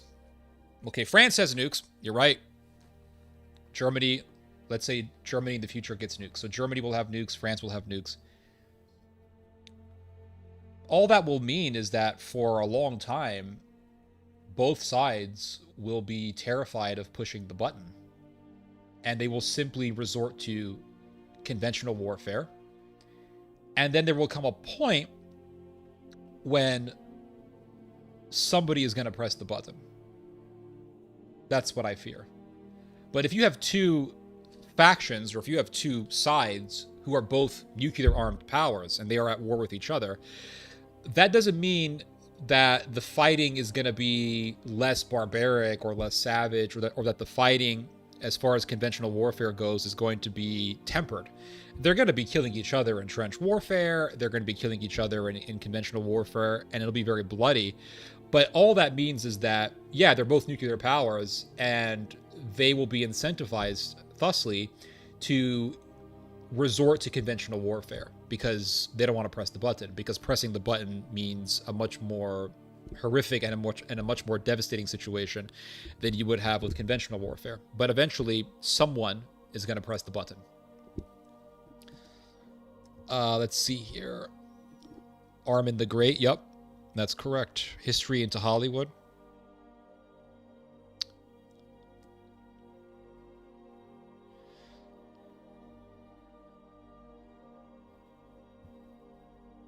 Gaining wisdom, aka pattern recognition. That is correct. Absolutely. History speaks to the present. History is much more than just unique niche interests or fetishes. Absolutely. Yep. Fetish is a good word to describe that way of looking at history. Unfortunately, the sequel is woke. No, I don't think so. I think woke is just a giant psyop to get people to fall into nationalism. That's all I think wokeism is. I truly believe that. Tell me if you... Okay, I could be completely wrong about this. Let me... Hold on. Let me just take a bite out of this, and let me get a smoke. Because I haven't smoked on stream in a while. Let me just get a smoke. 1 second, guys.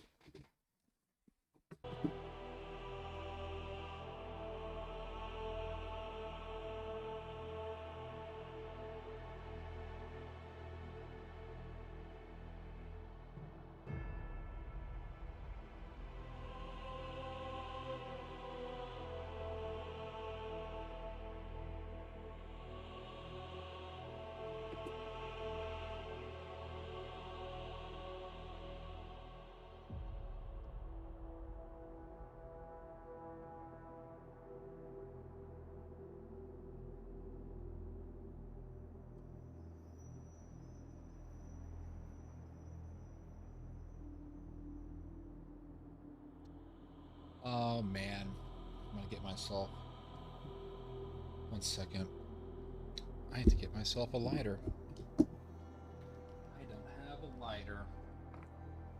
1 second. Let me get myself a lighter. 1 second.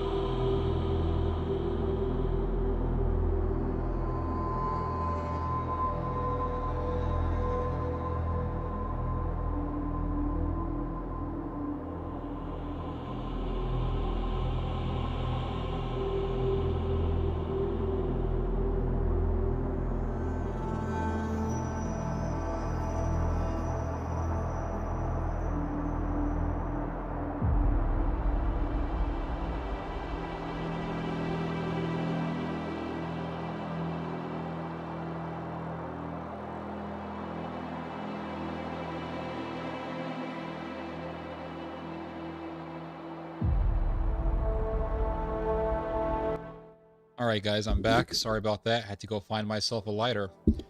And I got myself a lighter. So now...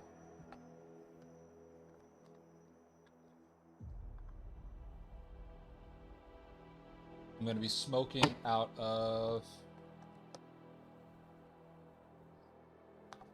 I think I'm going to be smoking out of my... Oh, damn, I got some bread here. That's not good. I think I'm going to be smoking out of my Peterson pipe from Ireland. So, I'm going to be smoking... One second. I'm going to be smoking a tobacco that I've been enjoying since last week. It is called Christmas Blend. And this is a tobacco that someone gave to me as a Christmas gift. Mr. Sweet, who's been a member of my OG audience for years. He gave me two different types of tobacco, both of which are very nice. One is Colonial Pastime, and the other one is this. It's called Christmas Blend.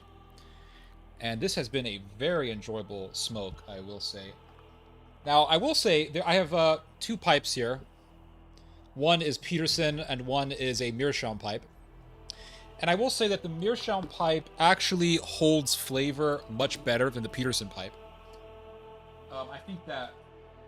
I think that Peterson pipes are really good, don't get me wrong, but there are Briar pipes, and Briar pipes are heavily praised because they just feel really good, and they look really good.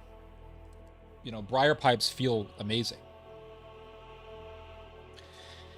But the thing about Meerschaum pipes is that they're actually cheaper than Briarwood pipes, and they retain the flavor of the tobacco much better than the Briar pipe does, in my opinion. But I haven't really cleaned up my Meerschaum pipe, so I am just gonna go. I think I'm just gonna go with the Briar pipe. And then once I get this ball rolling, we'll get right back to pontificating on the world. We'll have some fun smoking. So this is the Christmas Blend tobacco, which is very nice, by the way. It has a very, very good flavor. Very sweet flavor. Not super sweet, but it is sweet. And it has a good nicotine content as well. We'll just give this a light.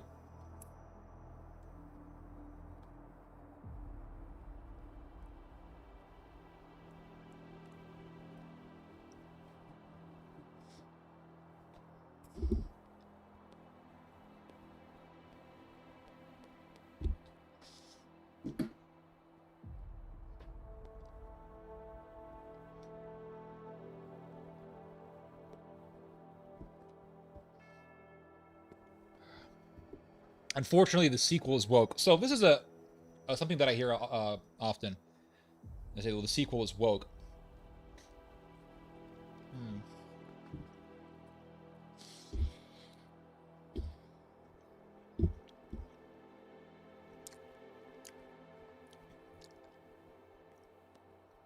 That is, of course,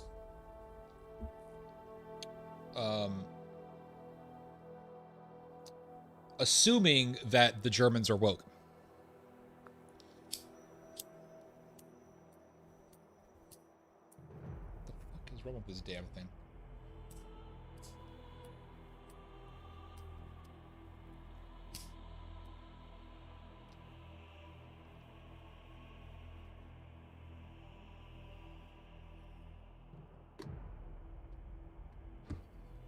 So that is, of course, assuming that the Germans are woke. The thing about wokeism is that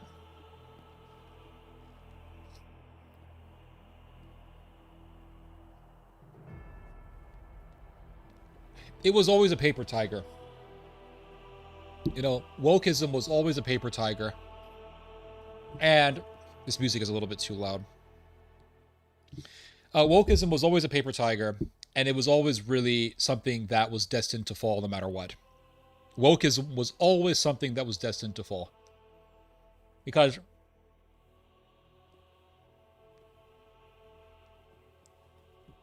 it does not really resonate with the general population of the West. And once you start telling Americans or you start telling British people or Westerners in general that they can't say something, or they can't use this sort of language, or, they have to call a man a woman when the man is clearly a man, not a woman. They have to, once you start telling people that sort of thing, they rebel. And wokeism is something that resonates with really just a very small minority of people who are mentally ill.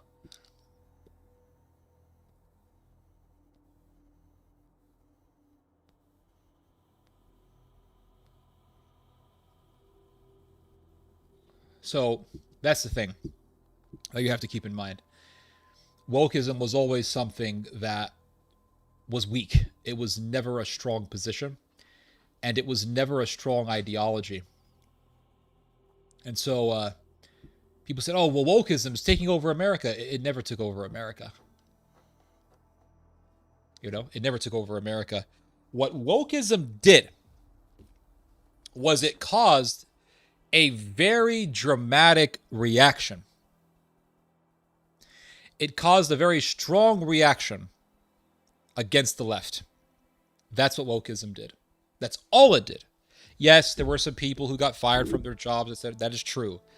But you see all of that stuff, people getting fired from their jobs, people being scared of being fired from their jobs because they're too afraid to say something against the woke left and all that stuff. All that did was it caused a very serious reaction against the left. And it made nationalism more appealing. It made the right wing more appealing. And that's what it did. That's all it did. That's all it did. And so, for example, ruining very popular stories. Great example, The Lord of the Rings. The Lord of the Rings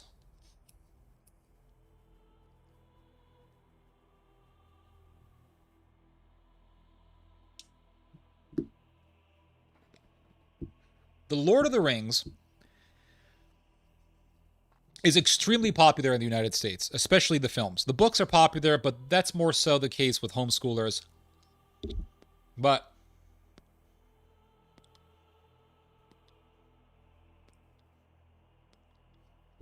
Lord of the Rings is a very popular film series. It's a cinematic universe.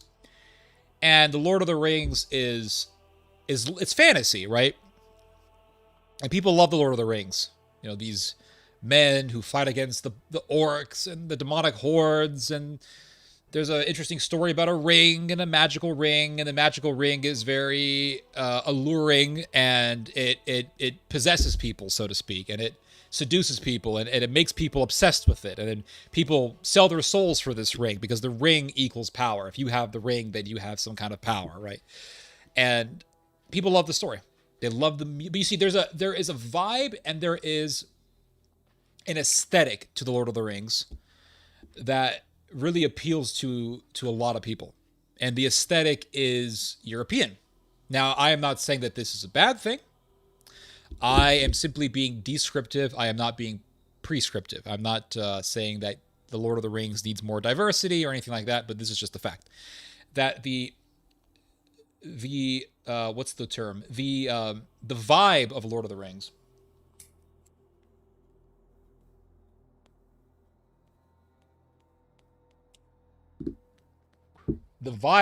the Rings is European. There is the Shire. There is the wizard.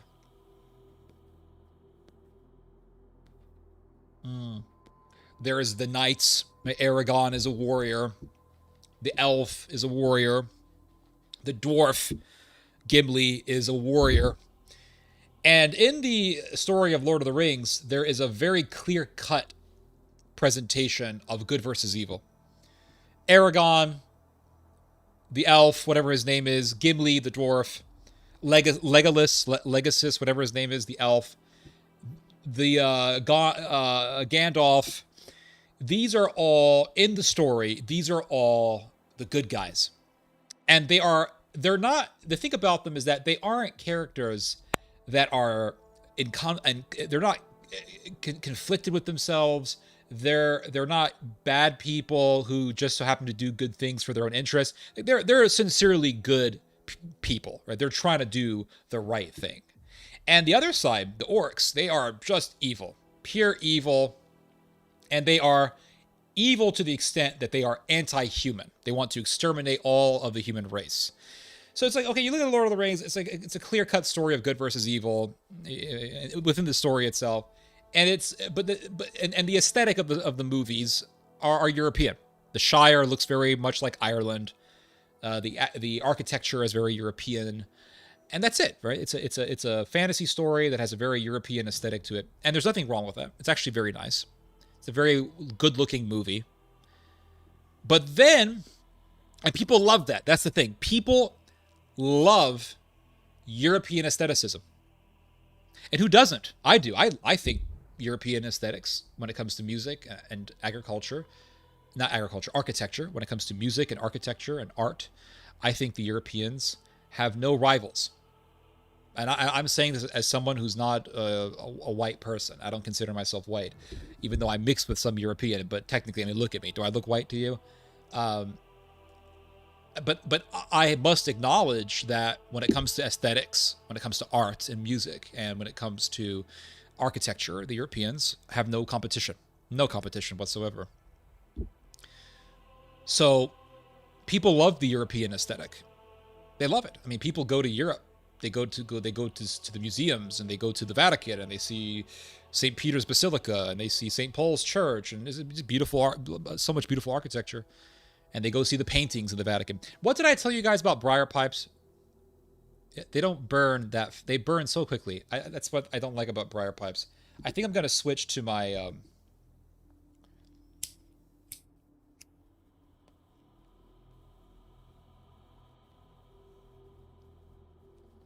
I think I'm going to switch to the meerschaum pipe.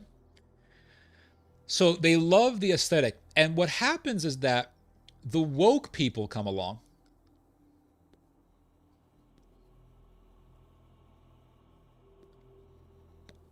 And they piss all over it. They say, well, why are there all these white people in Lord of the Rings? There should be some black folks in Lord of the Rings. Let's put some Africans in Lord of the Rings. And why aren't there more women characters in Lord of the Rings? Let's put more women in Lord of the Rings. Let's put more women in serious roles in Lord of the Rings. And so they woke guys, or they wokeify, whichever word you want to use, the Lord of the Rings.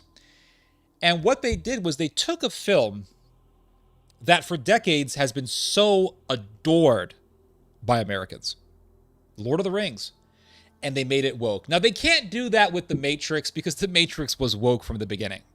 That whole movie, The Matrix was the OG woke movie. If you think about it, The Matrix was the first serious woke film. But it was done so well that people didn't care. People didn't mind.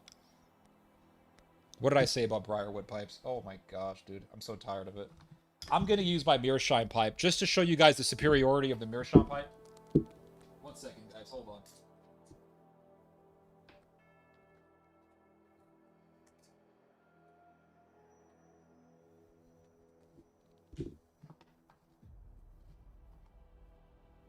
Let me just clean it real quick. I'm going to clean this up real quick, guys. Hold up.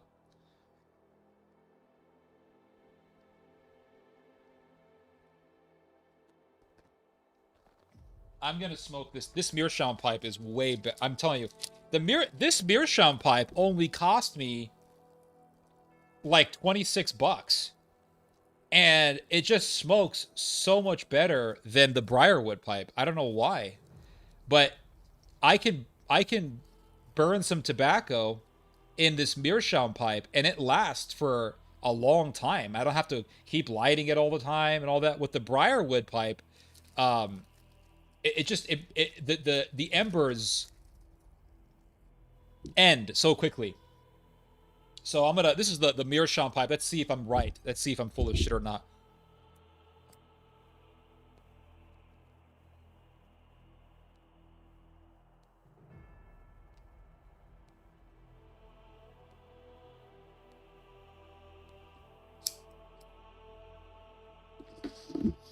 So,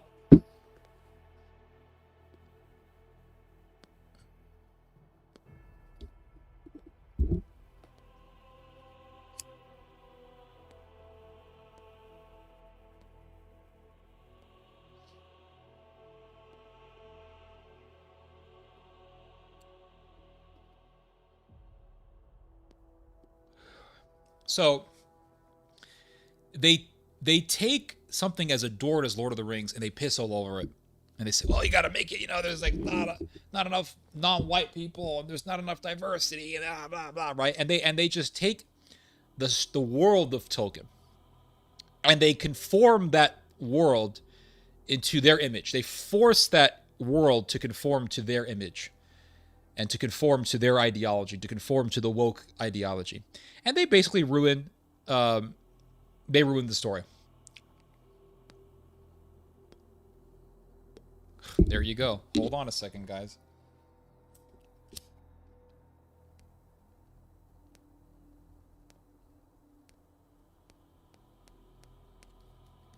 Now,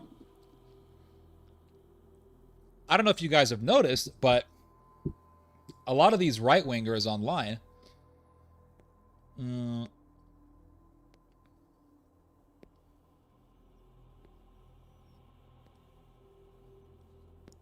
that's a great smoke. A lot of these right-wingers online are now using the Lord of the Rings to promote their right-wing ideology, the nationalist ideology. So they're showing the Shire, right? Everyone's white. And they're saying, you see, this is the world that we can create if you listen to us. And tell me if you guys think I'm wrong. If you think I'm wrong, fine, whatever. But tell me if you think I'm wrong here. It seems to me that people are looking at the Lord of the Rings and they're saying, this is the right-wing story. The good guys are the right wing, the Nazis, the nationalists. The bad guys are the foreigners, the orcs, the dark-skinned foreigners, and we are Aragon, we are Legolas, we are Gimli. We're the good guys.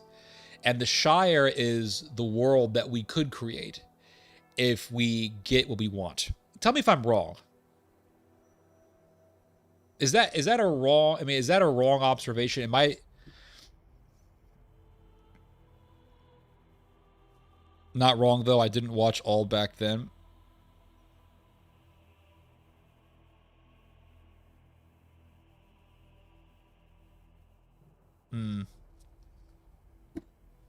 That's what it seems like what's happening. Because I've noticed a lot of people are posting these Lord of the Rings memes, and they have a very political slant to them. So they'll say, "Oh, the Lord of the Rings." They'll show some image from the Lord of the Rings, and then they'll say, "Oh, look, the foreign orcs are coming in under the. They're coming into the Shire under the facade of being refugees, and oh my gosh, and we are Gandalf, we are Aragon, we're Legolas. That's us, and the Shire is the world. The Shire is the peaceful European utopia that we could create if we get what we want. If you guys follow us, that's what it seems to me. Yeah, and Palantir is something from the Tolkien books. It's from the Lord of the Rings world, the word Palantir. And so it's obvious that Peter Thiel, who's a right wing eugenist, is definitely a fan of the Lord of the Rings. And he's influenced by it as well.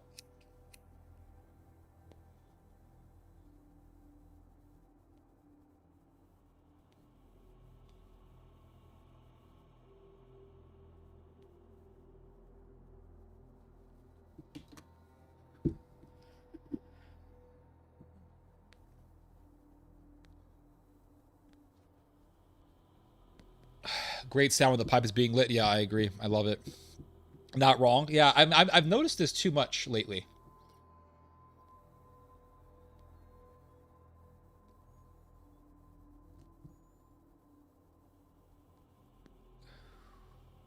Do you remember the Calvinist Keith Thompson that you debated? Yeah, I debated him back in 2014, if I'm not mistaken.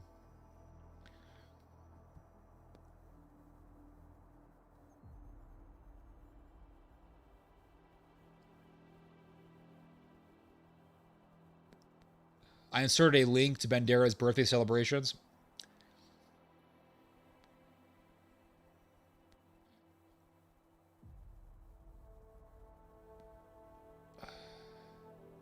You know, I played a number of the Lord of the Rings games. I played the two Lord of the Rings games that came out for GameCube, or they came out on GameCube, and then I played a number of years ago.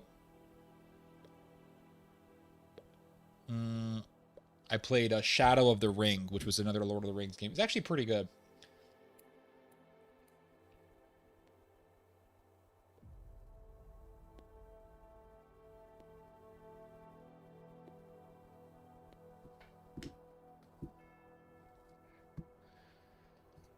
Isn't Lord of the Rings based on Wagner's The Ring Cycle? I'm not sure.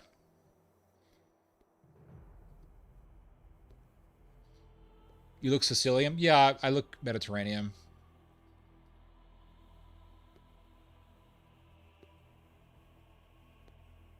Yeah. I mean, in Italy, I sort of, or Spain, I sort of fit in, but, you know, definitely not Anglo.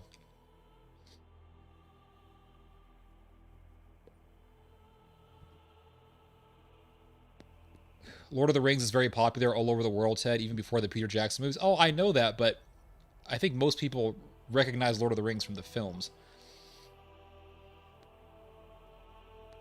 The reaction is what people want. I just ignore them. Exactly. Exactly. You can kind of tell the purpose of a movement by the reaction it gets. Like, what is the purpose of the film? Or what is the purpose of a particular movement?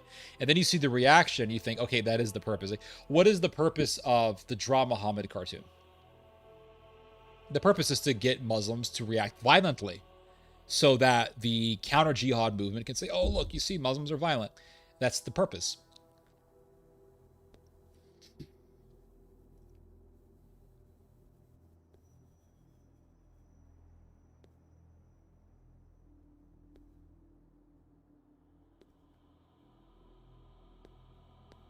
Sherlock Holmes up in here, yep.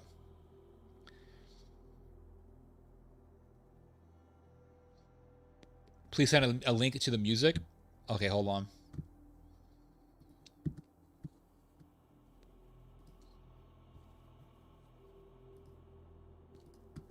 Here. Here's the music.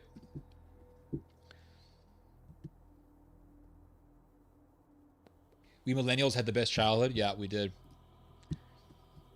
We got the best video games ever, let me tell you. Because you have the boomers who got into video games, but they were playing Atari, and those games suck and they're boring and they're outdated. But then when you grew up in the 90s, you saw games like Resident Evil 4, and you saw the really the Resident Evil game universe just be reformed to become a much better game. And I started playing Resident Evil when Resident Evil 4 came out. I do not like the constant shifting of the camera angles. It's just too nauseating for me. I do not like it at all. So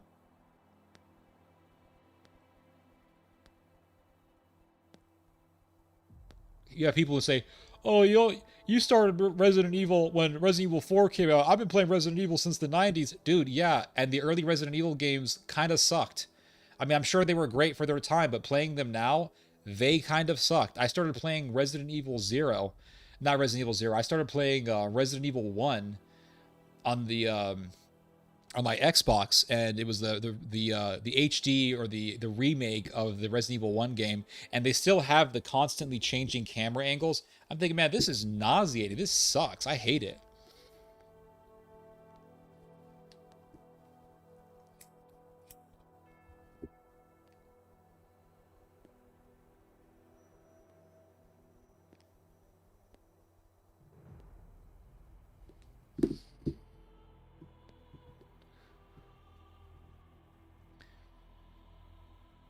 You don't get high off tobacco? Yes, you do. I'm originally from tobacco capital in the world, and you need lots of humidity to grow tobacco. Yeah, you do.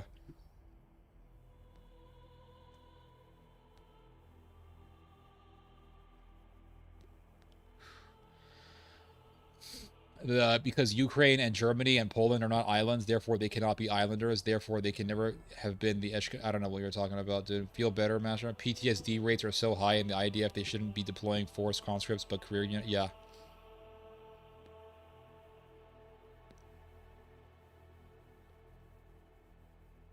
Can you grow your own tobacco? It's very difficult. You can.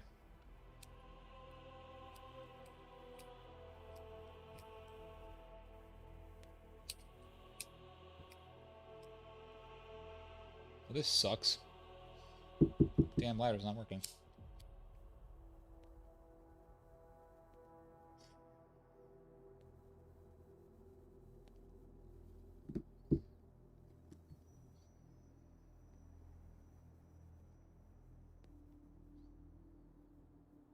Get some sleep, Master Driver. And just rest your mind. Don't get smoked too much or you get sick. No, I ate enough food. What is the opposite of wokeism? I mean, I guess the opposite of wokeism is just to sort of keep things the way they were, to keep things as they were as far as films go, which is fine.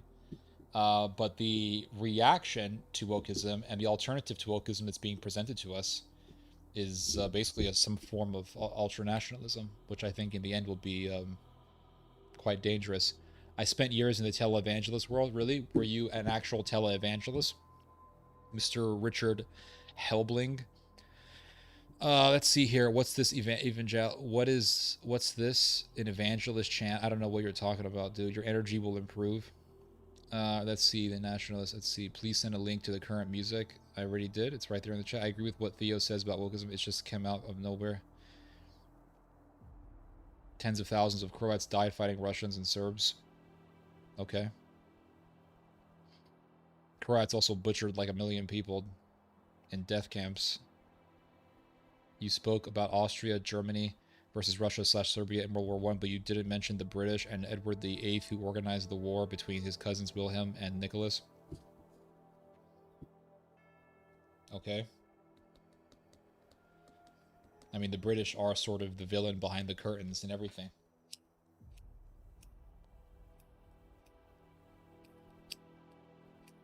Yep, this slider is fucking dead.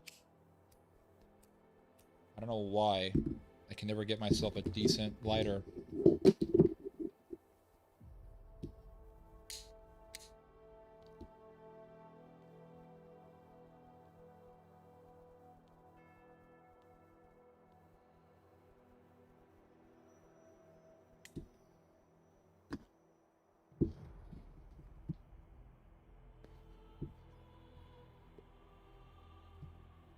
How to justify a genocide, very dark. Oh yeah, that's true.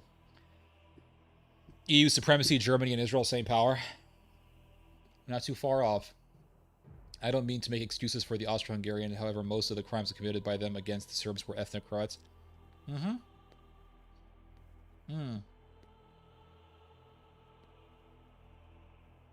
That's true. That's true. But they were still being... that was still done under the superintendence of the Austro-Hungarian government. You spoke about the Normans and Ottomans, Turks, but you didn't mention Venice, the real financial and political power behind both.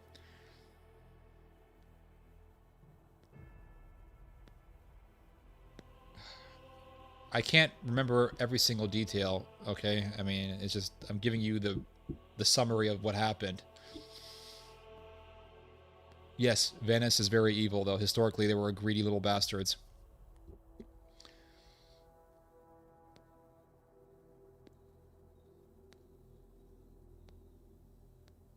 Happy, hopeful new year, Theo. Appreciate that, Mr. Sunny. Just started trying to get into geopolitics and failing miserably. You'll get there. Y'all are drinking some cozy drinks. Blah, blah, blah.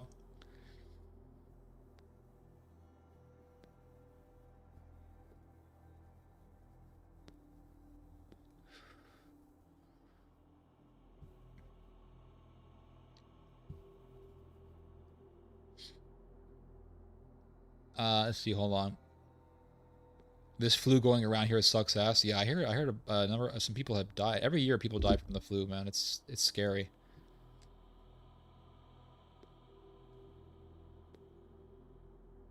I love the drama. Hate a dry tutor. I lose engagement. Okay.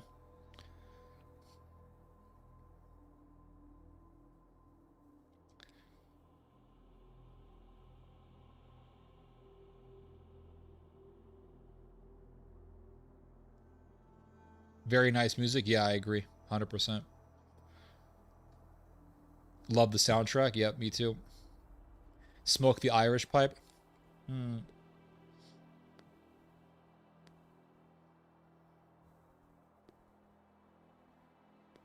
You get off topic because you read the chat? No. Not really. Genesis had the best sports games.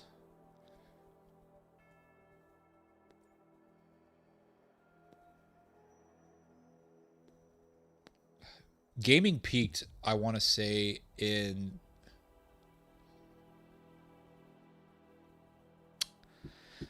I don't know. I think gaming peaked in like... Oh, I don't know, to be honest with you, dude. Because there's a lot of games that I enjoy playing from different time periods.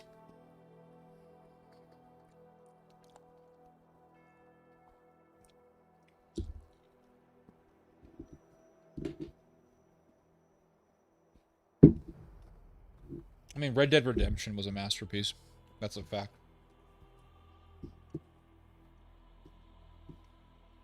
One second, guys. Hold on. So there was something I want to show you guys. Check this out.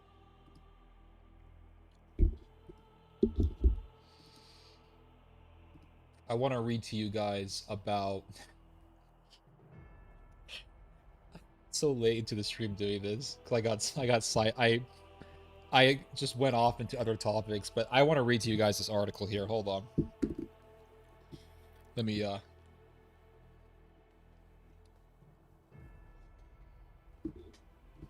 light this thing up here. Hold up.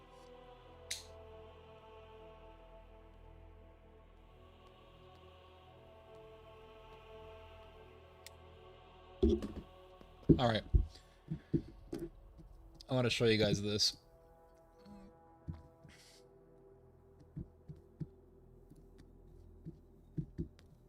Check this out. Check this out. Check this out. All right.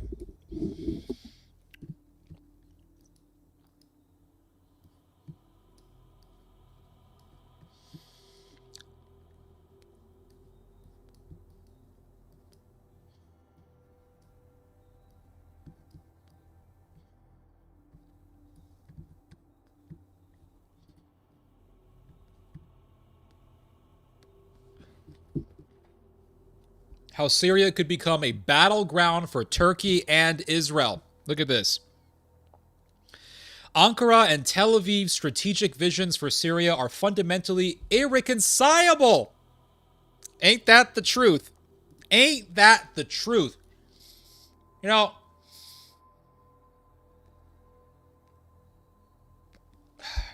in the 1990s, a group of pro-Israel lobbyists by the names of David Wormser and Douglas Faith wrote something called the Clean Break Memo.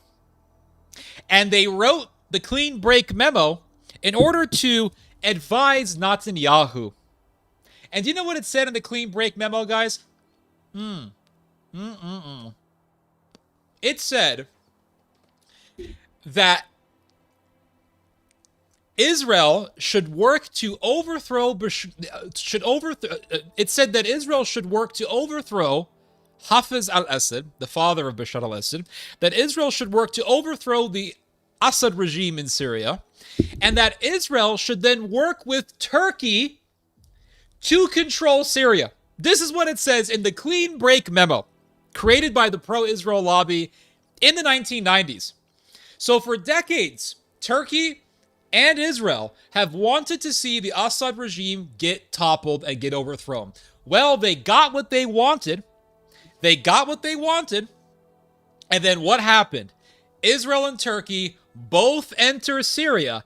But unlike what is prescribed in the clean break memo created by the pro-Israel lobby, Israel and Turkey are not ruling over Syria together. They're not co-ruling Syria.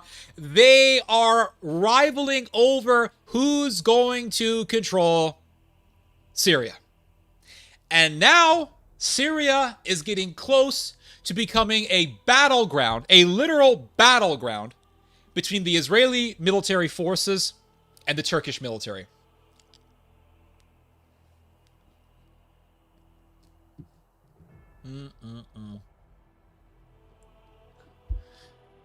So it says here, Turkey seeks a unified state anchored.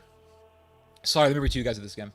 Turkey seeks a unified state anchored by an Ankara-friendly central authority and preserved territorial integrity. So Turkey's saying, okay, we want Syria to be a united, stable, harmonious country. Israel is saying, no, we don't want Syria to be a unified country. We want to break Syria down into different cantons.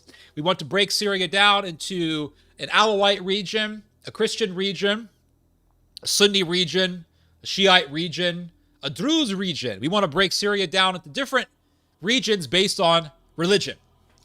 And the reason why Israel wants for this to happen is because they know, the Israelis know, that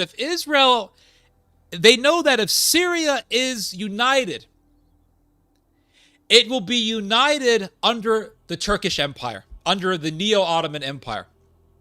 And Turkey will be successfully governing over Syria because as an empire, it's difficult to control a country that's not unified. You have to constantly be fighting other factions. Turkey has been at war with Kurdish separatists for decades, and it has been fighting Kurdish separatists in Syria as well, the YPG, and you have the PKK, and they're both part of the same group, really. And the Israelis have been backing Kurdish separatists in Syria. They've been backing the Druze in Syria because they want to make Syria so divided and so polarized that Turkey will have much difficulty ruling over Syria. And if Turkey cannot rule over Syria successfully, that means Turkey is not that powerful in the Middle East. That means Turkey not being the empire that it wants to be. Because in order for Turkey to be an empire, it has to control Syria. It has to. Turkey borders with Syria. Turkey wants to be the most powerful country in the Middle East. How could Turkey be an empire in the Middle East if it does not have Syria as a part of its sphere of influence? So Turkey is saying, Syria is our sphere of influence. It's a part of our sphere of influence. It's part of our Neo-Ottoman Empire. And Israel's saying, no, it's not, because we're going to make sure that it remains divided. And if it remains divided, that means Turkey can't control Syria, because it won't be a unified Syria under Turkey. It'll be a divided Syria, with Turkey being like Humpty Dumpty trying to put the pieces together. So Israel is working to undermine and sabotage Turkey's aspirations and Turkey's envisage for empire.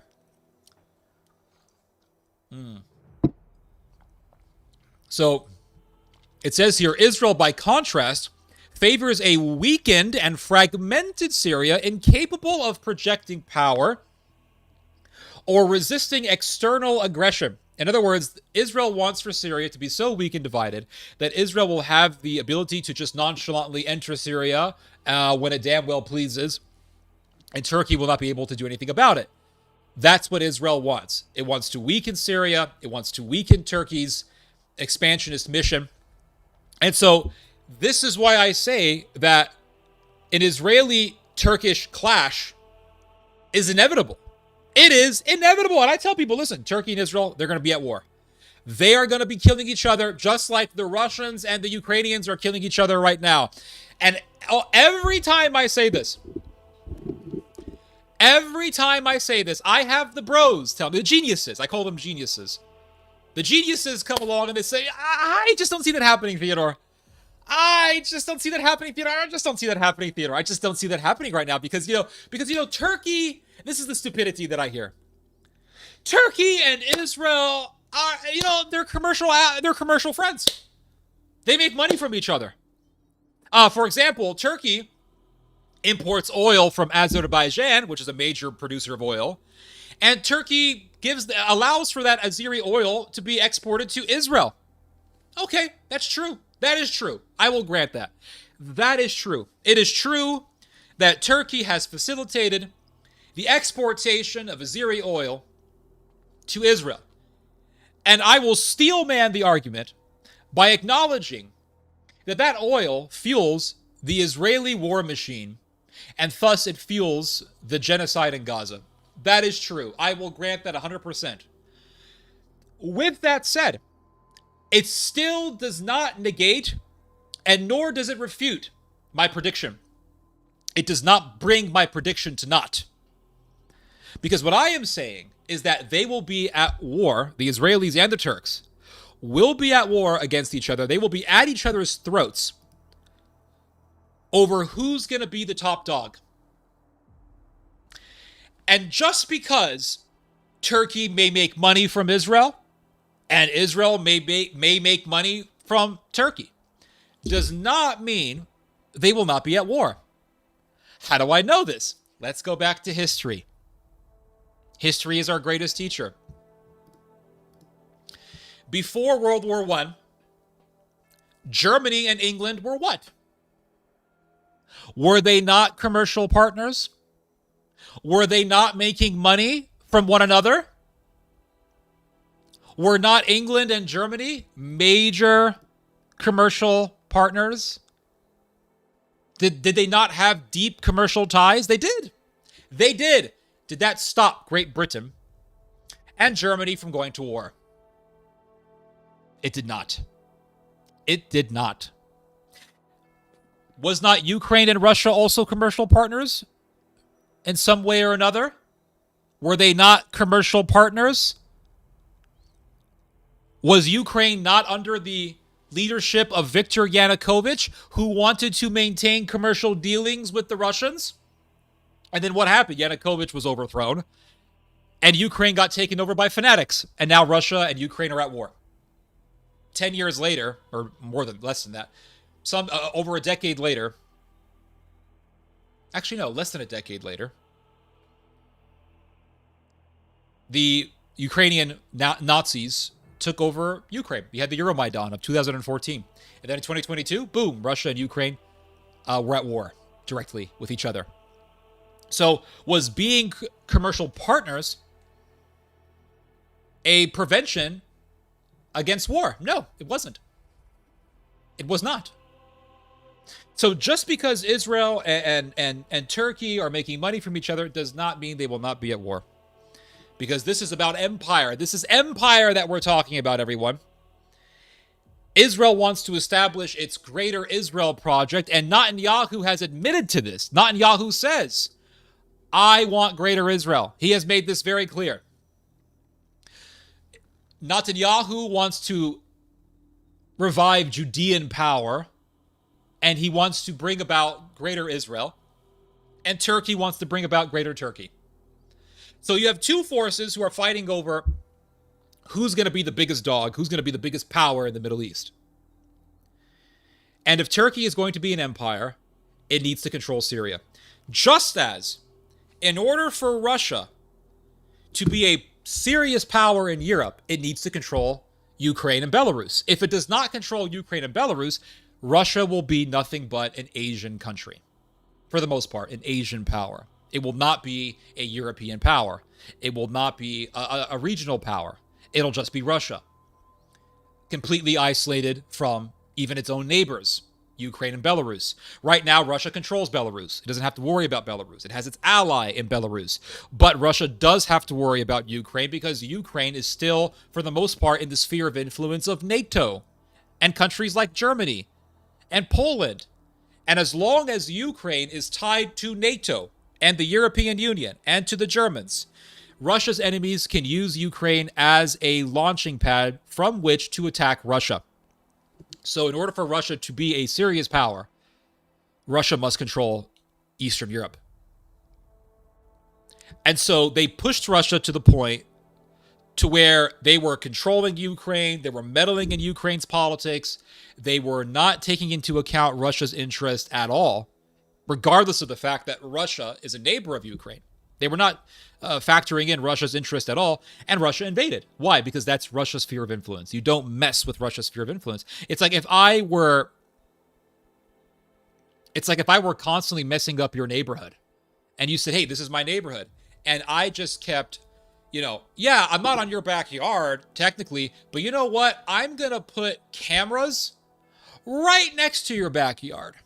In the backyard right next to yours, I'm going to put cameras with machine guns, and they're going to be pointing laser pointers at you. And every time you go outside, the little cameras move around, and the laser pointers are aiming right at you. And you see laser pointers on your chest. You see them, they're hitting your eye. You're like, oh man, what the fuck? And hey, don't stop doing that. Well, wait a second. This is not your backyard. This is on the neighboring backyard. We can do what we want. Well, hold on. You're pointing guns at me all the time. Eventually, if nothing happens to solve this problem, something has to give, right? And eventually there'll be a breaking point. So Russia reached the breaking point. Turkey is going to reach its breaking point. Israel has bombed Syria numerous times. Israel bombed an air base that Turkey took over and said belonged to Turkey. Israel bombed the airway for this military Air Force base that was in Syria. And Turkey said, that's our Air Force base. Don't mess with it, Israel. And Israel bombed it. Well, if Turkey is going to be a country that will be taken seriously, there's going to come a point where Turkey will not be able or will not be in a position to tolerate that. And something has to give. Something's going to break. There's going to be a breaking point. And so it says here, nearly 10 months after Damascus and the Syrian Democratic Forces, SDF, signed the March 10th agreement, which envisaged integrating the People's Protection Units, YPG, dominated force into the Syrian state, the process has stalled. So I'm going to explain to you guys what this article is talking about real quick. So Turkey has a problem with Kurdish separatists in Syria. And the reason for that is because there is a group of people called the PKK. The PKK are Kurdish separatists in Turkey who want to defeat the government of Turkey, and they want to take a chunk of Turkey and declare some kind of independent Kurdish state. I don't really know all the details, but I do know that the PKK has been fighting against the Turkish government for decades upon decades. Tens of thousands of people have been killed in this conflict. And then next door, you have Syria, and in Syria, you have the YPG. The People's Protection Units. And the YPG is another Kurdish separatist group that wants to establish a Kurdish state in Syria, and they are allies with the PKK in Turkey. So Turkey is fighting this terrorist organization called the PKK in Turkey within its own borders, but at the same time, there is an ally to the PKK right next door in Syria.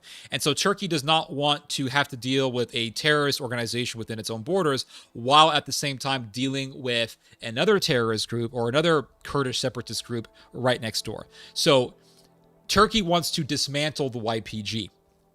And the way that it has done that, or the way that it has attempted to do that, is by telling the Syrian government to integrate the YPG into the Syrian armed forces.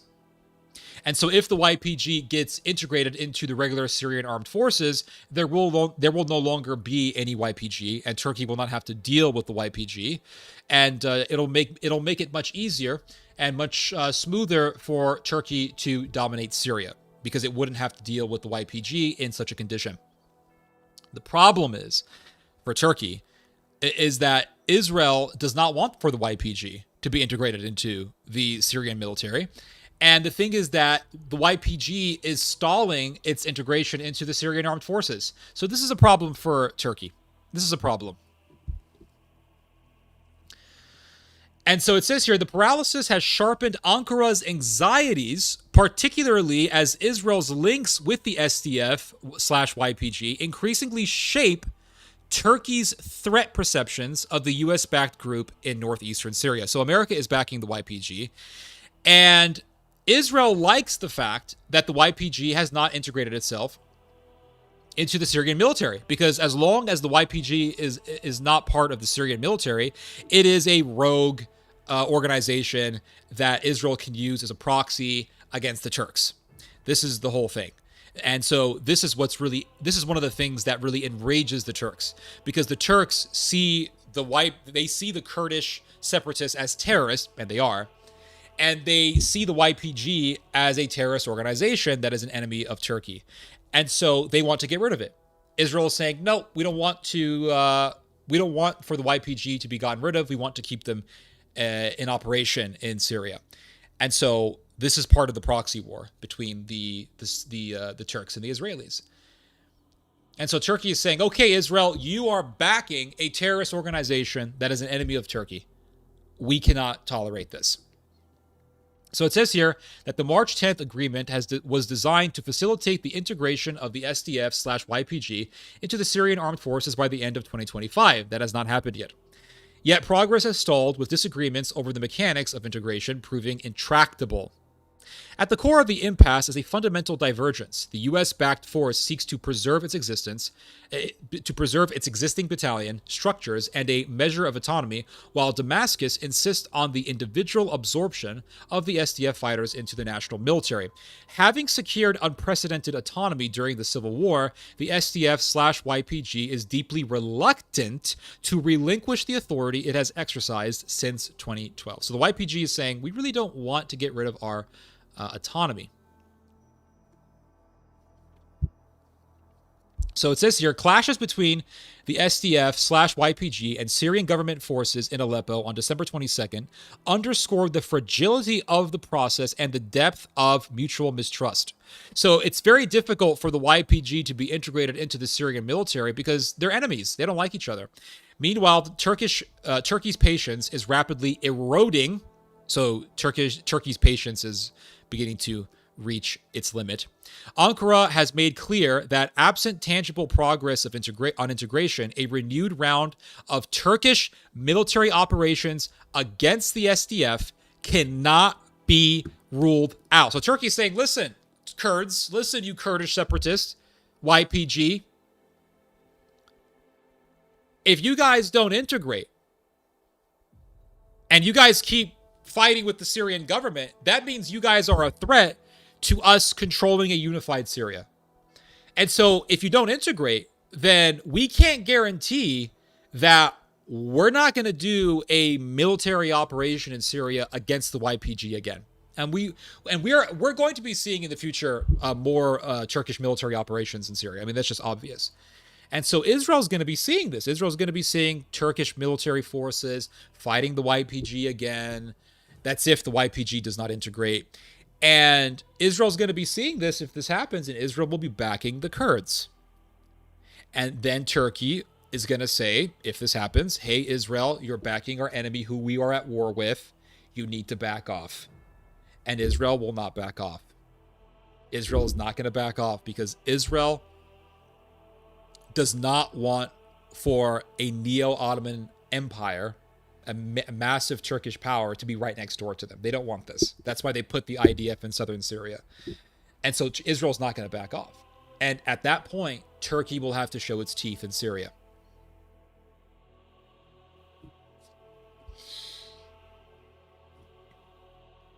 So it says here, Turkish Foreign Minister Hakan Fidan declared the SDF had, quote, no real intention of making significant progress in the negotiations on integration with the Damascus administration. So Turkey is saying, okay,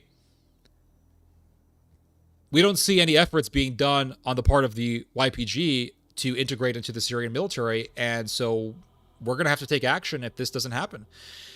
He, meaning Fidan, further accused the group of conducting, quote, some of its activities in coordination with Israel. So the Turkish government is saying, listen, YPG, Kurdish terrorists, we know for a fact you are working with Israel. You are in cahoots with Israel. And so Israel is in bed with our enemy. And Turkey will come to the point where it'll not be desiring to tolerate that. And eventually there's going to be a clash. I mean, this is just inevitable. It says here, available reporting suggests that Prime Minister Benjamin Netanyahu's government has developed indirect but substantive links with the YPG, Kurdish separatists in Syria, as part of Tel Aviv's post-Assad Syria strategy. using the group as a means of constraining the consolidation of power by the relatively new central authorities in Damascus. So Israel says, okay, these Kurds don't want to conform to the new Syrian government of Jalani, which means they don't want to conform to the Turks. And so we're going to use them to prevent and to hinder the unity of Syria. Because as long as you have these Kurdish separatists in Syria, you don't have unity. So Israel wants to keep it that way. Turkey wants to change that. Turkey wants to reverse this. And so eventually, there's going to be a clash. That's just inevitable. There's going to be a clash. Israel wants to control Syria, make sure that it remains divided. Turkey wants to have a united Syria so that Turkey can easily control Syria. Turkey can't have that if Syria is divided. And Turkey can't have that if Israel keeps backing separatism in Syria. So eventually there's going to be a clash. There is no realistic scenario in which Israel would militarily shield or actively defend the SDF against a Turkish operation. More importantly, the decisive external actor regarding the SDF is the United States, not Israel. So Turkey knows, hey, we can do military operations against the Kurds in Syria. Israel can't really do much about it. So if Turkey does another military operation against the YPG, then Israel's not really going to be in a position to defend the YPG. Now, with that said, I think what Israel wants to do is establish a massive buffer zone in southern Syria. Turkey cannot allow that if it wants to have a unified Syria under Turkish power. It has to have all of Syria in order to have a united Syria under Turkish power, under Ankara. So if Israel is insistent on establishing a buffer zone in southern Syria, that is going to directly conflict with the interest of the Neo-Ottoman Empire. And like I said, a clash is inevitable.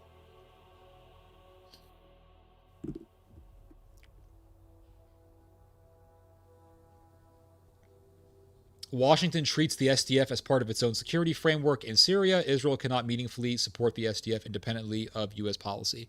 So it looks like what could happen is the United States is just going to tell the SDF to integrate, to make this thing work, to please the Turks. If the Americans don't do that, then conflict is inevitable. So it says here, Ankara's message is unequivocal. It will not remain passive if the SDF/YPG fails to integrate into the Syrian armed forces. So there's going to be blood. There will be blood. Viewing a PKK-affiliated proto-state, particularly one coordinating with Israel along its borders, as a grave national security threat, Turkey has made clear that it will not tolerate such an entity consolidating its position. Since August 2016, Turkey has launched multiple military operations against the group inside Syria, with growing media speculation that Ankara may soon undertake another. So it looks like there's much speculation that Turkey will be launching another military operation into Syria against the YPG. If that happens, then the Israelis will show their support for the YPG in some way or another. And Turkey's just going to say, okay, Israel, this is more of a reason as to why we have to go to war with you. And it's just going to put more fuel on the fire, and it's going to intensify, exasperate tensions between Israel and Turkey. And it's just going to really spell the inevitable conflict between the two countries.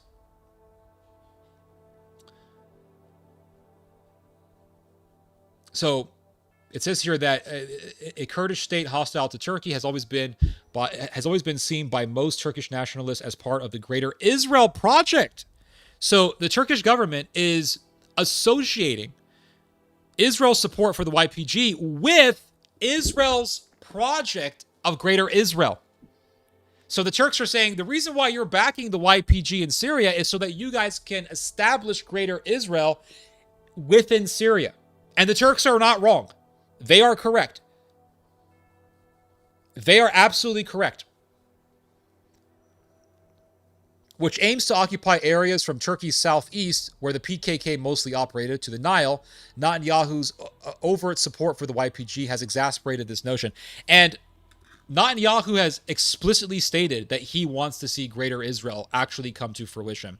So it's not a lie. It's not some conspiracy theory. It's absolutely true. Yes, Turkey is correct. Israel does want to establish Greater Israel. That's just an obvious fact. And that's why they're supporting the YPG in Syria. And Turkey is saying, if we don't stop Israel's activities in Syria, then we're going to have to deal with a Judean empire in the Middle East. And then we're going to become inferior to Jewish power, to Judean power. We can't have that.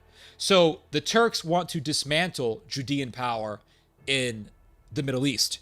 Now, when this happens, because Turkey is going to embark on this mission, when this happens, when the world sees Turkish soldiers marching against Israel to the sound of their baglamas, they're going to cheer on the Turks. No one's going to sympathize with Israel. No one's going to give a shit. It's like the next time you see Iran bombing and pounding Israel, that's going to happen. It might happen again this year. But when the world watches Iran pounding Israel yet again, the world is going to cheer on. 100%. They're going to be clapping their hands, cheering it on. And Iran and Turkey are going to go from being countries that most people don't care about to countries that everyone's going to praise and adore. And people are, mark my words, people are going to say, you know, the Turks are right.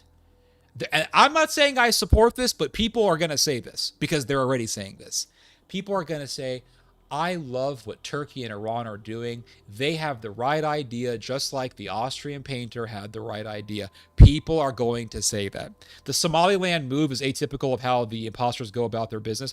Well, you see, Israel recently recognized Somaliland in Somalia because Turkey has a number of military bases in Somalia, and so Israel wants to establish a military outpost in Somalia as a way to counter the Turks in Somalia, and at the same time as a way to counter the Houthis, because Somaliland is actually right across from Yemen on the Red Sea. So definitely Israel has its own geopolitical interest in recognizing Somaliland, other than just, recognizing Somaliland because Israel just loves Somaliland. So it says here, with Assad gone and a Turkish-backed government established in Damascus, many Turks are of the opinion that Turkey is now de facto bordered by Israel at the Golan Heights. Yeah. So Turkey sees Syria as an extension of Turkish power. So it's no longer just, okay, there's Turkey, then there's Syria, then there's Israel. No. Turkey sees Syria as an extension of Turkish power, as an extension of Turkey itself. So they don't see Israel as being next to Syria, but not sharing a border with Turkey. No. They see Israel as sharing a direct border with Turkey because Syria joins with Israel. Syria's border joins with Israel's border. So now they see Turkey's border as being attached to Israel's border.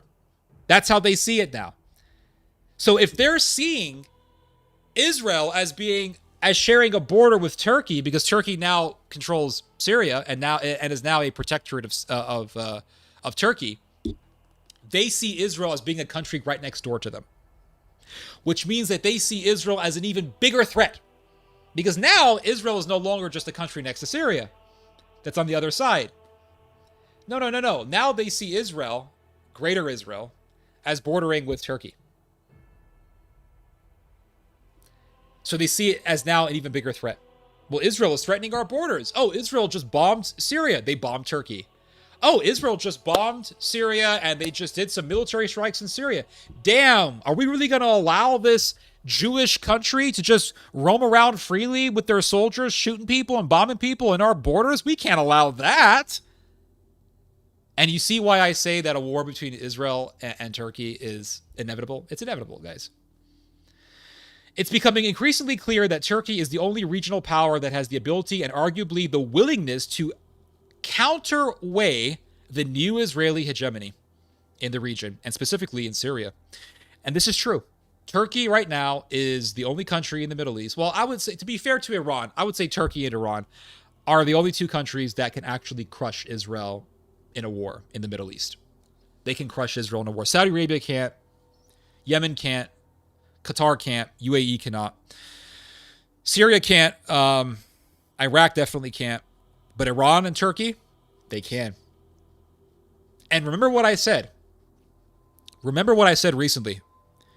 Turkey, Pakistan, and Iran are all joining forces against Israel. Turkey is deepening its security ties with Pakistan, and it's deepening its security ties with Iran.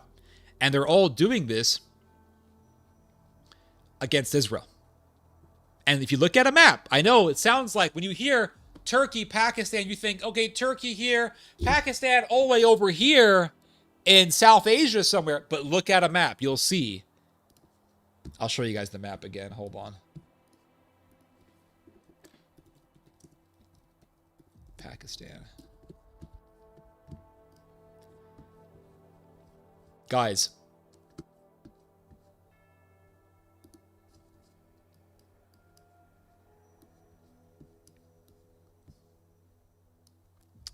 It's a chain.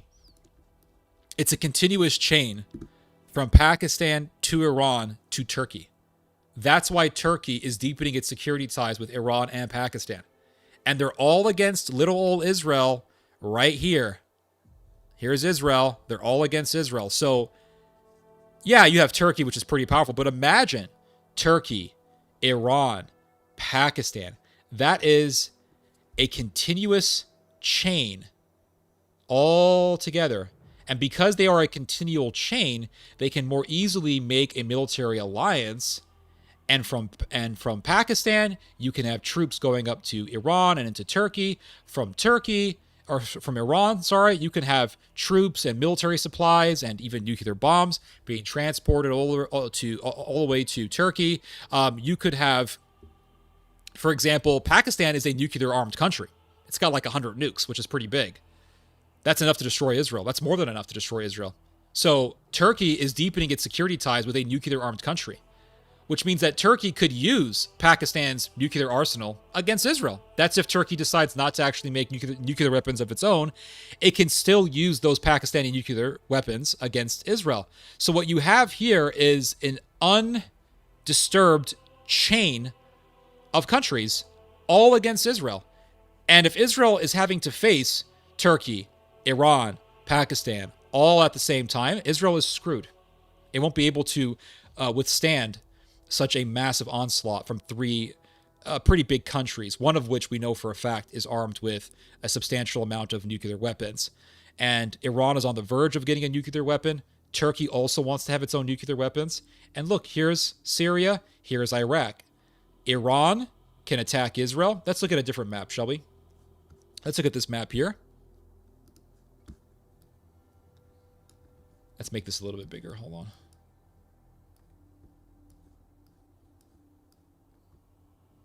I'll make myself a little bit smaller here. And I'll make this a little bit bigger. Hold on a second, guys. Sorry about this.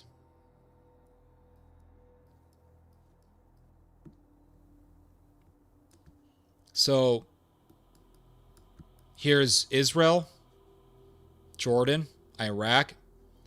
Iran is connected to Iraq religiously, territorially, culturally, because Iraq is dominated by Shia Islam. Iran is also dominated by Shia Islam.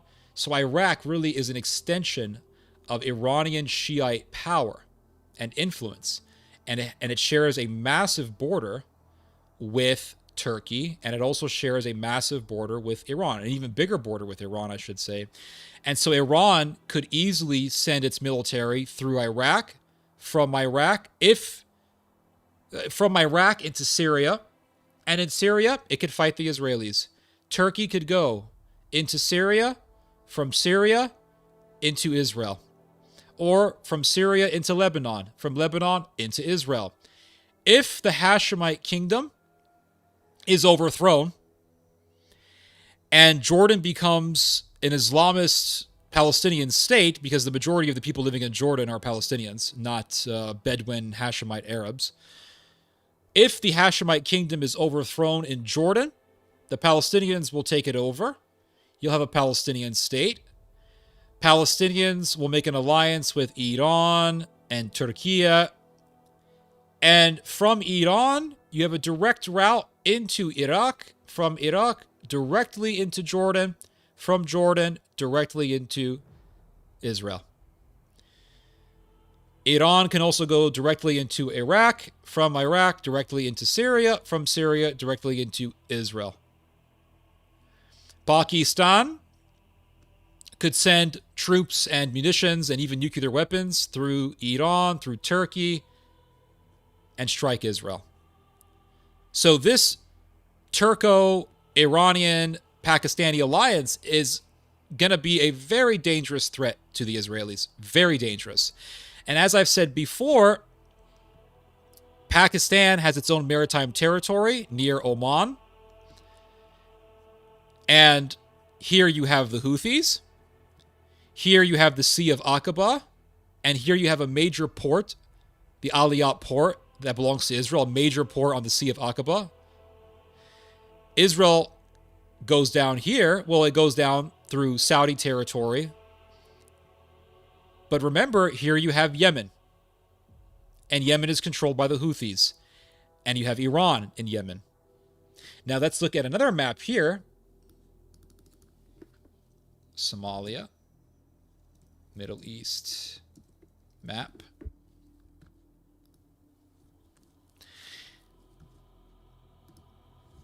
Here, and let me see if this map is garbage or not. This map looks kind of like garbage. Yeah, it's a garbage map. Hold on a second.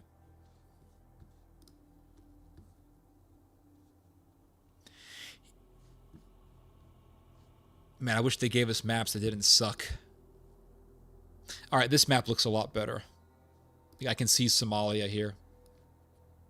So if you look at a map, you have Somaliland right here. Somaliland is right. Wait, where is... hold on. I want to get this right. Somaliland on a map real quick.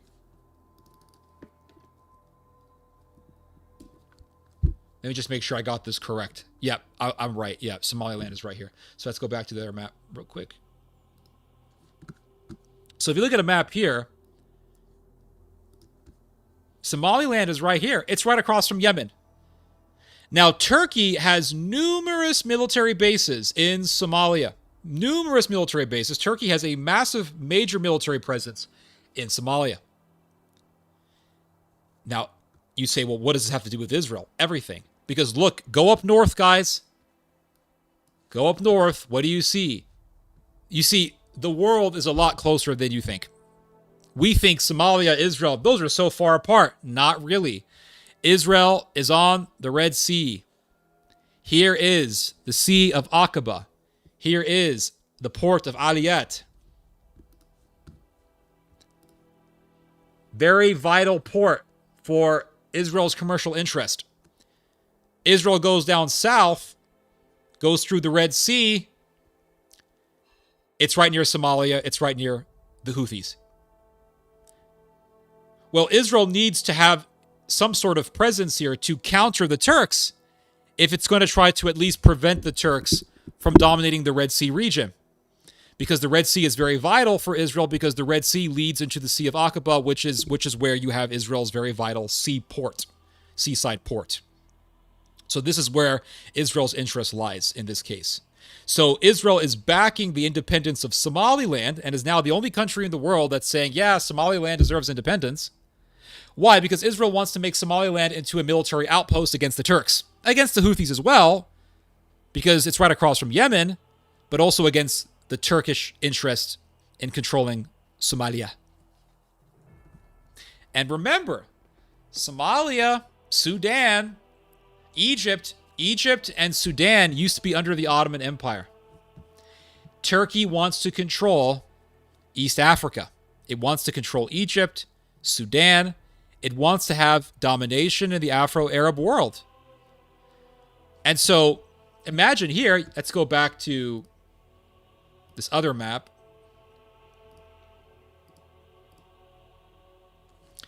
Let's go back to this map here. Imagine, if you will, look, Pakistan. Turkey has a military presence in Somalia, which is right down here. Israel has its maritime interests on the Red Sea and on the Sea of Aqaba. Well, you can see how Turkey and Israel are in this Cold War, so to speak, over not just Syria in the north, but also over parts of East Africa, really over the Red Sea. Who's going to dominate the Red Sea? Who's going to dominate the Red Sea? If Turkey is going to establish a neo-Ottoman empire, that would mean Turkey controlling Egypt and Sudan. That would mean Turkey having a massive military presence in East Africa. That would mean Turkey having a massive military presence on the Red Sea, which it already does to a certain extent with its not really a massive military presence, but it already has interest in Sudan. So if Turkey is going to have its empire, then it's going to have a military presence on the African side of the Red Sea. That means a Turkish military presence on this maritime territory that leads into the Sea of Aqaba, which connects with Israel's very important seaside port. Israel cannot afford that, and Israel will not tolerate that. But Turkey will not tolerate Israel trying to undermine its imperial aspirations. So that's why I say a clash is inevitable. And so imagine, if you will, here you have Pakistan, Iran. If Turkey has massive alliances with Iran and Pakistan, that means Turkey has this undisturbed, unhindered chain from itself into Iran, into Pakistan. That would also include the maritime territories of Iran and Pakistan. Israel, of course, wants to have the ability to have free reign in the Red Sea, but it can't really do that if the Houthis are a threat and if the Turks are a threat to Israel on the Red Sea. Let's say Israel hypothetically gets across Yemen and goes through the Arabian Sea. Well, it may not have free reign to go through Pakistan's maritime territory if Turkey is using Pakistan against the Israelis. So that means Israel sort of being isolated and locked in and limited in its movement in the Red Sea and in the Arabian Sea as well. And Israel definitely doesn't want this. Israel cannot afford this. Israel does not want to be this isolated rogue state. But that's what Turkey wants to do. Turkey is trying to isolate the Israelis. Well, you have the Sea of Aqaba here, but we're not going to let you go through the Red Sea nonchalantly. We're not going to let you go through Somalia and Yemen and Djibouti. And if you want to dare get near Pakistan, well, we're not going to allow that. That's going to be our territory. We're going to use the Pakistanis to control that maritime territory, but that's going to be our territory, not yours, Israel. And so Turkey is going to be the biggest power, so to speak, in the Middle East and also in the Islamic world in general. And Turkey will then have leverage to really exert its efforts to isolate Israel. And so that's why Israel is saying, listen, Turkey is our biggest threat. Turkey is the biggest existential threat to us, to Israel, not Iran, because Iran doesn't have this level of geopolitical power and prestige. It doesn't, because it's not connected to NATO, but Turkey is. So Turkey has that prestige. It has that connection. But going back to this article here, let me see this. Hold on.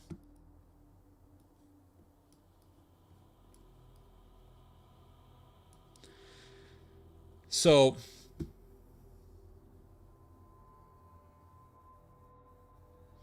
it's becoming increasingly clear that Turkey is the only region. Okay, I already read this. Let's skip this.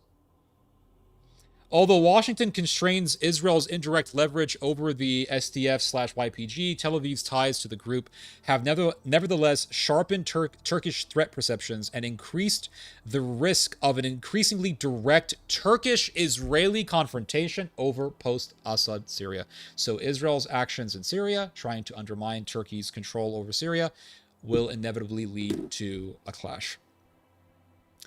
Looking toward 2026, a critical variable is how the Trump administration handles rising tensions between Turkey and Israel. And this is a really good point.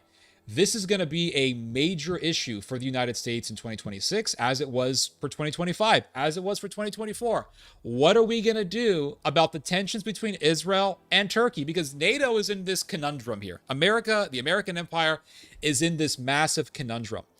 We have Turkey, which we need for NATO's empire to control Russia's movement from the Black Sea into the Mediterranean. We need Turkey to be our massive chess piece against the Russians on the Black Sea, on the Mediterranean, in the Middle East. But then we have Israel, and Israel wants to do this greater Israel project. Israel wants to be the most powerful country in the Middle East, and that means Turkey and Israel having a clash, because they both can't be, at the same time, the most powerful country in the Middle East. Only one country can have that position.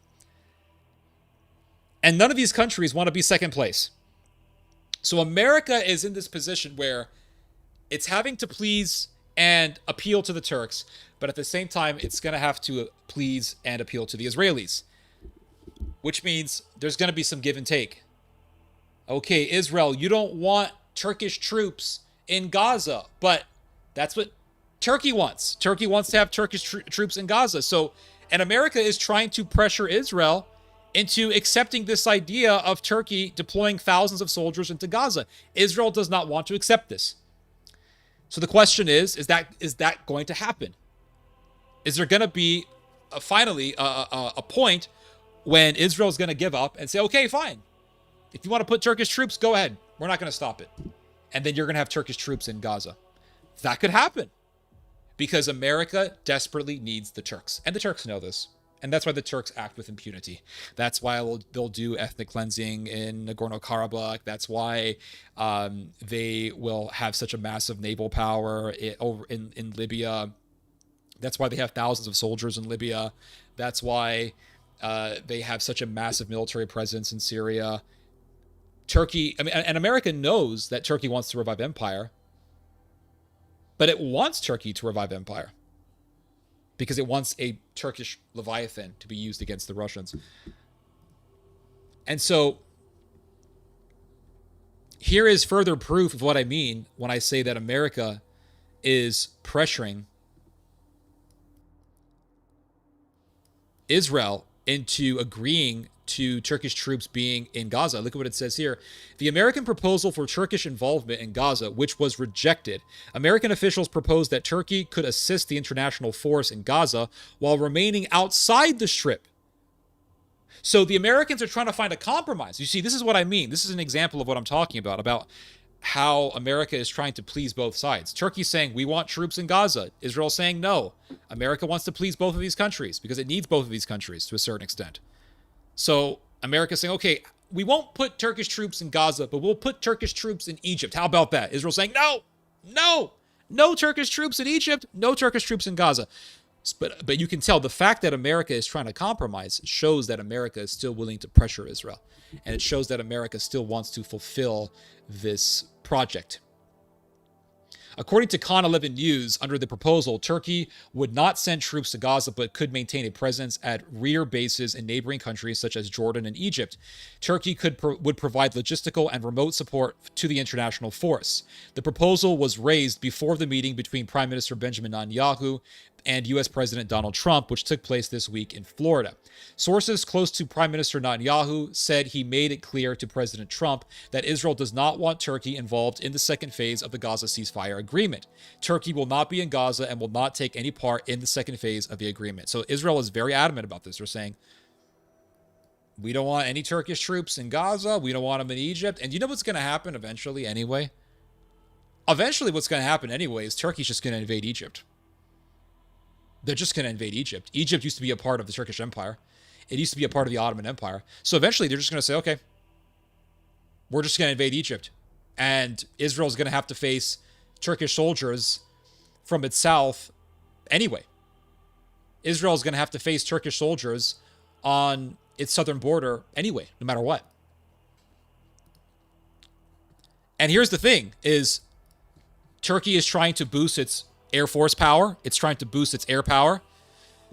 And it's right now developing its own 5th generation fighter jet known as the Khan fighter jet, which will be operational, I think, either by the late 2020s or by the 2030s.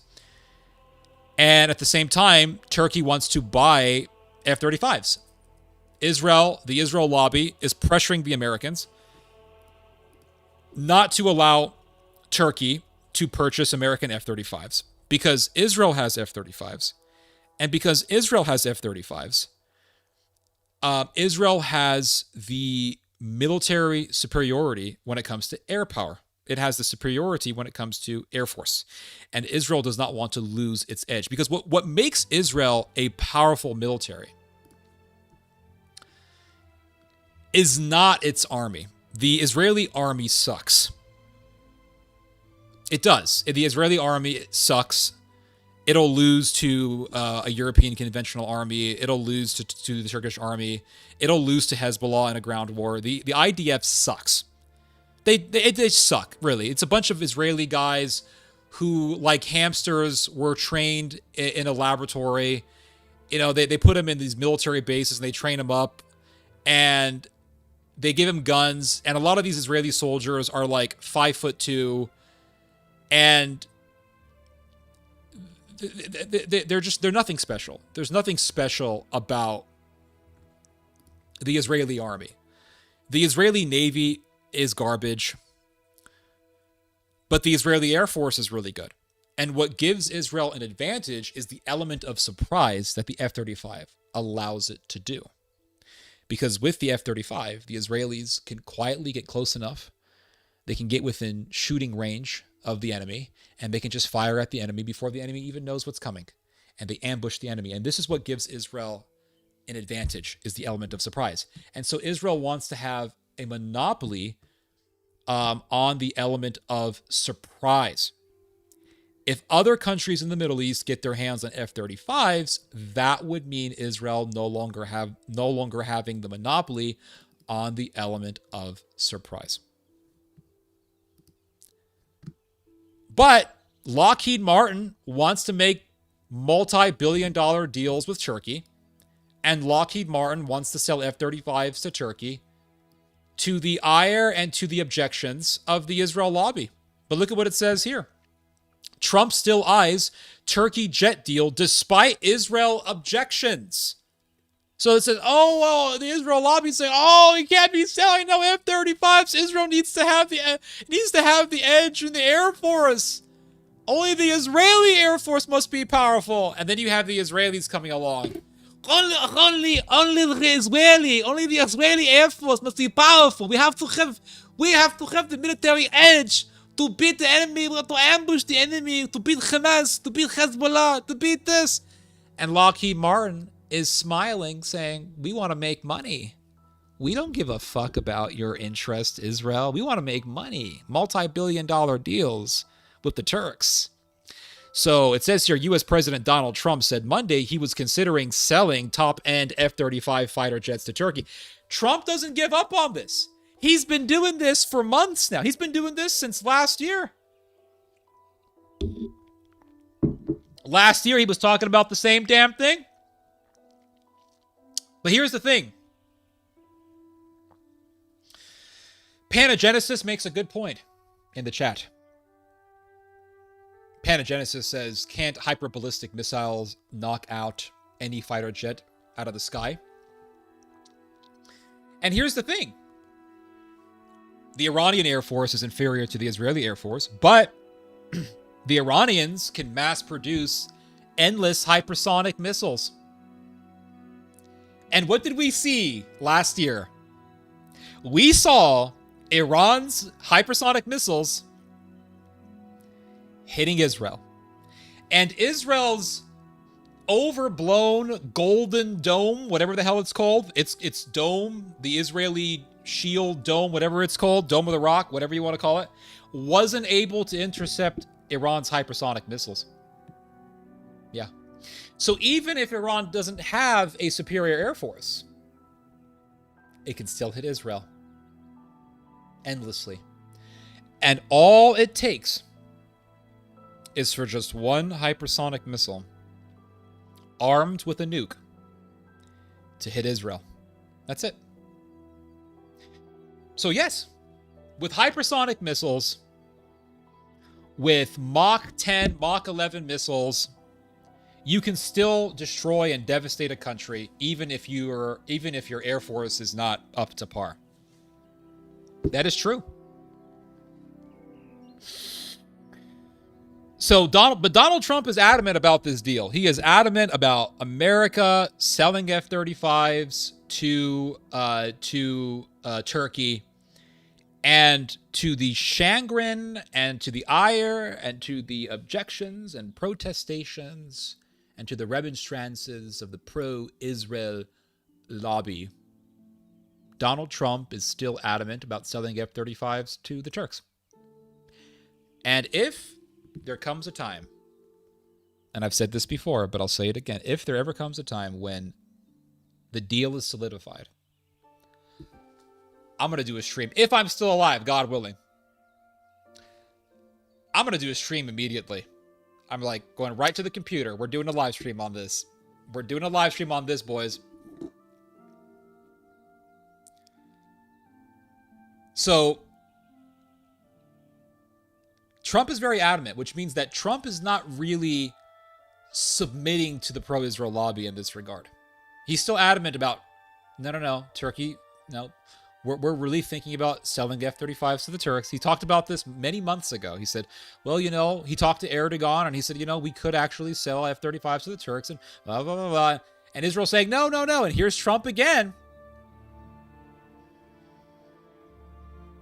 And Donald Trump is saying, we're thinking about it very seriously, Trump said when asked about an F-35 deal for Turkey as he met Netanyahu at the U.S. leader's Florida club. Israeli policymakers argue that F-35s would benefit Turkey in a potential war. Oh, we can't have that. We can't have Israel losing wars. No. We can't have that. And so it says here, Israel and Turkey are at odds over war-ravaged Syria, which neighbors both countries. Asked about the potential for conflict between Israel and Turkey, Trump called Erdogan very good friend. He's a very good friend. He's talked about going to war against Israel. Very good friend. We love him. We love him. Why is America so nice to a country that has openly declared a desire to go to war with Israel? Why? If America is so pro-Israel, because America has its interest at the end of the day. And if those interests go counter to the interest of Israel, America doesn't mind stepping on Israel's shoes and throwing Israel under the bus. So like I've said many times, America wants to please Israel, but at the same time, America wants to please Turkey. And the problem is that Israel and Turkey have opposing and conflicting interests. So how can you please both sides without angering both sides in some way? And this is the conundrum that America finds itself in. So even if the Israeli lobby cries to the roof, America is still going to work to satisfy at least some of the demands of Turkey, regardless of the fact if it contradicts the interest of Israel. So if there ever comes a point when America says, okay, Lockheed Martin, go sell the F-35s, make your billions of dollars, and that happens, then that will be proof of the decline of the Israel lobby. And this is what I've said many times.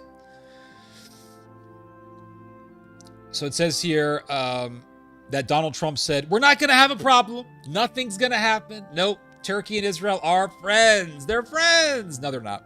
They are on the verge of actually going to war. And so this ties into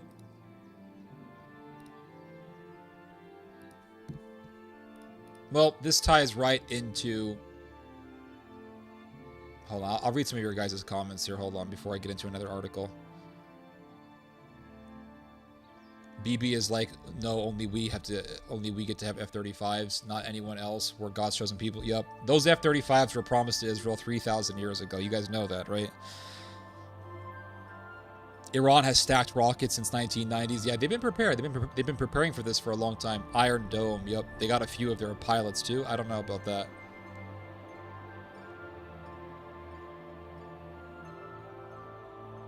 Typical germ. China stopped selling antimony.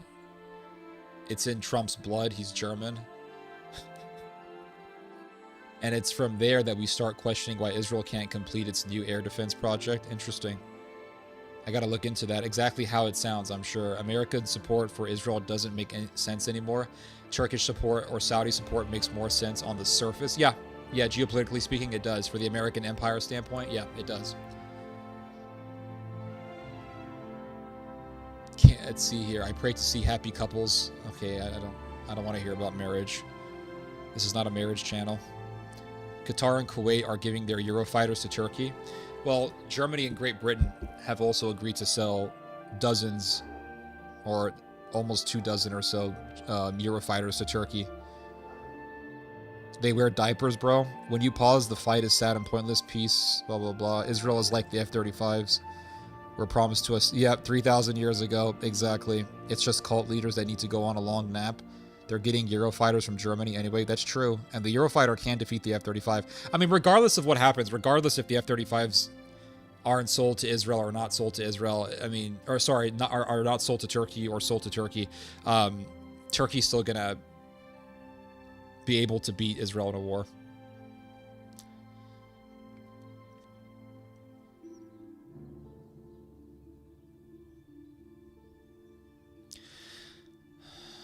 Israel's F-35s are more superior than the Eurofighters, but in war games, a Eurofighter took down an F-35, so it's enough of a counterbalance. Yep. Yeah, the F-35 is superior to the Eurofighter when it comes to the element of surprise, but the like you said, the Eurofighter can defeat the F-35 in a dogfight. On the latest episode of Useful Idiots, Katie and Aaron played a clip with an Israeli asset stating that regional leaders in Somaliland have agreed to absorb up to 1.5 million Palestinians. That's also a possibility. I can see that happening. Reminds me of how the Nazis wanted to send all the Jews to Madagascar.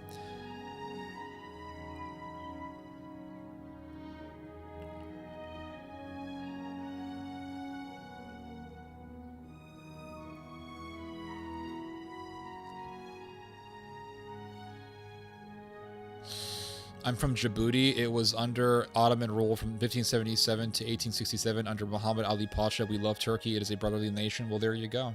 There you go. The fact that people over there in Djibouti love Turkey means that Turkey will not have that much difficulty controlling parts of East Africa.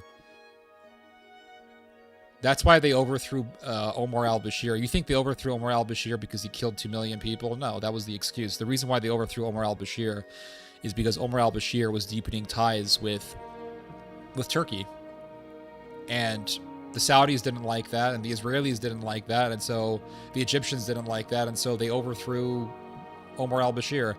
And what's been the result of that? The result of the overthrow of Omar al-Bashir has been Sudanese people murdering each other, and you have the RSF killing each other.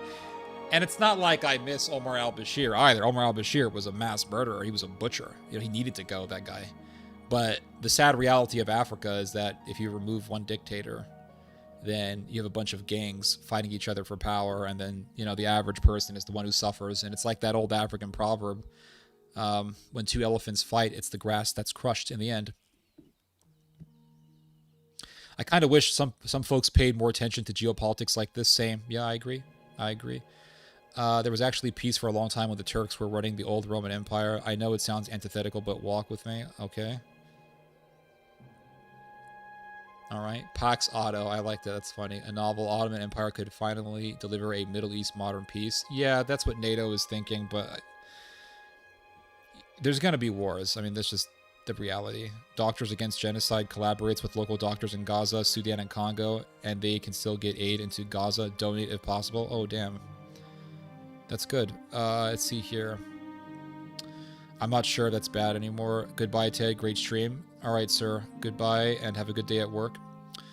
Germany is trying to reconstitute the Ottoman Empire. Yep, that's correct. I agree. World War III heating up. Yep, typical psyops. 100%. Darmok at Tanagra. Darmok. I don't know what Darmok is. Somaliland is registered in Great Britain, just like Israel is a business. That's hilarious. Oh, God. All these little poor, dinky-ass countries, they're all just businesses. Little Djibouti, yeah. Haha, the world is closed, and when you socialize or travel, it's closer than you think. Yep. Farsi is closer to our language than Hebrew. What's your language, Mr. Nomi Sunrider? Nomi Sunrider. Humans can be so annoying. Yeah, 100%. Turkish people have had enough. So when Levine says we have a genetic predisposition to hating Semites, he's doing it with a non-Jewish language. Funny. That's a good point. That'll probably piss him off if you told him that. Be like, you white people have a genetic predisposition to being anti-Semites. And you're saying that in a European language. And I wonder how much that would piss him off. You might see a power change in Turkey that will be friendly with Israel and all neighborhood countries. Yeah, I don't see that happening, to be honest with you, because the vast majority of Turks are super anti-Israel, even the secular ones. And remember, at one point in time, Hitler's Mein Kampf was a massive bestseller in Turkey. So this is something that is observed in both the Islamist, religious, secular, nationalistic groups as well. So I really wouldn't put too much weight on secular nationalism in Turkey. I mean, remember, who did the Armenian genocide? It was the secular nationalist. If you look at the Grey Wolves, which is a massive CIA-backed paramilitary organization in Turkey, I mean, they're not exactly Muslims. They may use Islam as a phase, but they're not really religious people. They're social Darwinist racist. I mean, they're racialist, eugenist, nationalist, and they hate Israel. They hate Russia. So even if you have a secular government in Turkey that's not Islamist, it'll still be anti-Israel, inevitably. English is closer, etc., etc. Oh, just little old Israel, eh? Israel commands the entire West and Gulf Arabs. Yep. The Romans dealt a lot with the Germans with colored eyes and hair. Before Rome subjugated them, Turkey has nukes of their own. Well, supposedly they don't, but maybe you're right. I don't know. The Knights of the Round Table were Iranian nomads. Okay. Maybe that's true. I don't know. Indo-European relations there. Anatolia was always white European. That's correct. Yep. Anatolia is a part of Europe. And the vast majority of the genetics and the DNA in what is now known as Turkey today is European DNA. I mean, those people are white.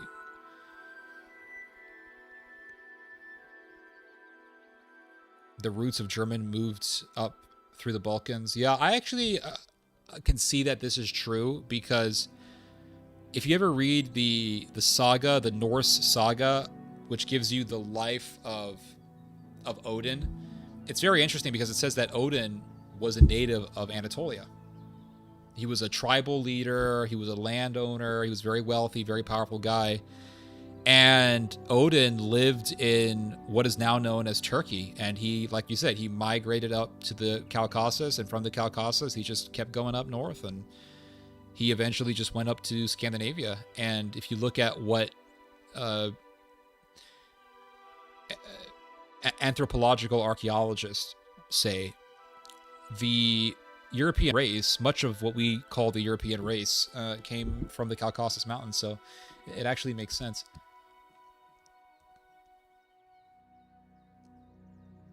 Kaiser Wilhelm II did call Islam a great religion. Yeah, the Germans have always been sort of friendly with the Turks and the Ottomans and all that stuff. But let's get to... Turks also have a strong Slavic admixture. Yep, that's true. I mean, that is true. They're very mixed up. There's a lot of ethnic Serbs who live in Turkey, believe it or not. Look at who pulled all the geopolitical strings in the Viking Age. Grey Wolves sound like Azov Battalion. They're very, very similar. They're both very racialist. Everyone do have different perspectives. Many folks about obsessed with directing history in their favor as well. That what Germanics are all about. They just want history corrected. Okay. Germany wants to team up with Turkey, right? Yep. American English is my language. All right. Gracias, Theodore. Por tu, etc., etc. Dios te bendiga. Dios te bendiga. Thank you. Free Israel, dude. Free Israel from what?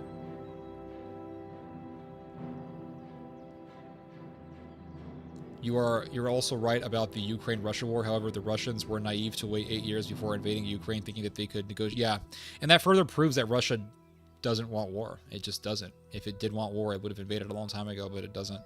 And it didn't invade until 2022. So it really waited a long time before doing that. If you pay taxes and work for a living, usually with your hands, you're German, even if you're black. Okay. I don't know, but I think the whole world will burn in the next 10 years. I don't know about burn, but definitely there's going to be a lot of militarism and there's going to be violence and things like that. Yeah. Boom, boom, Tel Aviv. Yep. That's the future. That is the future. Let's see here. Hey, Theo, did you see the news of Trump's long-lost daughter in Turkey? No, I haven't. I don't mean to make excuses for the Austro-Hungarians. However, most of the crimes... Yeah, I read that.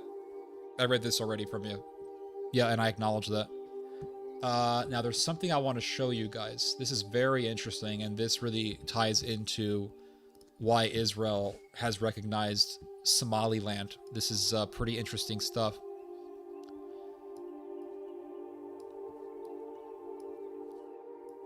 Let me make this a little bit smaller. Hold up.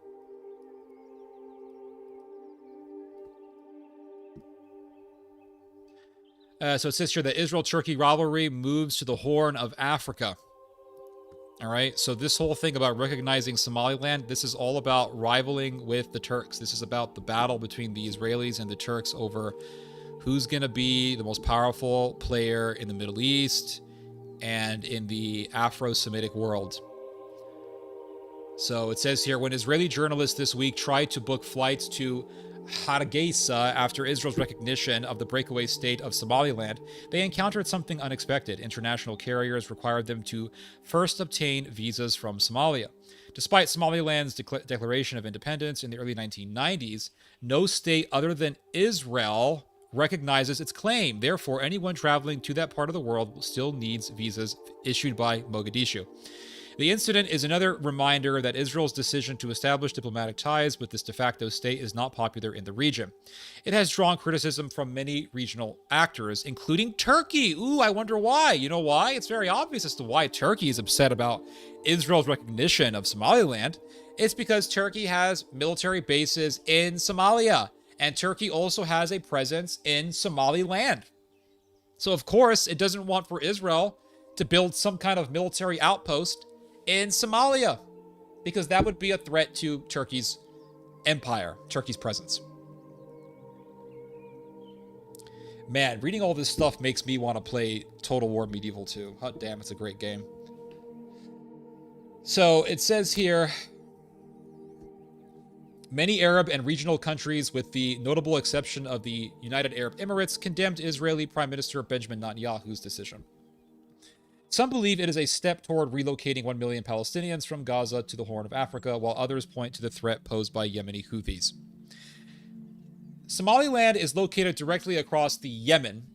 It's directly across from Yemen, which would allow Israel to establish a military facility there, gain access to the Bab al-Mandeb Strait and the Red Sea, and exert influence in East Africa. This goes back to what I was telling you guys about Israel wanting to have free reign in the Red Sea and to have freedom of movement within the Red Sea so that it could have access into the Sea of Aqaba so that it can protect its seaside port, which is obviously very important for Israel's economy.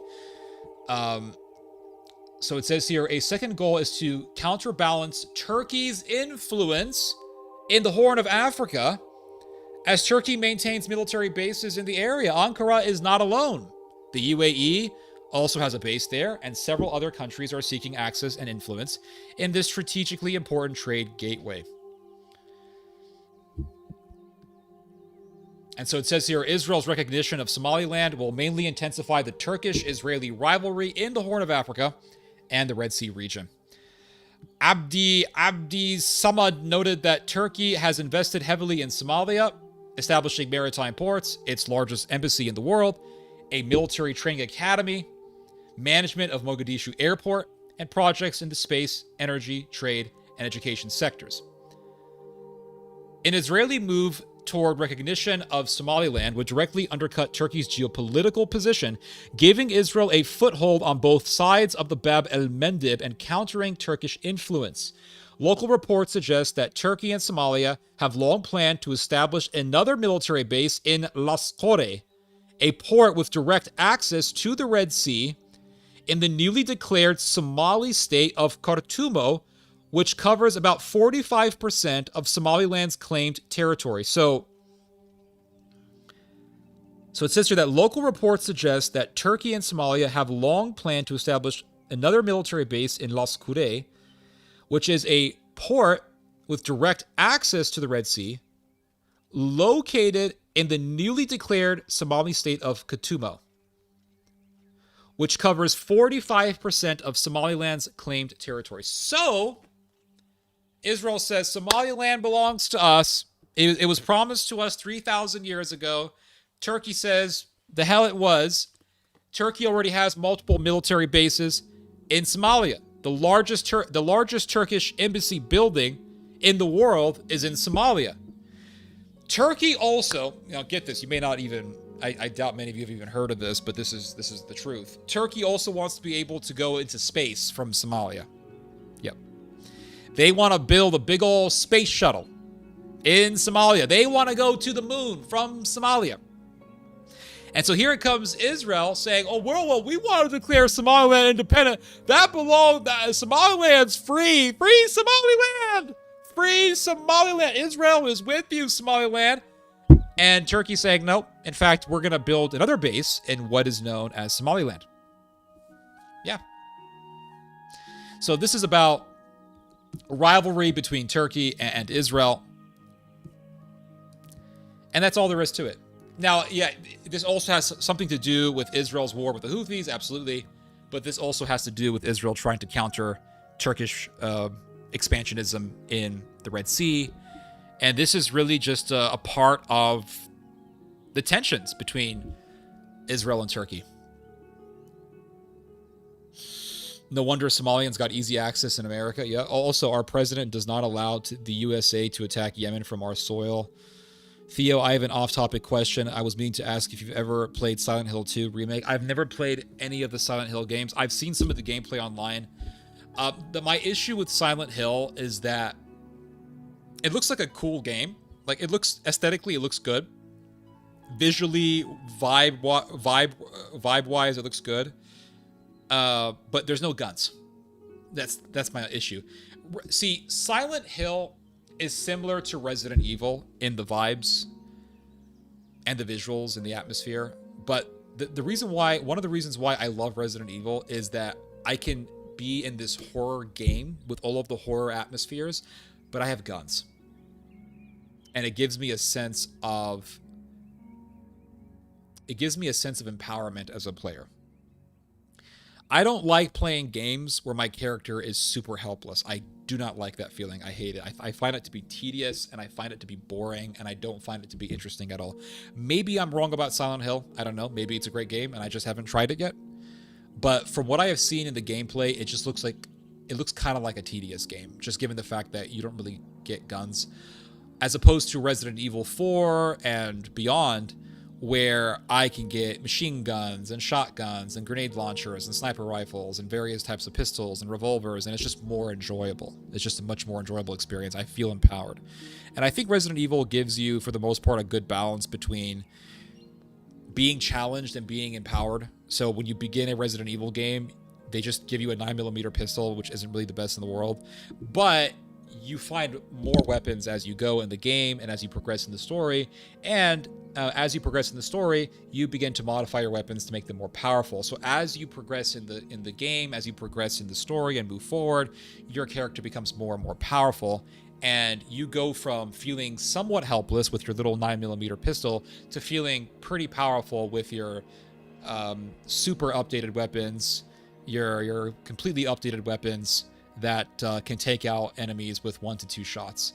And so when you reach that level, when you level up to that point in a Resident Evil game, you feel pretty cool. Especially, for example, in Resident Evil 7. With Resident Evil 7, you start out with all of these. You start out with some dinky-ass little pistol, 9mm pistol, but then by the end of the game, you have grenade launchers and you have machine guns, and it feels really cool. And then in Resident Evil 8, Resident Evil Village, you start out with a pistol, then you get your hands on a shotgun, and by the end of the game, you're playing Chris Redfield, and you got all the state-of-the-art firearms from the U.S. military. You're just blasting zombies away effortlessly, and you just to have that, to feel helpless or somewhat helpless, and to feel very vulnerable, and then to all of a sudden be Chris Redfield and feel almost invincible.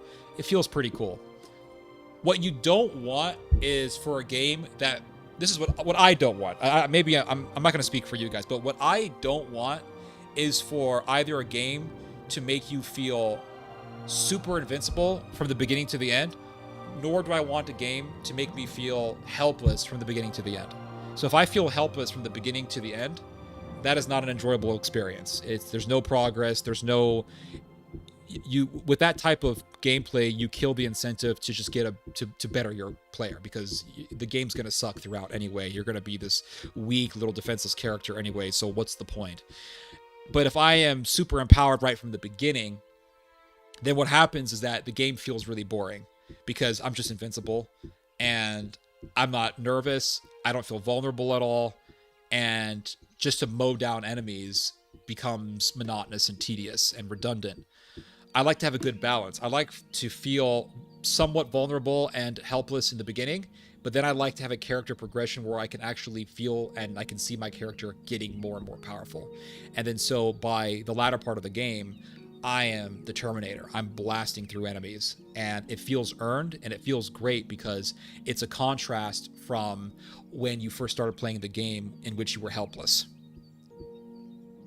And so you feel like you've earned that power, and it just makes for a better experience. I kind of felt this with Elden Ring, even though in Elden Ring they try pretty hard to make you feel helpless even when you're extremely leveled and you have a pretty powerful character. They still find ways to make you feel kind of helpless, especially when you're in the big dragon city. That's the part of the game that I hated the most. When you're in the big dragon, I forgot the name of it, but it's like Dragon Azoria or something like that.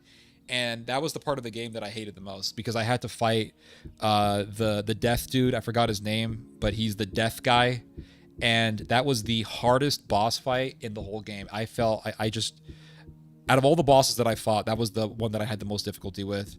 That and the what's it called? The God Slayer Apostle or whatever. Dude, I hated that boss in the Volcano Manor. Oh my god, it took me so long to finally beat that dude. Or both of them, it's two guys. But then when, like, as you, I managed to level my character up pretty high. I went up to, I think, level 170 or something like that. But even with that high level, I still had difficulty fighting certain enemies in the Dragon Azoria place, whatever it's called. Especially when you had to face the Black Death guy or whatever his name is. I forgot his name. Godskin Duo. Yeah, I hated that boss so much. It was just very annoying, and it just doesn't feel fun. Elden Ring didn't feel fun in my experience. It felt tedious. It didn't feel fun. Because as much as I would level up my character, and no matter how many times I leveled up my character's strength or dexterity, I always ended up feeling flimsy. I just felt flimsy playing this game. And I never really felt robust. There was always a sense of helplessness. And I know, I get it, that's part of the formula. I'm just not a fan of it. If you like that sort of thing, you know, good for you. But I'm just not a fan of it. I played Elden Ring, I beat the game, and I was so happy that I beat it because I could finally just put it away without feeling this irking sensation that I needed to beat it. Because I kind of put the game in the back burner for about 3 months. I just didn't touch it. And I ended up playing, what's it called? I ended up playing Bannerlord. And I really like Bannerlord. I think Bannerlord's a really fun game. Really fun game. And I think Bannerlord has a good balance between feeling helpless and feeling robust, because when you first start playing Bannerlord, your character is very weak. Your strikes are weak, your endurance is shit, you're gassing out all the time, you're not very good at strategy. But then as you play more battles, you can start leveling up your character, and you can add a point in strength, or a point in endurance, or a point in strategy, or a point in charm. And you will see your gameplay getting better as you level up your character. And the thing is that you can feel your character being leveled up. You can feel the progress of your character being leveled up when you play the game. So when you first start playing your new character at Bannerlord, you're hitting guys, it takes a while for you to kill an enemy soldier. But then after leveling up your character enough, after making a really good weapon as a blacksmith, you start killing dudes with one strike really easily. And so you go from barely being able to kill an enemy soldier on the battlefield to slaughtering 100 guys with your own hand easily, with your own sword easily. And you feel that progression. And that's what I like. I like to feel the progression. I don't mind for there to be character progression from being weak to being really strong. I just want to feel that progress as I'm playing. I want to feel that robustness. And with Elden Ring, sometimes you would feel that robustness. Sometimes you would feel that leveling up, especially when you leveled up your character to a really high number, and then you went back to Limgrave, and then you just killed all of the soldiers with one strike each. But then you would go to the Dragon Azoria place, and you would feel like a level 1 character. And I don't know, I find that to be annoying. In Resident Evil, you start out with a really flimsy 9mm pistol, but then if you completely level up that pistol to its highest degree, that pistol is really powerful, and you can take out zombies in 2 to 3 shots, or maybe even 1 shot if you get a good headshot. I remember in the original Resident Evil 4, leveling up the Red 9 to its utmost potential and being able to take out zombies with 1 bullet each, with 1 bullet from the Red 9. It was amazing. And the Red 9 bullet, I don't know if the Red 9 bullet would penetrate. I don't remember if it penetrated through multiple zombies, but there was a gun I remember from Resident Evil. It was called the Cat 9 or something like that. And that pistol would penetrate through multiple zombies. Anarchy Reigns is better than Elden Ring. Dude, I was thinking about playing Sekiro, and then I heard someone say that Sekiro is more difficult than Elden Ring, and I said, nope, not interested. I am still tempted to play Dark Souls, the all 3 games. I am still tempted to play Dark Souls 1 and 2 and 3. You can buy a package that gives you all 3 games at once. I am tempted to play all 3 Dark Souls games because the Dark Souls games, they look cool. It feels like you're in a sci-fi medieval story. Oh, Elden Ring, the soundtracks. Oh yeah, the Elden Ring soundtrack, in my opinion, is one of the best soundtracks I've ever played. And the thing that I like best about Elden Ring is the soundtrack. I actually still listen to the soundtrack. I saw a martial arts streamer today that set up Elden Ring to a punching bag dummy with sensors and foot pads under him for movement, and he's doing Sekiro's neck. That's pretty awesome. Elden Ring also has the best soundtrack alongside Dark Souls 3. Yeah, the Elden Ring soundtrack is amazing, dude. My favorite soundtrack is the one that plays for what's it called? The Altus Plateau. I love the Altus Plateau. I think the Altus Plateau is the most beautiful area in all of Elden Ring, and it was the area of Elden Ring that I enjoyed being in the most. It's just such a beautiful place. I like the green. I like the clouds. I like the fog. I just like the gloomy nature aesthetic that is in the Altus Plateau, and that was my favorite place to be. And I just loved being on my little horse riding through the Altus Plateau, and it's such a cool place. I did enjoy the Altus Plateau. Altus Plateau is really cool. Action and RPG never mix well as a genre since it gimps your removalist while it encourages cheese strats like magic. What do you think of Nick Shirley? I have no idea who that is. I did play Elvenar on my iPad. It was pretty cool. Ninja Gaiden 4 takes that title after 15 years of mediocre game. I never played Ninja Gaiden. What state do you live in? I live in Texas. Elden Ring is the greatest game of the current era. I mean, that's what a lot of people think. It got Game of the Year when it came out. And listen, I understand why people love Elden Ring. I totally do, because I did enjoy some aspects of Elden Ring.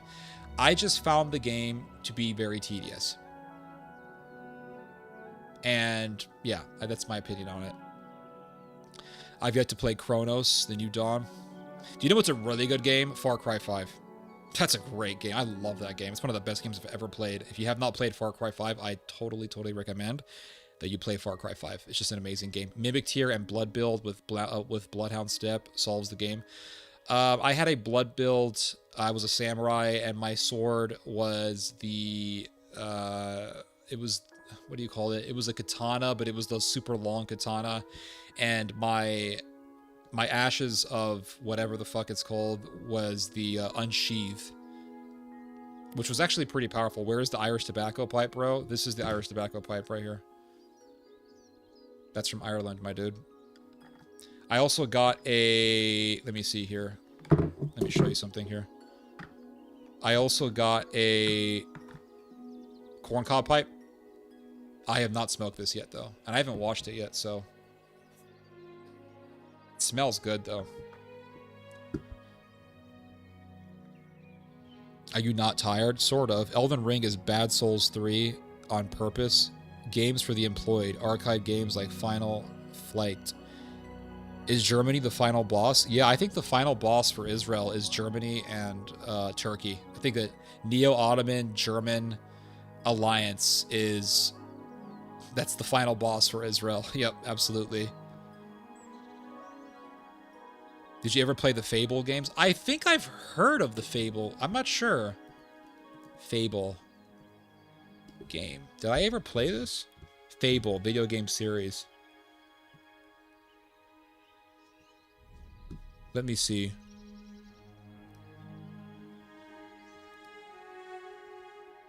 I never played this, no. No, it sort of looks like a World of Warcraft type game.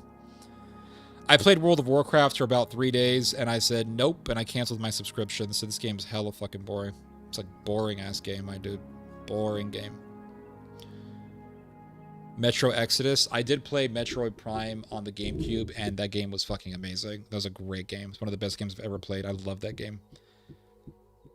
I remember when the original RE1 came out and how revolutionary it was. Yeah, Resident Evil was a very revolutionary game, and then Resident Evil 4 is by far the most revolutionary game ever made. Because of Resident Evil 4, we have the camera angles that we do in a lot of third-person shooters. Now, if someone could just make a medieval combat game with the camera angle of Resident Evil 4, that would be a masterpiece. If it could be a zombie-killing game in a European medieval setting where you play a knight, oh my gosh, dude. And you can get arrows, bows and arrows, and you could get muskets maybe, early or late medieval muskets, and you could get crossbows, and you could find different swords and different armor, and you could upgrade your weapons and your armor. Oh my gosh, dude. Dude, if I worked at Capcom, do you know what I would do? If I worked in the creative brainstorming department of Capcom, I would propose that they make a game where you are in... It'll be like Resident Evil 12 or whatever. It'll be a part of the series. And this Resident Evil game will be a prequel before all of the other Resident Evil games. Because the story will take place in the Middle Ages. And you play a knight. Yeah.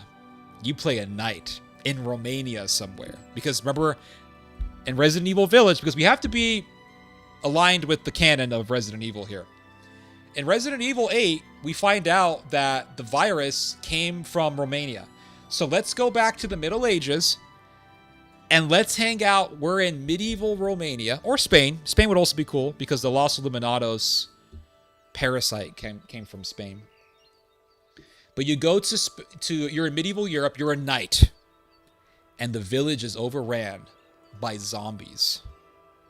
And then at first you're fighting peasant zombies, and you got a flimsy sword and some regular basic ass armor and a basic bow and arrow. But then as you progress in the game, you find better weapons, better armor, you upgrade the weapons and armor, then you meet a merchant. It's like, what are you buying, mate? Like, I said, no, I got to see that you got a sword there, mate. We can make that sword much sharper, mate. Cut through the zombies in one go. And you can find money. You find money to pay the merchant, and you can buy new weapons, new armor. You can upgrade the weapons and armor using the merchant. Then, as the game goes by, as you continue to play the game, your character gets better. You go from fighting peasants to fighting zombie knights. You got bows and arrows. Oh my gosh, dude. Oh, and you can ride a horse, and the zombies can ride horses too. Ooh, that would be beautiful. That would be the greatest game ever made. Imagine all women turned into gamers and talked like this. This may be random, but I want to know your thoughts. I have a theory that identity politics erodes class consciousness and contributes to class struggle. All groups get a return. I have no idea, my dude. I don't know. What is class struggle? What do you mean by class? What's class consciousness?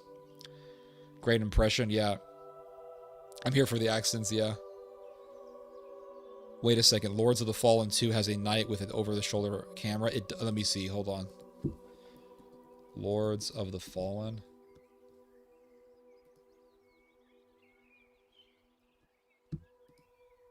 This looks pretty good.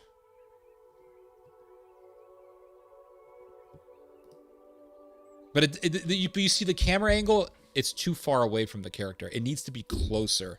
And it needs to be closer, and it needs to have that over the shoulder angle, like in Resident Evil 4. I don't really like third person games where your character is too far away from the camera, and sometimes you'll be walking and you'll be looking at your character from an aerial view. I find that to be annoying, and I find it to kind of undermine the immersion of the game. And I saw a lot of that in Elden Ring.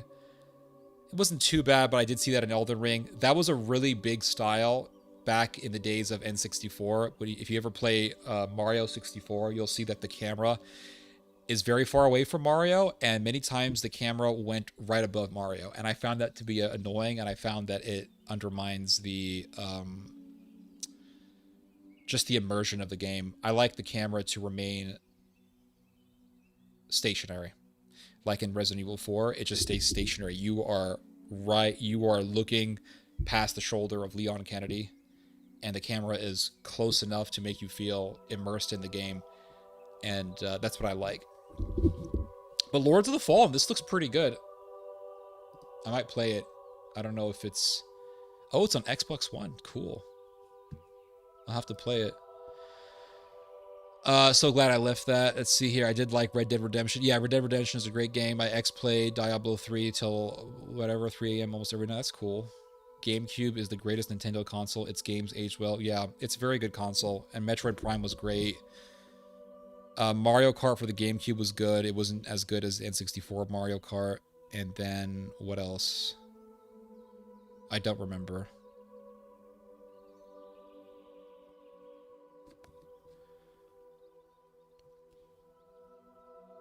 Metroid Prime, RE4, Rogue Squadron, Eternal Darkness, GameCube was awesome. Yeah.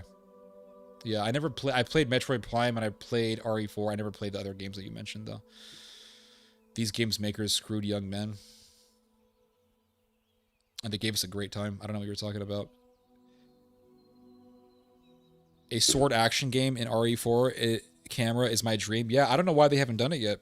Just that would sell so much money. Dude, if you did that, I can guarantee you, if you did Resident Evil 4, but with a Dark Souls type of environment, and you play a medieval knight, it would be Game of the Year. I can almost guarantee you that. It'll be Game of the Year. Everyone will love it. Because really, who are the majority of people who play games in America? Let's be real here. The majority of people who play video games in America are white dudes. They are the majority of people who play games. I mean, forget the race. Let's just say dudes. Dudes are the biggest demographic that play video games.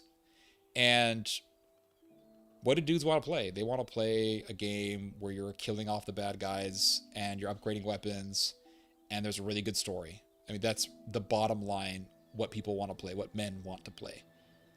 And that's what they want to play. You know, that's what people want to play. They want to play... That's why Elden Ring was so popular. Because Elden Ring was what? It was a game where you play this rogue, tarnished, obscure nobody. And you had a weapon, a sword or an axe or whatever. And you upgraded the weapon. And you upgraded the character. And there was a lot of progress in the character. And you saw, from one degree to another, you saw the progress of that character. Not as much as I wish you would, but you still saw some progress nonetheless. And the music is great. The atmosphere is gloomy and kind of spooky and kind of nostalgic, depending on where you are. And that's what people want. I mean, why do you think the Elder Scrolls games are still popular? People still play them. I've never played them. I love the soundtrack for Elder Scrolls. I love the soundtrack for Oblivion and Skyrim. I might even play them one day, but why do people love those games? Because if you think about it, they're pretty simple. I mean, they're straightforward. You know, you got your weapons, you got your stuff, and you go through this massive story, and there's a lot of character progression, and you meet all these people on the way. I think what people love more than anything in a game is simplicity, but immersion. I think that is the formula for any great game, is like simplicity and immersion. So if you look at a game like, to give you a game that I've played personally that fits this description, Red Dead Redemption 1 and 2, those two games, they really have that formula. They're very simple. They're straightforward stories, straightforward games. You get the guns, you buy the better guns, and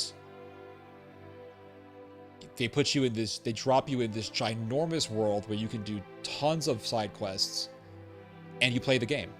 And the game is, both games, you know, are Red Dead Redemption 1 and 2, both games are very long. And because they're long, and because the stories are simple but good, they are immersive. What makes a game immersive, one of the things that is required for an immersive video game is the length of the game. If you can beat a game in 4 hours, that's not an immersive game. It's not. That's why I never found any of the Call of Duty story games to be immersive. I've never found any of the Call of Duty Modern Warfare stories to be immersive at all, because you could beat each of those games in 4 hours easily. If you really put your mind into it, you could beat each of those games in 4 hours. You could beat, you know, whatever. You could beat 3 hours, 4 hours, depending on how good you are. Maybe 5 hours. You could beat it.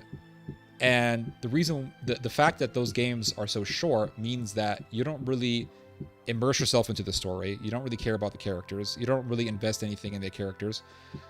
Whereas with Red Dead Redemption 2, you got familiar with Dutch.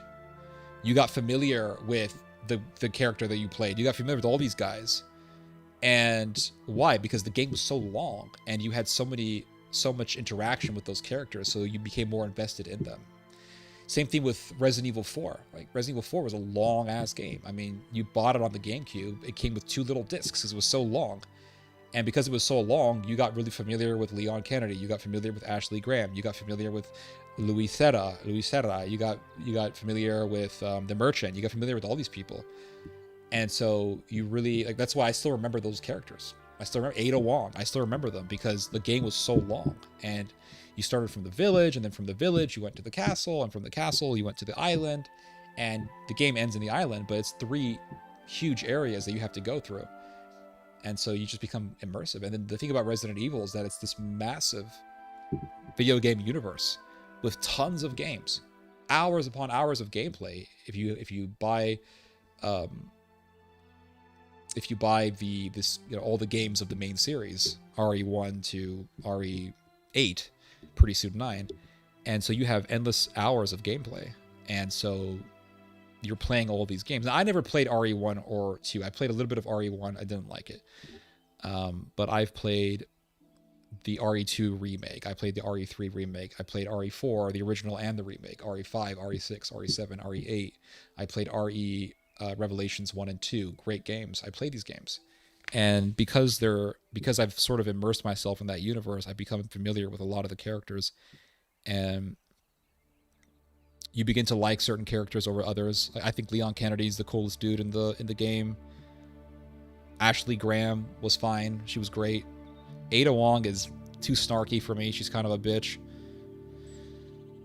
But because you've played these games, and because you've played so many Resident Evil games, you immerse yourself in that world. And yeah, Far Cry 5 was another great game because it was a super long game. It was very straightforward, and you just immerse yourself in that world because you're fighting this cult in Far Cry 5, and each cult leader, there's like 4 or 5 cult leaders in the game, and each one has its own or her own section of the world, and so you have to go through each world and defeat each cult leader.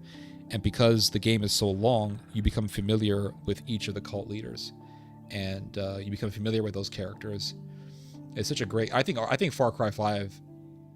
I don't care what anyone says. It's one of the greatest games I've ever played. It's just a masterpiece of a game.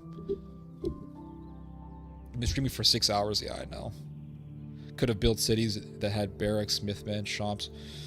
Thank you. Usually they have the option, blah, blah. Do you think that we are close to the end of the world? I have no idea. I don't want to make predictions about the end of the world, dude, because that's a pretty big assumption. Yeah, RDR2 definitely had excellent character development. Yeah, absolutely. Too much social media is not healthy. Yeah, I agree. I like to socialize in real life. My dude, in all seriousness, you are talking on a chat, on a live stream, to a total stranger and to multiple other strangers who you have never met before on a Friday night. So just join the club. Just admit that you have joined the Matrix and the streaming world, and that you are adapting to modern day social technology. And that's it. There's no shame in it. There's no shame, my dude. It's okay. Final Fantasy and Kingdom Hearts were a whole ass movie score. Yeah, I've never played Final Fantasy. Never played them. I prefer an under 4 to 1 hour game if it's replayable. Nah, I don't know. I just like that immersion. Ted, if you like open RPGs such as Elder Scrolls, then you'd most definitely enjoy The Outer Worlds 2. I'll have to look it up. I spent way too many hours on Elder Scrolls 3 Morrowind. Morrowind looks okay. I think the Skyrim or Oblivion looks good. I would play one of those two. You're an absolute beast streaming for 6 hours. Appreciate that, sir. I feel really bad about not streaming last week, but I had really no choice because I knew that if I streamed after Christmas, probably nobody would show up. But you know what? Let's do an experiment. Next year, God willing, if I'm still alive, and if we can enjoy another Christmas, next year I'll stream the day after Christmas. I'll try at least. If nothing else comes up, I will stream after Christmas, and I'll see how many people actually show up the day after Christmas. Because last year I did that. Well, actually, not really last year. Sorry, 2024. In 2024, I streamed. I'm pretty certain it was after Christmas, and like I said, only 10 people showed up. Anybody play Fear and Hunger? Nope, I haven't played it. There's already a game called Blight that apparently puts you in the... Yeah, you see, did this game even come out? Because I was really hoping that it would. Survival game. Did this game come out at all?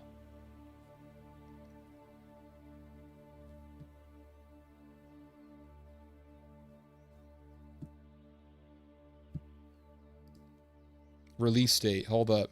No official release date. It hasn't come out, dude. They were totally teasing us with that bullshit. I saw the gameplay for it, and I thought, dude, this looks like a fucking masterpiece. I would totally play that game, but it's not out yet. And I remember seeing the gameplay video for that game years ago, and it's still not out. So who knows if it's ever going to come out or not. Dark Souls 1 gave me some RE4 vibes. Which game came out first? Dark Souls 1. When did that game come out? Release date 2011. Oh, so it must have been influenced by Resident Evil 4. So many games were influenced by RE4. It's ridiculous how many games were influenced by it. The game that comes to mind as being one that is influenced by RE4 is Gears of War. I think Gears of War 1, 2, and 3. I just think the Gears of War gaming universe is one of the best ever created. I think Gears of War 1, 2, and 3 were absolute masterpieces. I think those games were so good. I loved them. I love the camera angles. I love the over-the-shoulder camera angles. I love the gunplay. I love the way the guns sound. I love the enemies. The enemies are creepy and dark, and you want to kill them. And I love the characters. And the game was so good, dude. I love the dreary city urban vibe that the game had. I mean, it was just one of the greatest games I've ever played in my life. Buckwheat wants to give you money, Theo. Who's Buckwheat? What's the best way to donate to you? If you want to donate to me, here is a link. I'm going to give it to you guys. Whoever wants to donate money to me to support my work, you don't have to, okay? But because someone asked, I'm going to put... This channel is not monetized. This channel was monetized for a little bit, but YouTube demonetized it because I kept using copyrighted music for my streams. But here is my donation button, all right? That's my donation button right there. I'm going to pin the message. You see that little donation button? If you want to donate to me to support my work, there it is. That's my little donation button if you want to donate to me. Gears of War also best online multiplayer. I've never played it online, but I played the story mode and it was amazing. Mr. Buckwheat, there is the link. Assassin's Creed Odyssey, you literally hunt down cult leaders. Controlling the Greek political scene, it's pretty fun. I actually never got into the Assassin's Creed game. I played a little bit of Assassin's Creed 1 and 2, and that was it. I never really got too crazy about them. To me, they seemed kind of tedious. I don't like the idea of just going into all these different towers, and I don't know, like the first two Assassin's Creed games, they seemed like they had a lot of creativity behind them, but then if you look at the later Assassin's Creed games, they seem to be very cookie cutter, and it just seems like they just took the framework and the blueprint from the older games, and they just sort of changed the colors and changed the looks of the characters a little bit, and they just copied and pasted the same game. It just looks boring as hell. I just never really got into it. I played 1 and 2, and to me, they just got boring after a while. No man knows the end of the world. Absolutely, Mr. Bushka. Hold the door. Far Cry 2 was the best. I have not played Far Cry 2.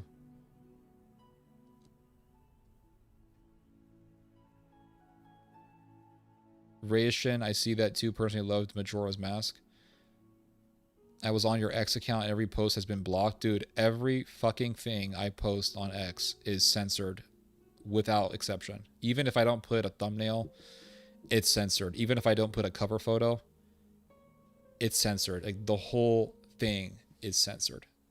And I have no idea why. I directly wrote X on my Twitter page and I said, hey, what's the issue? Why do you guys censor everything that I post? Never got a response from them. I've appealed multiple censorship strikes on my work, and every single time I've appealed it, Twitter or X has reversed the decision. So the censorship is complete nonsense and it's not based on reality. It doesn't matter what I post. I could post a photo of me playing a video game and it gets censored by X. And I have no idea why this is, but I hate X. And I think X is absolute bullshit. I hate X. Out of all of the social media platforms that I've used, X is by far the worst. I find the people there to be annoying. There's a lot of rage baiting that goes on. For example, you could post a video of somebody trying to murder a police officer. And the police officer pulls his gun out and kills the guy before he kills him. And there will be a handful of people in the comments saying, that cop sucked at shooting. Dude, such obvious rage bait. And people always respond to them like, what do you mean he was shitty at shooting? He fucking killed the guy. What do you mean? Dude, I could have shot that guy 10 times faster than that cop. That cop needs to go find another job. He sucks. Ha ha ha, LMAO, LMAO, ha ha. I'm like, dude, you're talking about retardation. That is the most fucking retarded place I've ever seen, is X. And after Elon Musk took it over, it became even more retarded. I don't give a fuck. I know he got rid of the censorship and everything like that, except for me, I get censored. But X is a clunky clusterfuck of a website. That's what X is. Videos don't play very well. It's a pain in the ass to upload videos on there. It takes fucking hours just to upload a simple video. And even if you wait long enough for the video to upload, a lot of times there's a complication or an error that occurs and you can't upload the video. And almost every time I have tried to upload a video on X, an error occurs and I can't upload it. No, dude, X is way worse than Facebook. Facebook is way easier than X. Way easier. I missed the early years of YouTube, circa 2007, 2014. I will always love the smaller YouTube channels. Yeah.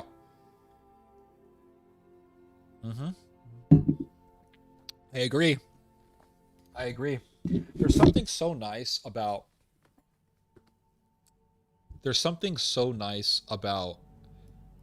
just sitting in front of the camera and jabbering and not doing any editing. And I wish I could do that more, to be honest. Like, I edit pretty much all my pre-recorded videos. And the reason why I edit my pre-recorded videos, the reason why I add B-roll and things like that is because I want to make the video as interesting as I can. And I also want I want for people to see that what I'm saying is true, because many times I say things that sound like exaggerations, or they sound overblown, or they sound crazy, but then I want to demonstrate that what I'm saying is not crazy, that it's actually real. So I'll say something, and then I'll post a video that demonstrates what I'm saying, and then that way people can see that and think, oh wow, this guy's not kidding. And then when they send the video to their friends or to their relatives, that friend or that relative is going to see the video and think, wow, this guy's not crazy either, and it just makes for a better video. But the thing about streaming that I really like is that with streaming is extremely therapeutic. And it's therapeutic in the sense that you can really just relax, and you can sit in front of the camera and just talk. There's no, I can't edit anything. I can't edit anything out. If I make a mistake, oh well, just keep going. If I stutter, oh well, just keep going. You can sort of strip that self-conscientiousness away when you do live streaming. And that's what I love about live streaming. I find live streaming to be very therapeutic, really. And that's why I love doing 6 to 7 hour long streams, because it's just therapeutic. It's just me sitting in front of this camera and just talking and just letting my mind rift, and letting that, you know, that flow of consciousness just go. And there's something about that that's just very nice. I had a MySpace, not a fan, but it had soul. Once Facebook released, it started losing it. Yeah, I never had MySpace. I had Facebook once I got out of high school. Did you ever have MySpace? Nope. Same, blah, blah, blah. Facebook is like X with the rage bait. I mean, oh, yeah. There's a lot of rage bait in Facebook. Yeah, absolutely. I love YouTube. I think YouTube is the best out of all of the social media platforms, because yes, I know that there's censorship on YouTube, but the thing about YouTube is that it has such a massive market, and there's so many billions of people who use YouTube that you will find an audience for almost any subject matter. And it's a lot easier to just find an audience on YouTube. And because the algorithm does such a good job in connecting your video to people who are interested in what you're talking about, it's a lot easier to grow and to cultivate an audience on YouTube. And yeah, sure, you get some crazies, but for the most part, people on YouTube are decent, and they're more intelligent. The problem with other video platforms, like, for example, BitChute or Rumble, is that those are considered alternative social platforms. And there's nothing wrong with being an alternative media platform. But the problem is a lot of people joined BitChute and they joined Rumble because they want to just basically express Nazistic ideas. And you end up with a lot of Nazis on those platforms. And so anytime I do a video on Rumble that is talking about Nazism, I never get positive comments on Rumble. All of my comments are negative, all of them, because it's just a bunch of fucking Nazis, you know, who love Adolf Hitler. So it's like, what can I do? So I don't know. If I get kicked off YouTube, I don't know, I'll probably just stay on Rumble or something, because there's no point of me, there would be no point of me returning back to YouTube if they get rid of this channel, because I'm just gonna get canceled again. What's the point of going back to YouTube if you know you're gonna get canceled again because, God forbid, you use the J word or you say something about Israel? I don't know. When I asked her what she discovered, she got her opinions on McFuentes. Okay, hold on a second. You're saying something here. I got a message from an old friend. We had talked about the Jays, and she messages me saying I was right about them. My views on Jays are of the theology belief, basically. Okay, when you say my views, is it yours or your friends? YouTube still wants you? Yeah. Hopefully. YouTube reigns king for the last 20 years. I'm surprised it's better than Twitch. It's just more intelligent than other platforms. Because you find a lot of dumb people, but for the most part, people are pretty decent.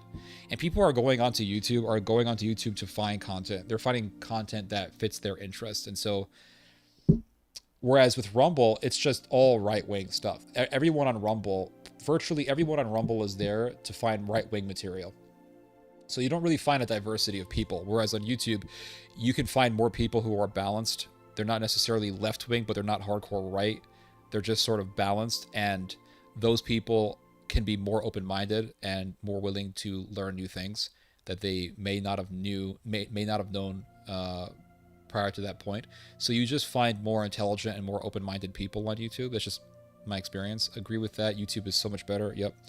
Are you not tired? A little bit. I'm old enough to remember the early chat rooms from back in the early 2000s. Oh, yeah. Yeah, the AOL chat and all that stuff. When I asked her what she discovered, she got her opinions on Jays from Nick Fuentes, so I told her for the 50th time to watch Theodore Schubert. I send her videos, but she won't listen. Oh, damn. Yeah. Yeah, that's the thing is I try to provide a balanced view on Israel and on the Jays, and I'm trying to tell people don't follow the fanatics, because if you do, you will be sorry. And that's what I'm trying to do. That's my mission, really, is to get people to understand the synagogue of Satan, to recognize the synagogue of Satan, but to at the same time be tempered by Christian ethics and to not fall into the trap of fanaticism.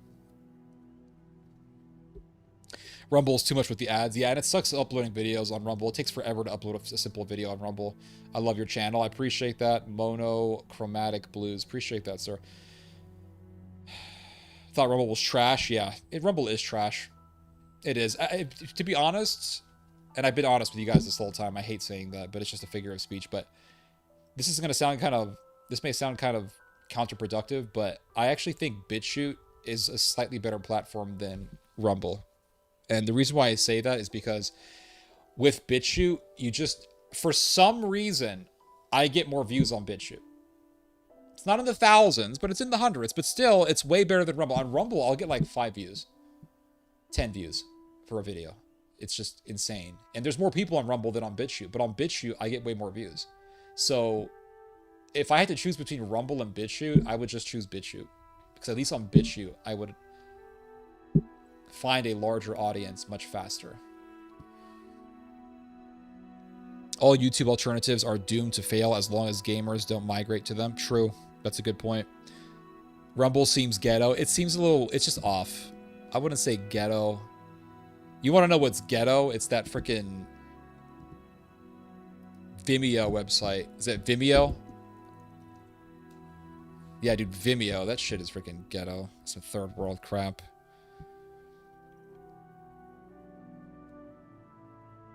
That's just garbage. Rumble's rebranded as a MAGA-centric platform. Yeah, it's just it's for the Republicans. You're welcome, man. Appreciate it, sir. Thank you. I've never heard of BitChute. It's a BITCHUTE. There's a lot of Nazis up there. But you get higher view numbers much faster on BitChute for whatever reason. Rumble kind of reminds me of what the internet was like back in 2006. Yeah, Rumble is closer to early 2000s YouTube as far as censorship goes.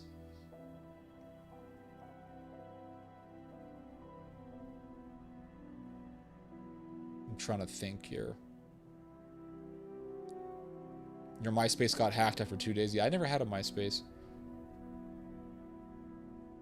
Why are you being targeted for censorship? There's something fishy. I don't know why, dude. If you go on my Twitter channel or my X account, you'll see that most of my stuff is completely censored. It's censored because you're excellent, mostly. Okay.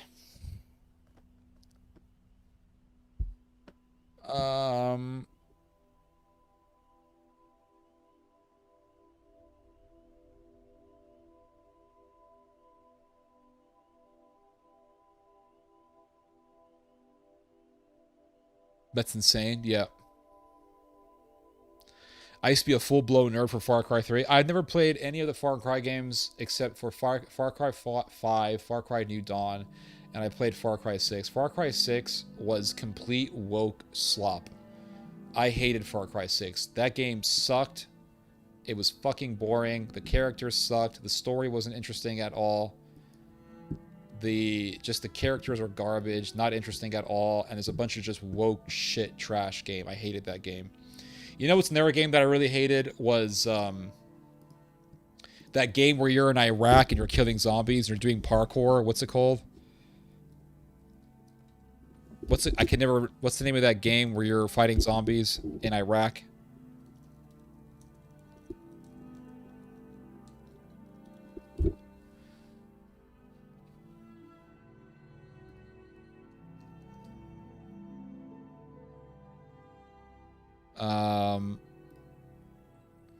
Dying Light. Dude, I hated this game so much.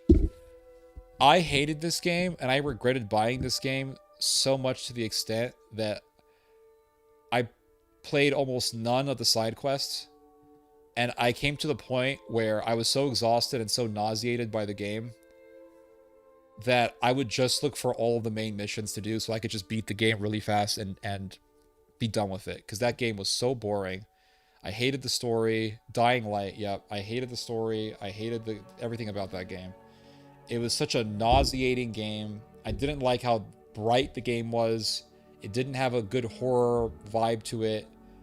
And I hated the fact that it's so difficult to find guns in the game. The only way you can get guns is you have to go find a car far deep outside of the city that has a bunch of weapons in it, and then you get those weapons and you can finally use them against the zombies. But dude, they make it so difficult to find. And the only reason why I was able to find the weapons is because I went onto YouTube. I was so frustrated with the game. I went onto YouTube and I said, how to find weapons in Dying Light. Finally found a video where a guy said, this is how you find all the guns. And I found the guns and I just mowed zombies down, and that made it easier for me to get to the last objective and the final boss of the game. And I was so happy when the game was over. I said, oh man, I'll never play this piece of shit game again. That is actually, Dying Light is one of the worst games I've ever played. It is a boring, monotonous, tedious game. I didn't really find it scary. I just found it annoying, especially when the sun goes down. And as soon as you walk outside of a house, some crazy ass zombie beast is like, and like, you have to run your ass off and do parkour to escape and go find a house that has the lights on to get away from them. And it's not scary, it's just tedious. Okay, here it comes. Okay, gotta run. Okay, gotta run, do parkour. And all it would do was give me motion sickness. I ended up getting motion sickness. I feel satisfied when gamers hate a game for some odd reason. Have you heard that they are making Medieval 3 Total War? I did not know that, no. I have Medieval 2, which is a fucking amazing game. I love that game. Repetitive. It's just repetitive, boring, monotonous, and I just got motion sickness playing that game. I actually came across your account because one of your videos regarding Palestine and Israel ended up on my Facebook timeline. Well, I appreciate that. I hope you like the video, sir. Glad to have you on. I can't believe people take Nick Fuentes seriously. I know, right? It's one of the big enigmas of our time. But people are that dumb. I don't know what else to tell you. He just reminded me of like a Leave It to Beaver type. Yeah, he looks like a little weasel. Just like a little weasel, a little brat, like Ben Shapiro. And he just says shit that he knows will piss people off. And that's all he is. He's a provocateur. And that's it. He's a weirdo too. And I don't take him seriously. I will debate people who truly believe in what they have to say. Like, for example, there was a neo-Nazi dude. He doesn't call himself a neo-Nazi, but he sure loves Hitler. His name is Ken O'Keefe. Ken O'Keefe, I think his name is. And he loves Adolf Hitler. He does. I mean, he's made that very clear. And he will argue for Hitler. He's very, very sincere about his beliefs. And he put a comment on my YouTube channel some months ago saying that I was wrong about Adolf Hitler. And I wrote him back and I said, well, if you ever want to do a debate on Adolf Hitler, please let me know. And I never heard back from him. So I was willing to debate Ken O'Keefe. And the reason why I am still willing to debate Ken O'Keefe is because I think Ken O'Keefe is sincere about his beliefs. I think Ken O'Keefe is a real believer. With Nick, I don't really know. I don't know where he stands. You don't really know exactly where he stands, other than the fact that he likes to hang out with weird cat boys, which is fucking weird. But for example, he said this is what he said. He said black should be in prison for the most part. That's what he said. And Piers Morgan confronted him on it and said, okay, well, what do you mean by black should be in prison for the most part? And Nick Fuentes said, well, yeah, I absolutely stand by what I said. He said, I absolutely stand by what I said. I said, okay, if you stand by what you say, then defend your desire to see blacks, for the most part, put in prison. And he tells Piers Morgan, oh, well, I mean blacks who are found guilty of murder. Well, hold on. First you say blacks should be in prison for the most part. Then you say that you stand by that position. Okay, so debate it then. Then you say by that I mean black people who are found guilty of murder should be put in prison. Okay, well, white people who are found guilty of murder should be put in prison. Any race, any member, regardless of the race, any person, regardless of the race, who was found guilty of murder should be put into prison. That's not the same thing as saying blacks should be in prison for the most part, because for the most part, blacks aren't murderers. That's a very small minority of blacks who've committed murder. So what do you mean for the most part? And then you say, oh, well, the blacks who are found guilty of murder. So he doesn't really stand by his position. And that's why I say I don't know where that guy stands. I think he's just a provocateur. That's my position on him. I don't really like to talk about him so much because I think he is just there to provoke people, and I think he is there to push a certain type of talking into the Overton window and to mainstream a certain way of talking. I've seen a lot of communities come and go on YouTube: anime community, video game community, anti-honest, whatever. I don't know what that is. Red pill community. Yeah, I can't wait to see right-wing community go. Well, it's either gonna go or it's gonna transform into something else, right? So like, I remember growing up after high school and seeing the pickup artist community. I mean, the pickup artist community was really popular, and everybody was like, "Oh, pickup artist, man, get girls." And then a lot of men realized, man, like this whole thing sucks. Then the pickup artist community became the red pill community, and the red pill community was represented by people like what's his name, Top G, whatever his name is. And then you had some other people that were representing that whole red pill space. Like, all women are basically bitches. Don't trust them. Don't get married, right? That's the whole red pill thing. Now, the red pill community is no more. And I think now what you see is either this whole Sigma male thing, which is, I don't care about what women think. I'm just going to live my life. I'm going to lift weights. I'm going to pray. I'm going to be more spiritual. Or it's, I'm going to be a trad guy looking for a trad wife. So it looks like tradism is kind of becoming more popular online with conservatives, but who knows where it's going to go. PUA, yep. Fresh and Fit blew up the red pill scene. Yep, they did. Andrew Tate, yep. Yeah, and then Andrew Tate lost in a boxing match. I think that boxing match was totally fake, by the way. I don't think that was a real boxing match. Because I've seen Andrew Tate fight, and I've seen him spar, and I've seen him train. I mean, that guy can punch, and he can kick. And I'm thinking, I didn't really see his skills being demonstrated at all in that fight. And I believe it was fake. I think he really got punched, but I think he lost on purpose. I think Andrew Tate could have killed that guy in reality. Because Andrew Tate, I mean, he's got a professional kickboxing background. He fought in K1, I think. He's got a pretty decent record in professional kickboxing. And I've seen him train. I mean, he knows how to punch. And I didn't really see that skill set being demonstrated in the fight. And I think in reality, Tate would beat that guy. So that's why I think that Tate lost on purpose. Just like I think that Mike Tyson lost on purpose in his fight against that Jake Paul dude. I don't think Mike Tyson really lost to Jake Paul. I think Mike Tyson just took a loss because he wanted $20 million or whatever. And that was that. Because I've seen Mike Tyson train. I've seen how he punches. And I didn't see that at all in the fight against Paul. I saw a lot of sloppiness and a lot of kind of bulky bison movements, but I didn't see Mike Tyson's skill being demonstrated at all. So that makes me think that the fight was fake and that Tyson lost on purpose for money. Jake Paul, yeah. The atheist skeptics, yeah. The atheist skeptic community began to basically, like, the atheist skeptic community, it went from Dawkins and Harris and Hitchens to a split between the group, between SJWs and I guess you could say alt-right types. And that's pretty much what the atheist community got reduced to. Because there was a whole fight between the liberal atheists, the woke atheist types, and the atheists who are more fundamental when it comes to their belief in evolution. So by that I mean social Darwinist. And those two factions fought it out.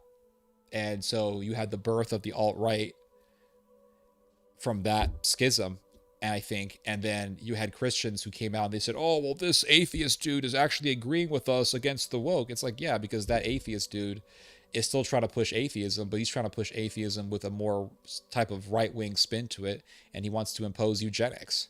And the stupid Christians in America were dumb enough to fall for that psyop, and they were dumb enough to become proxies for some atheist scumbags. So, I mean, I'm never really impressed with much of anything I see in America, to be honest with you. I heard Anthony went off script. I don't know if I even believe that, dude.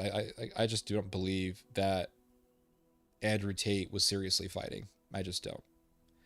I think Myron Gaines is a little nebulous. He went from being a Fed to single-handedly changing a generation. Well, now he's part of the whole anti-Israel debate scene. He's not really in the red pill thing anymore. The atheist community, essentially, because the anti-honest sin community, any member of, I don't know what that is, Mr. Repzia, I have no idea what that is. Hey, brother, last time I heard you talking, one J, who killed many Christians that represent Eritrea. Yeah, I was talking about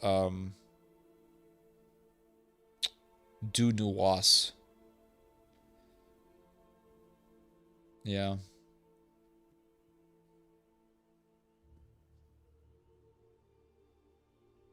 Yeah. Anyway, guys, I've talked long enough. It's been fucking 7 hours, dude. Do you have any favorite hip hop producers? Nope. Nope, not really. There's one hip hop guy that is okay with some rhythms, and he's called Carlos St. John. I think he does a decent job with some of the rhythms. But other than that, I'm not really a huge hip hop rap guy. I'm more of a video game OST guy, and I do listen to a lot of techno and trance music. So yeah, that's my position on that. Anyway, guys, be well. God bless you guys. And we had a pretty long stream, 7-hour stream, so we did a really good job. We had a lot of fun, and we had a great stream, and I thank you guys for that. Have a happy new year, and let's, 2026 is going to be weird, but strength and honor, and we will endure. We will survive this, guys, and we'll have a great stream next week, God willing. So anyway, God bless you guys. See you later, all of you guys, and be well. God bless all of you guys. All right, I'll see you guys later.